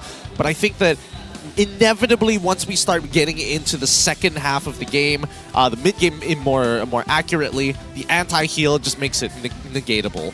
Yeah, this is why we don't see a lot of Hilda anymore. With the nerfs to the jungle where you take a lot of extra damage in the first 2 minutes, it's already hard to invade, and that's kind of Hilda's entire game plan. If you're not able to successfully get a lead by being annoying, then you fall off really, really quickly. I mean, let's look at the total damage dealt, right? Because overall, SRG were very involved in majority of this fight. In comparison to Team Hawk, where they were trying to avoid these fights and play on the opposite side of the map to try and find their own structures to destroy. The damage dealt double from SRG. Understandable. We saw how much they were dominating this game in particular. Innocent doing the majority of it, but Skies and Cram also really popping off. Yeah, they were. I mean, look at Box's total damage, right? He didn't get a lot of damage down in these fights, despite having side laners who are expected to win out in their lanes. For SRG, it's kind of the opposite, right? You have laners that have a high volatility, but at the very least, Cram, it's clear that in the early game, he's probably going to struggle against Hesu, and then later on, he's fine. Same story goes for Innocent, where maybe in the early game, he can just focus on wave clearing, minimize his trades against Panda, but as soon as we get into mid-game, Berserker's Fury to a corrosive scythe, one item is clearly more powerful. Yeah, with a comp like this, you are pressured into a position where you have to make something happen before the level 4 mark. And SRG knows that, so they just don't do anything until level 4. Yums is in full defense mode too, to make sure that Miko cannot stop Skies from reaching that point. And once they're able to get that point, once they get the first turtle, Team Hawk loses a lot of power instantly. Let's have a look at our key players of the game. Rich Guy going over to Innocent as well as the carry. Sandbag going over to Miko, and Cram takes the best wingman. The Rich Guy and the carry, 2 titles that Innocent is claiming very, very regularly throughout this season here. Miko, unfortunately, going to be the Sandbag as the Hilda, and not really able to survive it either, just from how quickly SRG was farming. Yeah, I mean, they lost a lot of priority, and that's the thing about Hilda right now, that as much as you want to harass your opposing jungler, unless you can one-shot him, it's just not even worth the time. Mid lane is going to get pushed out, and then the reinforcements are going to be there faster than you can actually bring this assassin's health down. It's not a bad idea from Team Hawk to try and go for this style. They are probably the most comfortable in the early game, and SRG actually is one of the more unstable early game teams, but it requires a lot of coordination, foresight, and initiative. I was about to say initiation, but I had to transfer it. Initiative. They need initiative. They do. Which Team Hawk does not really have. That's the thing, right? Because again, if you're in Team Hawk's position, how do you want to manage this fight, right? You want to come in with a Raging Sandstorm, but who's your target? Because every single one of the targets just don't feel worth it unless it is either Sakai's or Innocent. Innocent having Innocent having the Flicker, so that's a different set of problems. It's not about hitting him. It's not about like locking him down. It's about hitting him to begin with.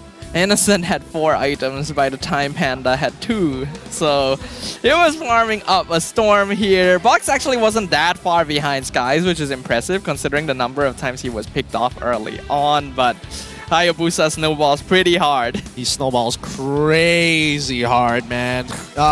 It's a difficult game for Box, but I do think that at the very least, he's got enough fundamentals to keep him afloat. 2-level difference, alright, at least it's not a 3-level difference, right? It's as low as you could possibly get as a professional jungler. Yeah, at the very least though, I think these players gotta up their game a little bit. And they want to up their game in style with JD Sports. Make sure you guys go check them out. They've got plenty of stores around and lots of really cool items. I know we've been talking about a lot of the kicks, but don't forget about their athletic wear. They've got a wide range of things to cover to make sure that your style is going to be the latest trend, or if not tip top. You want to be outside, no problem. JD's got you covered. You're more of an indoor, but you want to look fit kind of guy. JD's also got you. Yeah, sounds pretty good to me. So make sure you guys check them out. They are, of course, one of the sponsors that help make all of this possible. So show them some support. Just like I hope you guys can show support to both these teams for game number 2. Team Hawk, they're already in a tough spot. With that loss, it is impossible for them to go up from 9th place. But I think we can just go ahead and throw it over to an offstage segment real quick as we prepare for game number 2. We'll see you guys in a bit. Selamat kembali ke MPL Offstage yang dibawa khas oleh Hotlink. Dan sekarang ni, Rose bersama dengan Bob dan Min ke Man? Min. Yeah. Okay, now I'm pretty sure korang dah tahu lah kan siapa Bob, siapa Min. Kalau korang tak tahu, dia adalah... Awak ni siapa dalam SRG Sallallahu Nabi. Saya Bob Husky, community leader untuk Selangor Red Giant, di mana tugas saya meriahkan crowd and tarik fans untuk kita share sekali supaya player lebih bersemangat. Macam yang korang selalu tengok, seperti yang awak pernah cakap, suara saya yang paling kuat dekat stadium, betul tak? Bila I cakap goreng, you memang goreng betul-betul. Ya, betul. Okay, Min, apa role Min pula untuk musim ni? Sebab kita tahu sebelum ni Min dalam line-up championship untuk Team Hawk kan. So season ni santai je ke, datang support je, apa? So role saya untuk season ni agak berat sebenarnya. Role saya sebenarnya adalah penonton lah sebenarnya. So Berat saya sangat. penonton, memang berat. Berat sangat. Okay, now kita tahu that kalau Team Hawk akan jumpa Young and Dangerous nanti dekat MAL kan? You rasa line up ni dah ready ke untuk jumpa Young and Dangerous and kekalkan slot untuk musim depan? So untuk Young and Dangerous, saya dah tengok gameplay diorang juga dekat sewaktu MPL. So memang saya nampak diorang ada potensi untuk dapat ke MPL lah. Tapi bagi saya diorang belum bersedia lagi sepenuhnya. So saya masih yakin Team Hawk akan dapatkan slot untuk MPL season depan. Alright. Okay, Bob pula. Kita tahu that Selangor Red Giants dah dapat slot ke playoffs dan juga dapat slot upper bracket. Now Bob, you akan pergi JB ke untuk tengok playoffs dekat sana? Oh, saya memang wajib. Memang confirm sah ke JB pada playoff 31 hingga 3 bulan di JB nantilah. So bagi siapa yang sokong Selangor, jangan lupa datang ke sana nanti. Wow, okay. Min, akan pergi tak JB punya playoffs? Tengok pasukan-pasukan. So untuk ke playoff ke JB ni, saya mungkin kena plan balik lah. Tapi saya rasa tipis nak pergi sebab mungkin Batik tak lepas. Faham. Okay, Bob. Selangor Red Giants playoffs, you nak dorang jumpa pasukan mana? Repeat lah, rematch dekat playoffs dan kenapa? Okay, sebab soalan ni memang dah terang-terang jawapan dia. Kita tahu yang MV, kita kalah dengan MV Jumaat hari tu. So, kita nak jumpa MV dekat playoff nanti insyaAllah. Alright, okay. Min, any last words kepada Team Hawk sebelum dorang mulakan game kedua? So untuk player-player Team Hawk, korang buat je all the best, buat je yang terbaik. Kita nothing tulus, just fokus untuk next lawan dengan Yat lah. So good luck.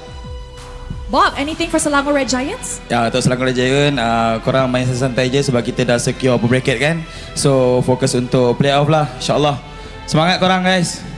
Alright, terima kasih kepada Bob dan juga Tumin. And with that, mari let's back to the castles untuk start game kedua, match terakhir untuk regular season ini. Thanks, Rose. Bold claim. The last match of the regular season right here, right now? Well, will it be the last game though? That is the question. Right now we can see Team Hawk. There's still smiles around, not too worried about things, but a little bit of tenseness in the air. They do know they're already fixed to 9th place. They will need to battle for their spot in next season of MPL MY. They know that they have to face off Young and Dangerous to maintain their maintain Hawk's spot in the MPL itself. Looks like SRG still deciding, still chilling right now in their own individual player room. Wait, are the players up there yet? No, they're not up there. What? Are they considering a sub? They wouldn't be, would they? I don't know. We're only 1 minute away from the draft supposedly starting, but SRG is not on stage at all. Team Hawk doesn't seem the most ready yet either. I hope we don't have more technical issues we need to resolve. I would imagine that I would imagine that it's not a tech issue, right? They would tell us if it was, right? They probably would. They wouldn't leave us in the dark. They wouldn't. I don't know. This camera is lingering on Gojes for a little too long. I have my suspicions. After what's happened today with random things happening and things not being in the script, it's kind of tough to say if this is real or not. Gojes sub-in? I don't know what's going on over there, but they're having a good time. Let's have a look at Lord Terminator throughout the season. Skies topping the board. Wait, what? Is that how they calculate Lord Terminator? 26 kills for Sakai's 23 for Sensui. Third would be Box, and then fourth is Chibi. That doesn't seem right. Wait a minute. How does he have 26 and Sensui has 23? Oh, because duration of the game also. Yeah, so you can get multiple lords within the game itself. Yes. That's how it works. Yeah. So that means everybody else just had shorter games, whether they're winning or losing. Something is going on here, and I'm hoping we don't get a repeat of what Vamos was doing earlier, because while it was interesting, we only... Is he playing? And if he is, what role is it gonna be? I mean, he is EXP. Who isn't coming out? It should be Cram who's not walking out, right? Yep, Cram is not walking up. Looks like Gojes will be taking over for EXP again. Because already he's about to pass the halfway line on the stage, you know? He's about to cross into enemy territory. Oh boy. All right, so it looks like they're going to be fielding Gojes today for the side of SRG for this match. I mean, I can accept that. It's been a long time since we've gotten to see some Gojes gameplay. This is probably the only chance he's going to get, because they're going to have to refocus once again when we get into the playoffs. So let the man have some screen time. All right, this will be interesting. This will be very interesting to see whether he's still got it. Wait.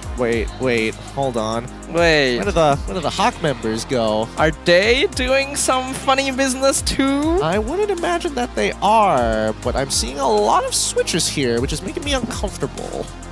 So, okay, we have the official substitution of Gojes for Cram. We already knew about this one. SRG going to get one of their original players back on stage with them. Okay, all right. I'm fine with that, but now I'm more worried about Team Hawk. Like, Gojas is like, okay, sure, he was one of the subs, but I'm looking at Team Hawk and the setup for that. Not 100% sure. Not 100% sure what's going on with them, whether they're going to start fielding subs or not. Because there's a good number of people up on the stage, but I'm looking in the player room, and Panda is still in there. Vox is still in there. Dinesh is still in there. Maybe Min or Man. Probably both of them, but the one I'm looking at can't tell the difference. Honestly, I still can't tell the difference between them sometimes. Like, how many subs did Team Hawk have in the first place? I don't think they have I don't think they have subs. enough to sub this many. Yeah, you're right. They don't. They didn't register. They didn't register any subs. Much left to speculation. What is going on here? I guess we'll find out in a moment. The Marshals are still dealing with some stuff over there. So in the meantime, we can speculate a little bit. If Gojas is coming in, what kind of heroes might he play? I don't think it's really going to change, right? I feel like it's going to be the traditional Phoveus, maybe more inclination of picking up Hylos to Rizla, you know, the usual. Oh, Edith, of course. True. Oh, we got a WhatsApp message here with Sif. We asked him, is this season more challenging for SRG? And he said, this season has been challenging for SRG because they've set a high benchmark. Other MY teams have been training not just to beat the strongest team in MY, but one of the strongest in the world. As a result, they've unintentionally raised the overall quality of their gameplay. Unintentionally, I don't think that's I don't think it's unintentional. It's more like they're not really thinking about it. Yeah. They're not thinking about it at all, right? I think for every other team who isn't SRG, they're gunning for SRG's spot. They're looking to knock them down a peg, ideally. Because we actually have a hometown champion for once, right? You don't have to wait until you're on the international stage to pit your mettle against a champion level team. True. That's also very, very true. And again, I mean, with the local lineups that we've seen so far, I think only MV and Todak have been the ones who've That's been a nice close. roll. Oh! Blazing West, Franco. That's a pretty good skin. Let's go. One more. Okay, let's All right, that's all not right. bad. Okay. Any more? Is that it? Come on. 2 skins is already pretty good. Oh, wow. Oh, another. Make it a third. It's a jawhead one. All right, that's fine. Come on. Give him a high quality one. High quality. Hey, 3 skins is pretty good, though. I think that's pretty good. Hey, esport. Wait a minute. I've seen that somewhere. Never mind. I'll come back to it some other time. Here, still waiting for the teams and the players and teams to get ready. It looks like there is a deeper issue here coming on for the side of Team Hawk. We've got our marshals already on the march here, ensuring. Ooh, wait a minute. Are they exchanging the phones? Hard to say. No, they're definitely not exchanging the phones. They're just replugging it in. All right. They're setting it back up. Yep, surprising though. I thought that if there were any technical issues, it would be on SRG's side. That's what I thought. Considering that Innocent was having some difficulty. For sure. All right, since they are still preparing, at least we get to look at Coach Arcadia's common picks and bans. We got an all-time win rate of 84%, which is insane, honestly. That's ridiculous. So ridiculous. And that's an all-time win rate. Now, I would like to see whether or not... No, then it'll be closer to like almost 90%, right? All-time at least is including the losses happening in the previous season. But it makes a lot of sense, right? He focuses a lot along the lines of his best players.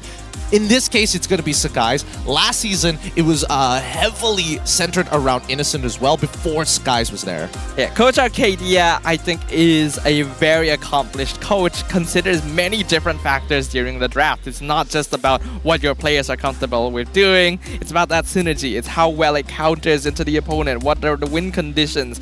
The coaching that he has provided has elevated the Selangor Red Giants to brand new heights. And we can see that there's so much respect being given over. Fanny banned 12 times because of Skies. Cho being banned very often because of Yums. Even Cram showing that he can actually play it. It's ridiculous. So very ridiculous. I don't know. It's one of those situations whereby unless the rest of the competition is able to really make SRG struggle, it's going to be very difficult to identify what their weaknesses are, right? Especially with so many mistakes being made against this team. It feels like, you know, you're playing against a perfectionist.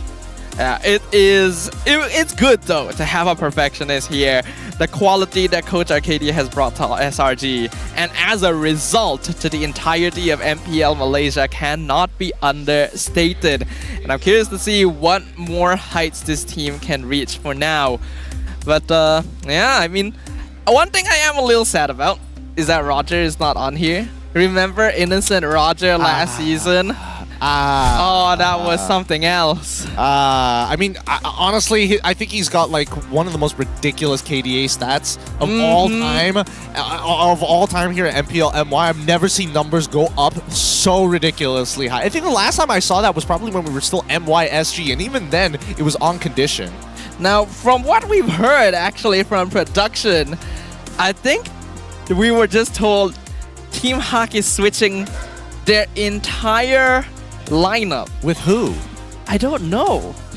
With their coaching staff? I mean, they've got Lexia. I know they have Lexia ready to go. We got confirmation. 3 substitutions, and then the remaining 2 players are switching roles. What? Where are all these people coming from? We know that Alexia, was replaced by Dinesh, so that's one substitution. That's but one. Who else is coming in? I think I see Boyka at the very far right hand side. You're right. That's Boyka. It's Coach Boyka. It's Panda, Lexia, Dinesh. One guy I don't recognize. Wait, Hesu is putting on... Oh, it's Hesu and Miko who are currently putting on the coaching and analyst headsets. I thought they were sitting down initially. Wait, is the coach and analyst both playing? Wait. Oh my god, it is. Is it actually? I may be short-sighted, but I didn't think I was that short-sighted. Even Miko is telling Marshall's like, wait, we're still setting up. That's What's so happening funny right now? I can't. Miko cracks me up so much. I don't even remember what the analyst name was. I'm sorry. Oh, don't worry about it. Don't worry about it. At this point, I think that Team Hawk understands they got nothing left to lose. Might as well put on a May good as well show. have a good time, right? If coaches can have a good time, our coaches can have a good time. True. And again, I don't know. I never knew Boyka was the big MLBB guy, to be fair. Cause he used to come from a different title. Yes, he did. Under Bigatron, if I remember correctly. I don't know what happened until that point until now. Is it also? I think it is. Not again. I thought it was an SRG fans like all clapping. Because yesterday, we actually got the chance to end early for once, right? The last game was 2-0, so it's like, oh, we can finally go home early. Then it was raining like crazy outside. It's the Phantom Tax. It's the Phantom Tax. Even today, we're paying for yesterday's quote-unquote short game. I was very sad as well yesterday because I had to run to my car, right, under the rain in my full coat and everything, right? Hey, we gave you an offer. You guys offered, but I figured, you know what? I'm going to get wet either way because getting in and out of your car, I'm still going to get rained on. So I figured, okay, I can run through. But because it was at nighttime, it was dark, right? And not a lot of lighting out there. Wait, what? There was a small puddle on the ground. As I was running to my car. So wait, are you serious? You're not just making. You're not just. No, I'm being serious. What are you? What? The bottom of my pants and my socks were fudging drenched. As I was running to my car, and then my feet started getting heavy. I was like, no! Leather shoes as well. Yeah. That's why I have different pants on today. Fair enough. I respect it. But it looks like it is clear. It is official. We have a full player swap. Boyka is going to be coming in instead of Hesu.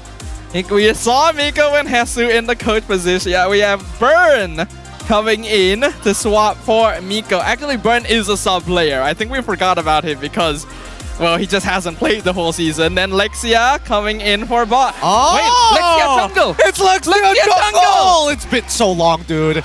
It's legit. It has been so long since we've seen Lexia play in the jungle. And he used to be a very big fighting force in the jungle, especially during the marksman jungle era.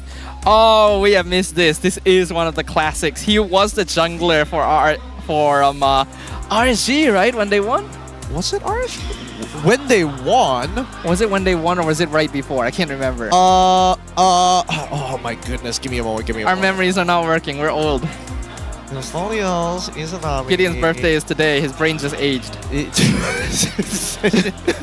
You've been watching that. Wait. I legitimately cannot remember. All right.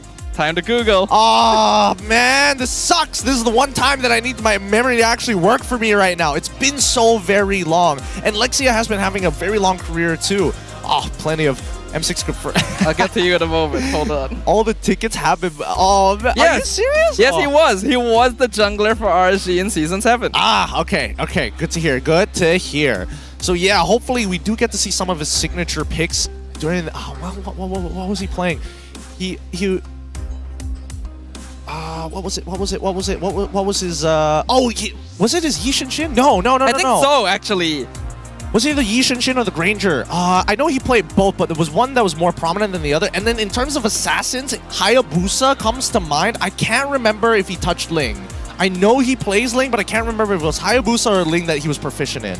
Yeah, I think Yi Shin was the case, though. Because I think back then, the marksman junglers were actually really popular. Yi Shin, Granger, and so on. Obviously not anymore. It'd be very risky to do that, though I would welcome it. It'd be interesting. I mean, you gotta be a different breed of player if you want to be pulling out the marksman junglers that ain't Roger right now, which I think is the only viable one. Yeah, but you can't even really call Roger. I guess he's more of a marksman these days, though, after the nerf.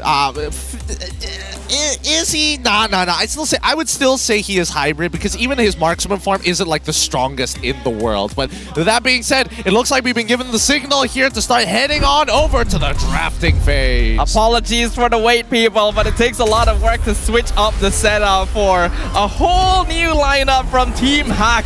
So as we prepare for game number 2 of the final match of the season, let's see what kind of interesting things are gonna pop up. Let's see what they're going to... They've got all the photos ready to go. Man. All right, let's see how this drafting phase is going to go specifically for Team Hawk. SRG, they're going to be banning out the Matilda. Boyka is gold. Boyka is gold? Panda is mid. Dinesh is EXP. Lexia jungle as expected. Dude, they've reverted back to their old roles. Like, Dinesh used to be an EXP laner before he picked up the mid lane. Panda... was Panda a mid laner? No, Panda was debuted as an EXP, yeah. He debuted as an EXP. He ended up playing a season as mid lane. Lexia, jungle, used to be jungle, now goes into the mid lane, but previously as a jungler. Boyka is the only one who was like, I don't know, man. Why is Gojus's hair so tall? Wait, you're actually... This is the first time we've seen his image this season. Wait. What is happening there? Did they actually... No, this has to be photoshopped, right? Is it? I mean, everybody else has a clean... had a clean haircut. I know for a fact that Yums, Stormy, and as well as the guys all had a haircut before this particular photo. So I would only assume that Gojas was alongside them at the time. Everyone else got like haircut and hair straightening, and Gojas just decided, give me a perm. Give me a perm. They'll never see this one coming. He's literally reaching the top of the player box. I think he's touching it, to be fair. Yeah. I think he's touching it. Oh, God. All right. I guess we will see. Oh my goodness. Wait, did he take a pic? Did that fan still have the old picture when Yums was with Todak and it was not broadcasted, but it was promoted on KLCC itself? Oh, that's what that was. I was trying to place it. I was like, when did Yums have his picture put up there? Okay. Yeah, it's been a while. A lot of throwbacks today. A lot of throwbacks on the very final day of all times. It's incredible. For now, the bans are pretty. Oh, wow. Bad Team Hawk. 109. Bad. Oh my God. Bad. What was that? Come on. Well, you know, the coach isn't drafted. Let me just double check. I'm going to quickly look at the main stage. Yeah, it's not even him. It's Miko and Hesu. The coach is playing. Miko and Hesu are the coaches right now. Wait, where is their coach? I'm looking around in the crowd to see whether he's sitting around, maybe in the player room. Yeah, he's in the player room. He's not even on the stage. I mean, Coach Boyka is right there among them too. All right, Nola, he is very excited. It's not often you get the chance to play on the MPL stage, so I can't even blame him. Yeah, I don't know. I don't even know what to say about this one. I'm just hoping that this is painful and quick. Oh boy, this is gonna be a good time right here. People are asking for photos. They already want photos. Oh my god! They're asking for photos in the crowd itself. I know a lot of these players get swamped before they even make it to the MPL arena. I mean, when you are an MSC champion, the first ever from Malaysia, you're going to have a good amount of fan base here. Oh boy, all right. Let's see what other adaptations.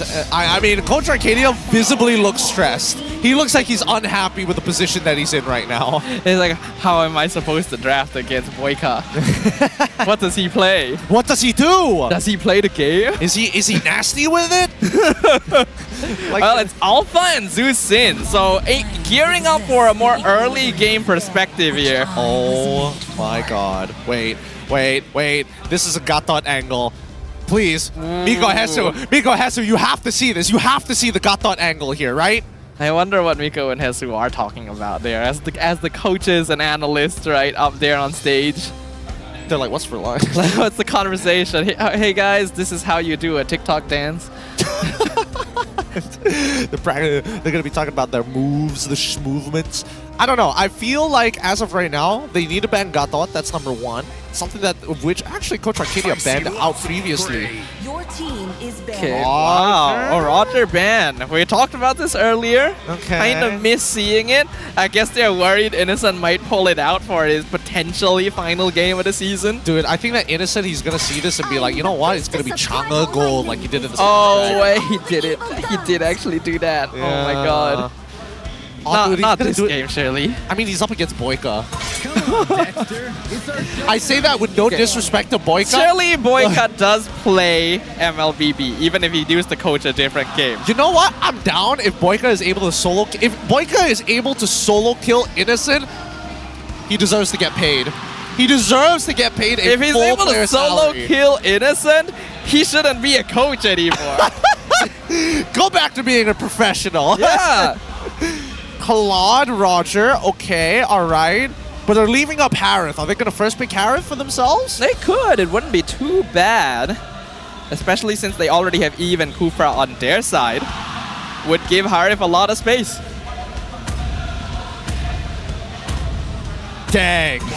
Dang, straight away. Favorite players went straight for your boys, Innocent and Akram, without a doubt. All right, I respect it. Well, they do ban Gatot, so they saw the angle you saw. Thank God. Great job, Coach Arcadia. Great job. Now, Team Hawk, how else are they going to potentially... Wait, no, hold on. Wait, why is Coach Arcadia banning out the Gatot? Because Team Hawk had first pick. No. Wait. It should be the opposite way around. It should be Team Hawk who's the one who's banning out the Gatot angle because they're the ones playing Yi. Because Chip can drop down the portal wherever he feels like it, and he can communicate with the rest of the team when to take the portal. That is true.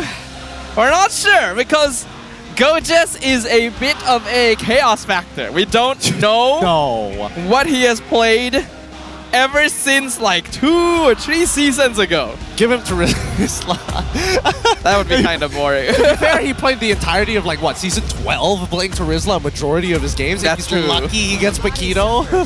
All right, what's it gonna be? Benedetta Let's and go! Alice! Innocent Alice Gold Lane.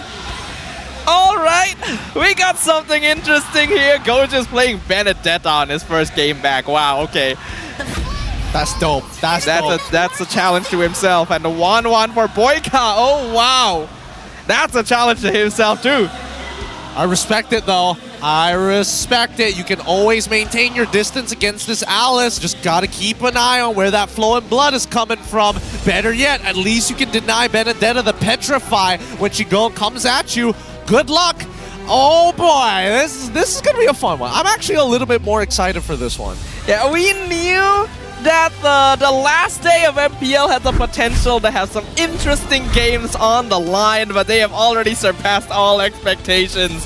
With Coach Boyka coming in to join his players in the field. It's pretty interesting because Team Hawk, they've got some interesting tools to deal with this chip, right? So hopefully Team Hawk is able to gather together, bait Yums into an all-in and drop down that portal so they can get an insane RWN. All right, ladies and gentlemen, is this going to be the final game of MPL MY Season 14? Or will Boyka show that the experience from a different game entirely is the missing piece needed to take down SRG? Let's find out as we head on into the land of Dawn. It's going to be SRG on blue side up against Team Hawk on red side. It's going to be an orange start, an orange buff start for Sakai's, purple buff start for Lexia. So they're on the same side of the map. So Lexia is going to be on Nolan here as an assassin player. Yums is already all the way back here. Wow. And he's gonna find Lexia, does the stun, concussive blast, gonna do some good damage. Lexia already forced off his orange. What? No, he has to fight for his orange, does he not? He's got the help of both Burn and as well as Panda to actually force Yums, but... this is kind of old jungle perspective. What? Oh, and Yums! Did he steal it? No, he did not steal it, luckily. He did not steal it, luckily, but Lexia needs to head back to the top side of this map because Sakai is just invading everything. He's gonna hit level 4 off of the next camp, and that's the problem, right? Just leave that orange buff for last. Just take the small camp. But Skies is going to be able to fight for the orange buff at level 3. This is already not ideal. Danish in trouble, tries to flicker away, gets stunned by Yums, but Goat is not able to catch up, so he is alright. Orange buff, can Skies steal it? Burns jump in, knocks up Skies. Lexia not going to be able to contest. He gets the orange, and Stormy even claims first blood on Burn. Cancel the recall real quick just for to rub it in, Skies. No, lets him go for the full recall here. Man, Yums is all over the map. He has been taking his shortcut. He's been taking his shortcut pretty much off a cooldown. Oh, there goes Boyka as well. Not much you can do against an alpha gank this early. Yep, it's too quick. It's so quick. Oh, this is gonna be painful. A little bit, but it's okay. We can have some fun with it. I'm gonna be real with you. If we just watch the perspective of Yums, I think that's pretty much how I feel about the game. Because he's just like, he's gonna show up on one side of the map, not gonna die, pop an ult, maybe get a couple of kills. Well, they're contesting purple now. Lexia still not level 4. The Spear of Alpha pushing it away so he can retreat it himself. Oh, Sakai, you're so dirty. You're the worst. And he knows that Lexia will not dare to even get into the turtle pit without level 4. Oh, this is a bit disgusting, but we knew this was coming as well. Lexia, he's gonna get caught out by Stormy and Innocent. 2 massive death circles in Zeusin and Alice. Painful. Very, very painful here. Now on the bottom side, I would only imagine that Gojas is going to build... Yeah, but he goes for full damage based off of his emblems. Dinesh has to hold on, but is also missing his flicker. Oh, Lexia's still level 3! Let the man play 3 minutes in, he's behind Yums! Let him play the video game, Yums! He's Let him play! Level behind Yums! Oh no, Lexia!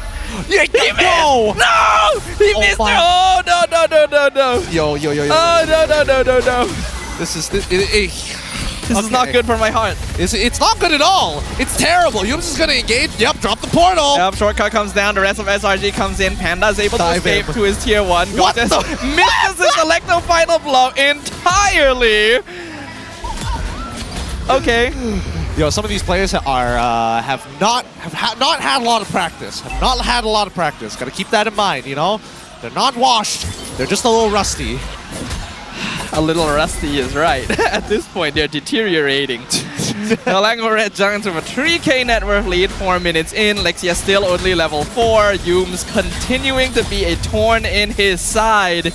And Skies is farming the remnant. Skies is double Lexia's level right now. And Panda's like, nope, mid lane.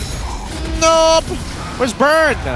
Where's Burn going? Oh, they're actually going to they're moving up to the top side to try and set a play. Maybe. Dinesh 1v1 in Gojas. Innocent still able to escape with the flowing blood. Spear of Alpha actually misses while Yums tanks the tower. So Dinesh is fine. I don't know if they unintentionally saved Innocent's life there. Because I think the call from SRG was that Yums was like, hey, maybe we'll be able to get a portal down, just get ready for it, make sure that the portal is not too far out so our opponents can't take it. And that's when you see Alice start backing away from the lane when he doesn't have to. Yep, the awareness of the state of the game is very important. Boyka does get the cross. Oh, the instant jump! Flowing Blood disjoins it. And now Alexia trying to steal away a purple. He does actually get it, but he's gonna lose his life in return. All while Skies is taking the turtle. Yeah, man, the change to that portal, the shortcut. It's nasty. Skies does so much damage at this point. I really want to know what his farm is because he just picks off Burn like he doesn't exist. This is just painful. I was hoping that this game was going to be, you know, quick, painless, you know, merciful, some may say. But this is just like cutting them slowly. We'll start with your toes and move up your ankles. The Red Giants are not known to be merciful hosts here. You want to have fun? Okay, but you're having fun on our terms. Goja's going to be chased down by Danish. Electro Final Blow comes in. Petrify hits 2! Goja's with the double kill! Oh, man! He gets his moment to shine. Skies goes for the buff. Panda realizing he's walked way too far. Real world manipulation comes out, but it's not going to do anything. Mega kill. Innocent is in the base. He is farming minions in the base. This is a mess. He's having the time of his life. I don't know. I'm gonna take a nap here. Don't mind me. I mean, what else are they supposed to do? The lead is too high. Tyrant's Rage on Innocent, but he's surviving all of it. Shortcut comes out. Burn is gone. Unstoppable streak for Stormy. 5-0 on the Zeus Sin. The map belongs to the Selangor Red Giants. And right now, the only anti-heal that they have is in Panda. It's they're gonna need a lot more. There goes Boyka. Having a fun time? Are you having fun, kiddos? This is so rough. This is legitimately a hazing for Boyka right now. The poor guy. Oh, poor guy. And right now, everybody is trying to scale up into this game, but they're not gonna let him. Like Innocent, he's done farming. Yums continuing to live inside the Team Hawk jungle. Top tower falls very, very easily. Turtle should be claimed. An 8.5k net worth lead, 7 minutes in. Probably the biggest goal lead we have seen all season. Man. Go for it, Yums. Go for it, Yums. Go for it. He can, anytime, he can look for that Panda's jump. gonna get lifted, and Panda's gonna get got. Burn actually gets a nice catch though, so they get a kill, Yums! Their first kill of the game at the hands of Burn. Let's go! Okay, Team Hawk, they've got some self-respect. At the very least, they're not making it a perfect game for SRG. Try to cut them back. But the buffs are still all gonna go to the hands of the Red Giants. Very, very comfortable for them. I get the feeling this was the intent too when they picked Alpha so early for Skies. Yep, he is just bullying Lexia right now, and it doesn't help that their laners wasn't able to kind of protect Lexia in that first initial engage. Although it was a bit of a weird decision that he had to back off against the chip. I think that he could have stuck around a little bit longer, but still, it's fine. It's fine. Stormy is 6-0-0. Jesus. With 40 Sky Piercer stacks. Oh my lord. Oh my lord. Sorry for using your name in vain, but goddamn this. That was a nice flicker actually, and even stood still right afterwards. Yum's gonna get linked to Skies. The shortcut comes down. Stormy just pops in to say hi. Innocent 2 jumps back in, gets the stun on Panda and Burn. Panda's gone. Burn is gone. Yum somehow getting the last hit. Crossbow attack actually used, but the Winter Crown just denies it. They're not giving him anything. Godlike streak for Stormy. I don't know why Innocent isn't buying a Sky Piercer at this point. I mean, yes, Stormy has it, but you really gonna let him have the highest KDA here? Is Innocent okay letting that slide? Well, Stormy has been playing support the whole season for him, you know? Nah, that's also true. You can give him a little time. This is his this is his time to have a break for once. Yep. Oh, man. Now pushed all the way to their inhibitors. Tier 2s are going to start falling. Even Goja's on the opposite side of the map, making sure that at the very least that no EXP or gold is wasted. Oh. Guys, with the Spear of Alpha, Alexia is just down to 20% in an instant. Danish actually doing a respectable amount of damage, but he is by himself.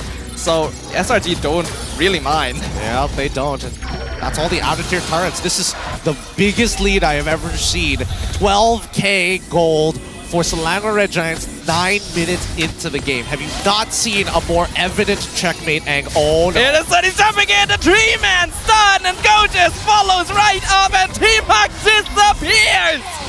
They did not exist! Triple kill for Innocent! They're already dead, man. They're already dead. just snap the neck, man. Just put them out of their misery. Oh wait, no, there's still magic barriers. This wave is useless. Okay, they've got one more on the bottom side. They're still gonna be able to hold for a little bit longer, but SRG, they're just, yeah, borrowing their home a little bit. Yeah, they don't even need to move. They can just stand there menacingly. I have not seen a single RWM just yet, by the way. Oh wait, yeah, Panda's also going for war crime, might I add. Oh, you know, I didn't notice that until now. Wishing Lantern completed, shortcut drop down. Gonna be taken. Oh, Electro Final Blow, a really nice Petrify setup. Real World Manipulation actually shuts down Gorgeous. So Selangor Red Giants lose their second body of the game. Lord going to be cleared up quite easily thanks to the Real World Manipulation. Kufra going to be pulled back in, but Bouncing Ball stops Hughes from engaging. Never mind, Stormy gets a Legendary with the Sky Piercer. He jumps back in on top of Lexia to punish him for trying to go on him. And Lexia's just trying to escape, but another Sky Piercer proc. Double kill for Stormy. Dinish going to be jumped on, and Winter Crown from Hume so that he can walk away right afterwards. Dinish is so low right now. Oh, he can't trying to jump in. He's doing whatever he can. Can he get it? No! Another Legendary streak for Stormy! Okay, that was kind of bull. I'm pretty sure the fanning from Alpha didn't necessarily connect with Boyka. It's just that Wanwan's hitbox is a little awkward. It's a bit strange because of how fast you can move, but Stormy is currently 10-0 and 2. Oh, hey, look, Sky Piercer coming in for... Oh, he did actually get it after all. Oh, shortcut. They're all back in their base again. Y'all having fun? Is this fun for y'all? Team Hawk is hosting an Airbnb and they don't even know it. Alright, Selangor Red Giants jumps in. They take out Boyka. He's just gone. Lexi has to dive back into the base. Gorgeous actually ends up dropping to the base. Innocent actually gets shot down by Panda at the same time. So only 3 members of SRG left inside the base of Team Hawk. They're actually outnumbered and 4-3 right now, but it is still a 12k goal lead for the Red Giants. It's not even close. It's not even close. Like, Team Hawk, as much as they can scale, getting to 3 items. Wait a minute, actually. Let's look at the items real quick. Ice Queen Wand achieved by Panda. I think that Selangor Red Giants need to stop messing around right now. As much as they are close to getting their max builds, I think that Team Hawk genuinely might have an opportunity to turn this around. If we get one more situational item from Boyka, they could do it. I actually agree. Team Hawk, it's not impossible for them to turn this around, even with the net worth difference, if the Selangor Red Giants keep just playing around and forcing them back in. They gotta be a little bit cautious.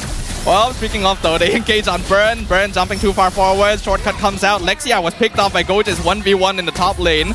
So 2 members down. Real World Manipulation comes out. Sky's actually taking a lot of damage. He's stopped by the yo-yo string. He's not able to escape, so Panda gets the killing spree. Yume's gonna drop as well. Jin is following forward, but Yume's still alive with the Winter Crown. Stormy trying to kill off Boyka. Can he get it? Oh! No! Tag from Boyka! But it transfers over to Innocent. He gets the shutdown! Boyka! Is it going to be enough? Legendary streak for Innocent. Panda, the only one left alive against a huge wave of minions. That's gonna be it, ladies and gentlemen. SRG cleanup job. Oh, cruel opponents, man.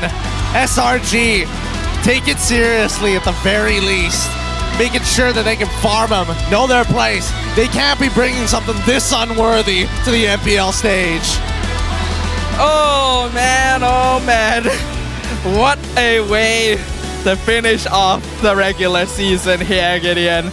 I hope that you all had a good time, because SRG definitely did. I honestly gotta make it a point to not cast the final days. Just literally the very last day, I gotta say no. I can't stomach this anymore, but they had fun, and it's time to have an interview with Rose. Ini adalah match terakhir untuk regular season musim ini. Tapi sebelum tu, first of all, Team Hawk. Kita nak cakap dengan Team Hawk dulu sebelum Selangor Red Giants, ya? Okay. Can we pass the mic to Boyka? Boyka? Alright. Okay, Team Hawk here. Okay, Selangor Red Giants. Sorry, Team Hawk to the front. Can we peel it? Boyka. Boyka first. Boyka?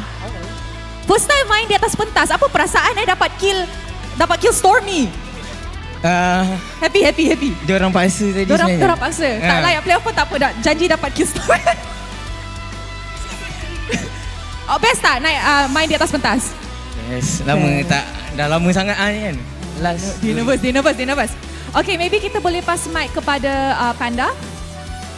Panda, kita tahu that korang kena lawan juara Challenger Conference yang in danger. So, adakah korang yakin dan bersedia untuk kalahkan dorang di MAL nanti untuk kekalkan slot untuk musim depan? Kita orang yakin kita orang boleh bantai diorang 3-0. Wow, 3-0 Sunfrost. Stand by ya Sunfrost. Alright, so anything you guys nak cakap kepada fans Team Hawk before we wrap this up? Sige. Okay. Thank you to all the Team Hawk fans and the SRG fans, and thank you for always supporting us, and we will do our best for our upcoming matches, and then please don't forget to support us guys. Thank you very much. Thank you guys. Alright, terima kasih kepada Team Hawk. We will see you guys. Kejap, ada lagi. Okay.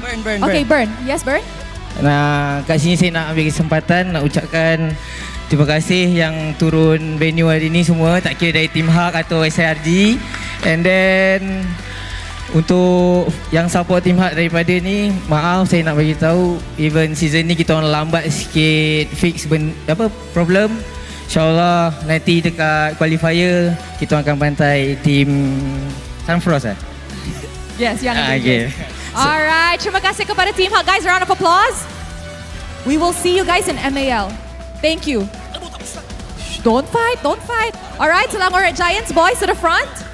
Guys, berikan tepukan. Alright, kita start dengan Sekais dulu. Adik, mana adik?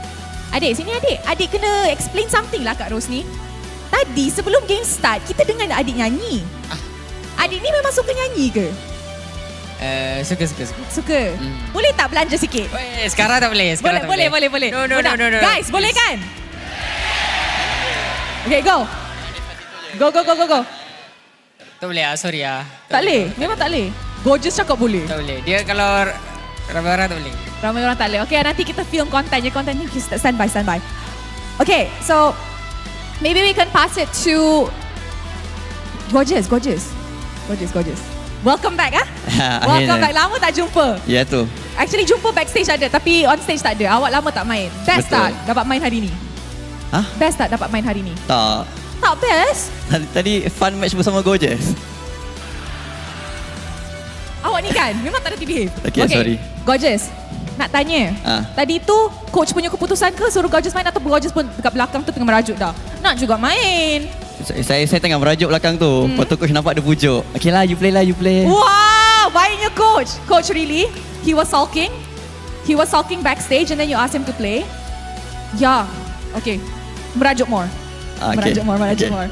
Okay guys, kita nampak perlawanan ini. So, korang rasa siapa yang MVP? Mari kita tengok MVP perlawanan ini in 3, 2, 1. Stormy! Alright. Stormy, I'm not sure kalau korang tengok MPL semalam, tapi semalam I announced that juara season ni akan dapat ring. Championship ring. So, korang last season dapat trophy je, sekarang dah dapat ring. So, rasa excited tak kalau ada ring involved? It's golden. Kita orang lagi motivated and excited lah untuk menang MPL season ni. Wow. Adakah kita akan dapat first ever back-to-back championship from Selangor Red Giants? InsyaAllah. Alright. Okay. Yubes. Okay. Easy Easy. Okay. I got a question.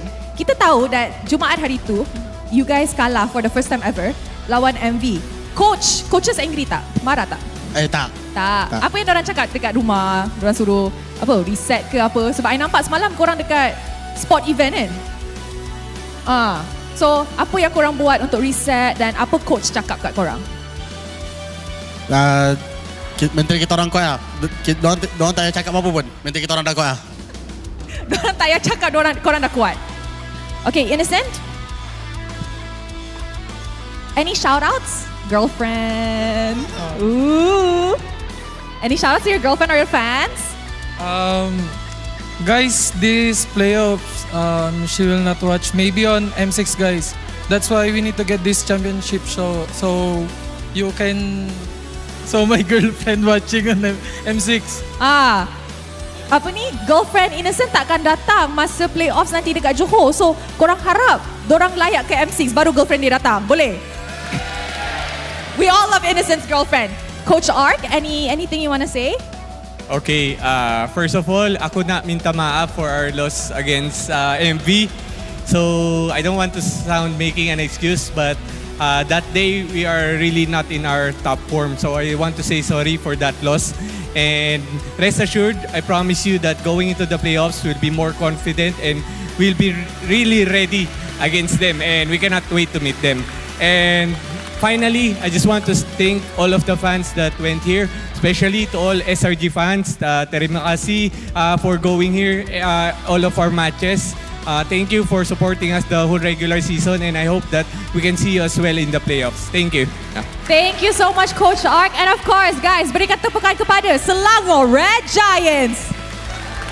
Alright, thank you guys. You guys may now go celebrate your win. Alright guys, this is the end of the regular season. Tapi sebelum Rose throw it back to the casters, Rose ada satu lagi special announcement pasal awarding ceremony kita. Now tadi, Rose dah announce siapa yang calon-calon untuk Legenda Award and Most Improved Player. Tapi sekarang, Rose nak umumkan calon untuk dua lagi anugerah, iaitu MVP Regular Season dan Rookie of the Season. Kriteria untuk tercalon untuk MVP of the season ni adalah kita akan melihat mata tertinggi MVP yang dikumpul sepanjang perlawanan. So guys, I nak tanya dulu, agak-agak korang rasa siapa MVP of the season? Calon-calonnya adalah Innocent, Max dan juga Trap. So anugerah seterusnya pula kita ada Rookie of the Season. Now, rookie ni apa sebenarnya? Rookie ni adalah pemain yang baru pertama kali main di MPL MY. So mereka akan mendapat mata mengikut jumlah perlawanan yang mereka main, termasuklah MVP game dan MVP match. So, yang tercalon is Virgie, Crush, Ran Cutie dan juga Dinish. So of course, congratulations untuk semua orang yang tercalon. And kalau korang dekat rumah, jangan lupa untuk vote for your favorite player because the awarding ceremony akan berlaku dekat Grand Finals in EduCity. And of course, if you guys want to vote for your favorite players, you guys can scan the QR code ataupun klik link di pin comment. And that is it from me this season. Terima kasih kepada semua orang yang datang. I akan pass to mic check so kita boleh dengar side daripada Selangor Red Giants and the casters. See you guys at the playoffs. Savage. Oh, yo. Nice. No, Hey, naughty. Nice. Double sini bang. Ni. Balik Yum.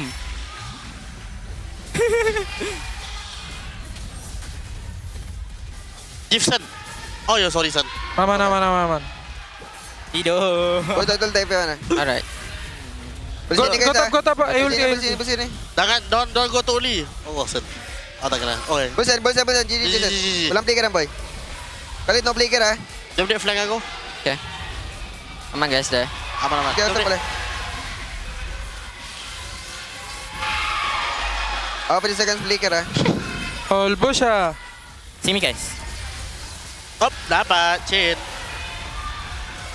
Tower. GG. Go just will play. Boleh minta tengok ah. Boleh sen. Ayo look at you. Ini leg shot, Cok. Where he going?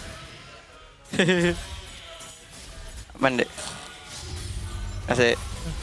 Aku nak level 12. Oh, you put away ya. Bagian dia GPM tinggi tu. Dekat ni lah, lombush. Watch me Sen lah. Ya.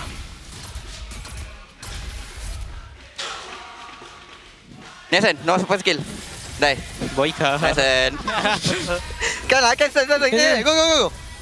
Ah! The G highlight to gorgeous, Cok. Sen, what you say? Boleh, Vinian end. And Sen. Yeah, menang.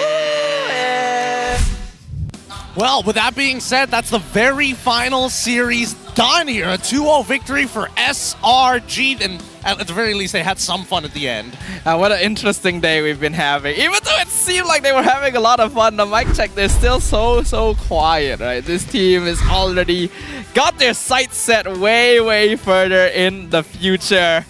And I'm looking forward to seeing what heights they can achieve. Yeah, honestly, I was hoping to see, teams try and put a challenge against SRG, but unfortunately for Team Hawk, that motivation died after that very first game, knowing that they could not change their current fates. Yeah, Team Hawk just decided to spend their final game on the stage, having a little bit of fun, giving the coach a chance to play for himself.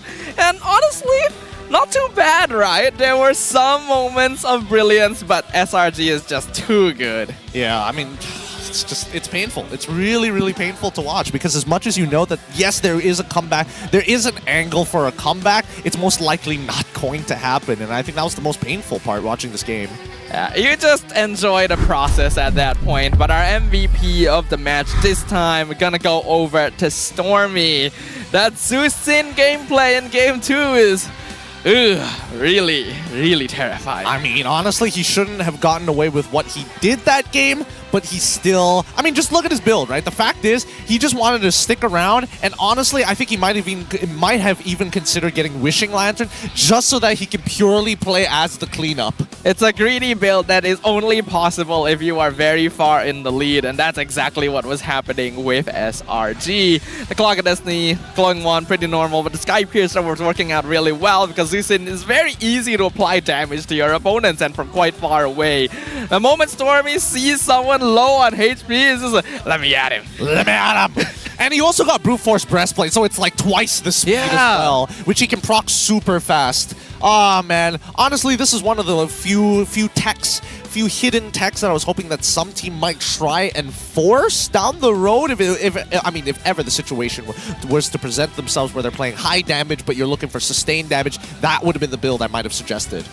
Almost everyone on SRG was popping up. Even Gojas coming back after a very long time. Maybe a little sus in the beginning, but got some really great catches with the Electro Final Blow later on. And Innocent expanding his hero pool again. Genuinely disgusting Alice. He was basically running at Team Hawk for a majority of the game. His combo with Gojas, oh man, that was beautiful stuff. It was so disgusting. I feel like Team Hawk probably made a bit of a mistake there, not observant enough to notice that the Flowing Blood was coming at them. Other teams probably wouldn't have made the same mistake, but we get to see moments like this as a result. You can even see Yum's build. Fleeting Time, Winter Crown, Immortality. He knows what he's doing this game. So dirty! No, this is illegal. This is illegal from SRG. Team Hawk didn't deserve to get done dirty like that, man. But a game is still a game and points are still on the line. 12 minutes. Honestly, it was about to break into the 13 minute. There were a couple of moments that SRG was looking to end it pre-10, but I mean, I think they were having a little too much fun. Yeah, I am a bit sad. I kind of wish SRG did end it pre-10 because we would get to see some ridiculous like GPM, DPM numbers, but I think they'll still be on the just high side of things. Team Hawk, they were actually putting up an okay defense. I think Panda especially was doing a good job of trying to hold the game in place. But yeah, by himself, he's not going to be able to achieve much. Literally, Toby Maguire just Spider-Man trying to a wingspan of an eagle, arms shredded up as he's trying to stop the train from falling over in Spider-Man. It's tough. I really have no analysis to give in this situation. Even Panda, I think it's interesting that he opted to go for Warcry in this case with Yve. Usually we see Yve be a little bit more pokey, but with Warcry he wants to stay a little bit longer. I get the feeling Panda knows that his cores are probably going to die really quickly. This is like, I gotta do it myself. I gotta have the big damage. He did actually have pretty big damage. It wasn't bad. We won't know until we get into the second page here, which that's what I'm waiting for. I'm looking for the post-game stats. Yeah, hopefully we get to see some of that. Gojas' hair still sticks out at me quite a bit. But let's see, total damage done. Hey! Oh! That's actually not too bad, considering that, I mean, Stormy was basically executing people, so his numbers technically could have been within, like, an outlier of 2,000, so maybe 45,000 or below, or 41,000. Either way, it doesn't come close to 47,000. Team Huck, some bars are shaped like a pitchfork. Great analysis. Great. You'd be good at Pictionary, I'll tell you that. Oh, thank you. Innocent obviously topping the board because this Alice was really popping off. Stormy doesn't do quite as much damage because he's just dropping people low and then executing them with the Sky Piercer. The damage actually isn't that big of a difference, about 50k considering how one-sided it was. But yeah, SRG was in control the whole time. It would have been lower if SRG wasn't messing around a bit themselves. It's true, but make your bets now because who's going to have the highest total damage taken? Burn! I thought maybe Yums, because there was moments where Yums was literally just standing there and letting Panda farm DPM on him. Unfortunately, Panda was the only one that was getting the farm DPM on him. and as for the side of Burn, everyone was whacking him really hard. Oh, the poor guy, the poor guy. It's his first game. Oh, it feels so bad. I don't know. Hopefully he doesn't have bad impressions. He just knows the situation about the game entirely. But man, 241,000 compared to 243,000 overall. So honestly, the damage numbers, in terms of damage total damage taken, not too far away from each other. Yeah, but SRG is able to survive a lot of the damage they take, with Innocent and Skies both being able to heal up quite a bit, especially if they're snowballing. And that's what was happening. And they were snowballing out of control. All right. Let's look at the key players. No, there's going to be no surprises here. We shouldn't be expecting it, but it's Rich Guy, the carry. Yup, obviously going over to Innocent. Sandbag going over to Burn, and Best Wingman goes over to Yums. I don't think there's too much we need to point out here. Innocent farmed really fast, did a lot of damage. Burn was a bit of a punching bag, and they gave Yums chip. That really is a bit. That is Hesu and Miko's fault. They were calling the shots in the draft. They should have banned the chip. They should have done it. I'm telling you. There's nothing we got here. There's not a lot of analysis we could say because... Oh yay, fun, the item build progression. Look how fast SRG completely got their full builds. And then only when we saw the big shutdowns is by the 12th minute is where we see item power spikes from the side of Team Hawk. It's so sparse down here. Dude, it's so wide. Like Lexia especially, he's 7 minutes in the game, finally completes the Hunter Strike. Oh my god, there's so much space. There's so much room for activities on the item build progression for Team Hawk. It's ridiculous. It is so crazy. I feel like I'm looking at the molecules for liquid and gas. Oh man, why is the gas shaking around so much? And the liquid is just like, I'm just chill, dude. Let's just keep ourselves apart, I say.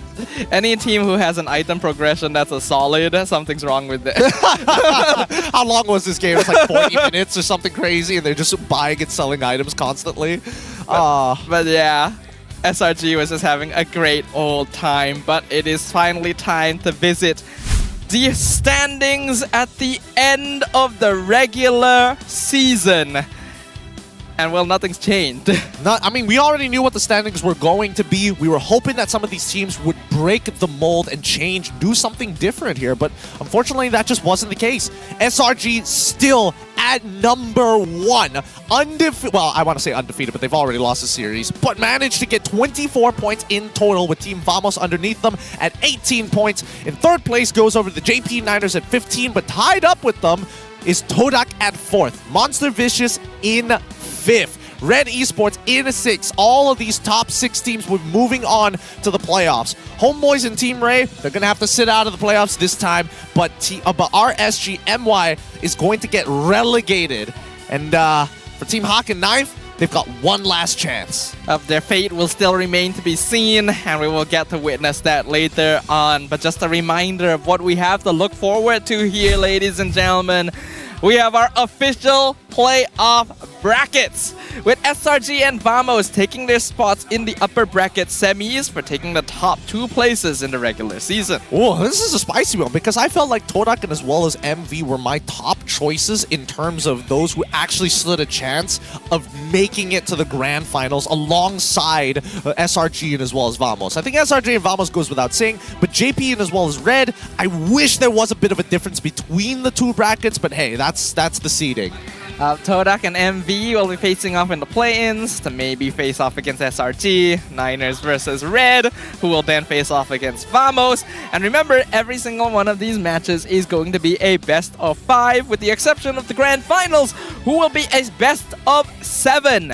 There's also going to be a slightly longer break between now and the playoffs compared to usual, because we've got to get everything set up in Johor. Yeah, but Johor Bahru, our southern state here in Malaysia. It'll be a good time. It's the closest state to Singapore. So if you are from Singapore, and now that, I mean, currently, wait, I don't know if the grand finals is over yet, but let's just assume that it is in case you're watching it after the fact. Come on over and check out our grand finals. Oh, that's going to be a great time. First time ever having our playoffs outside of the state.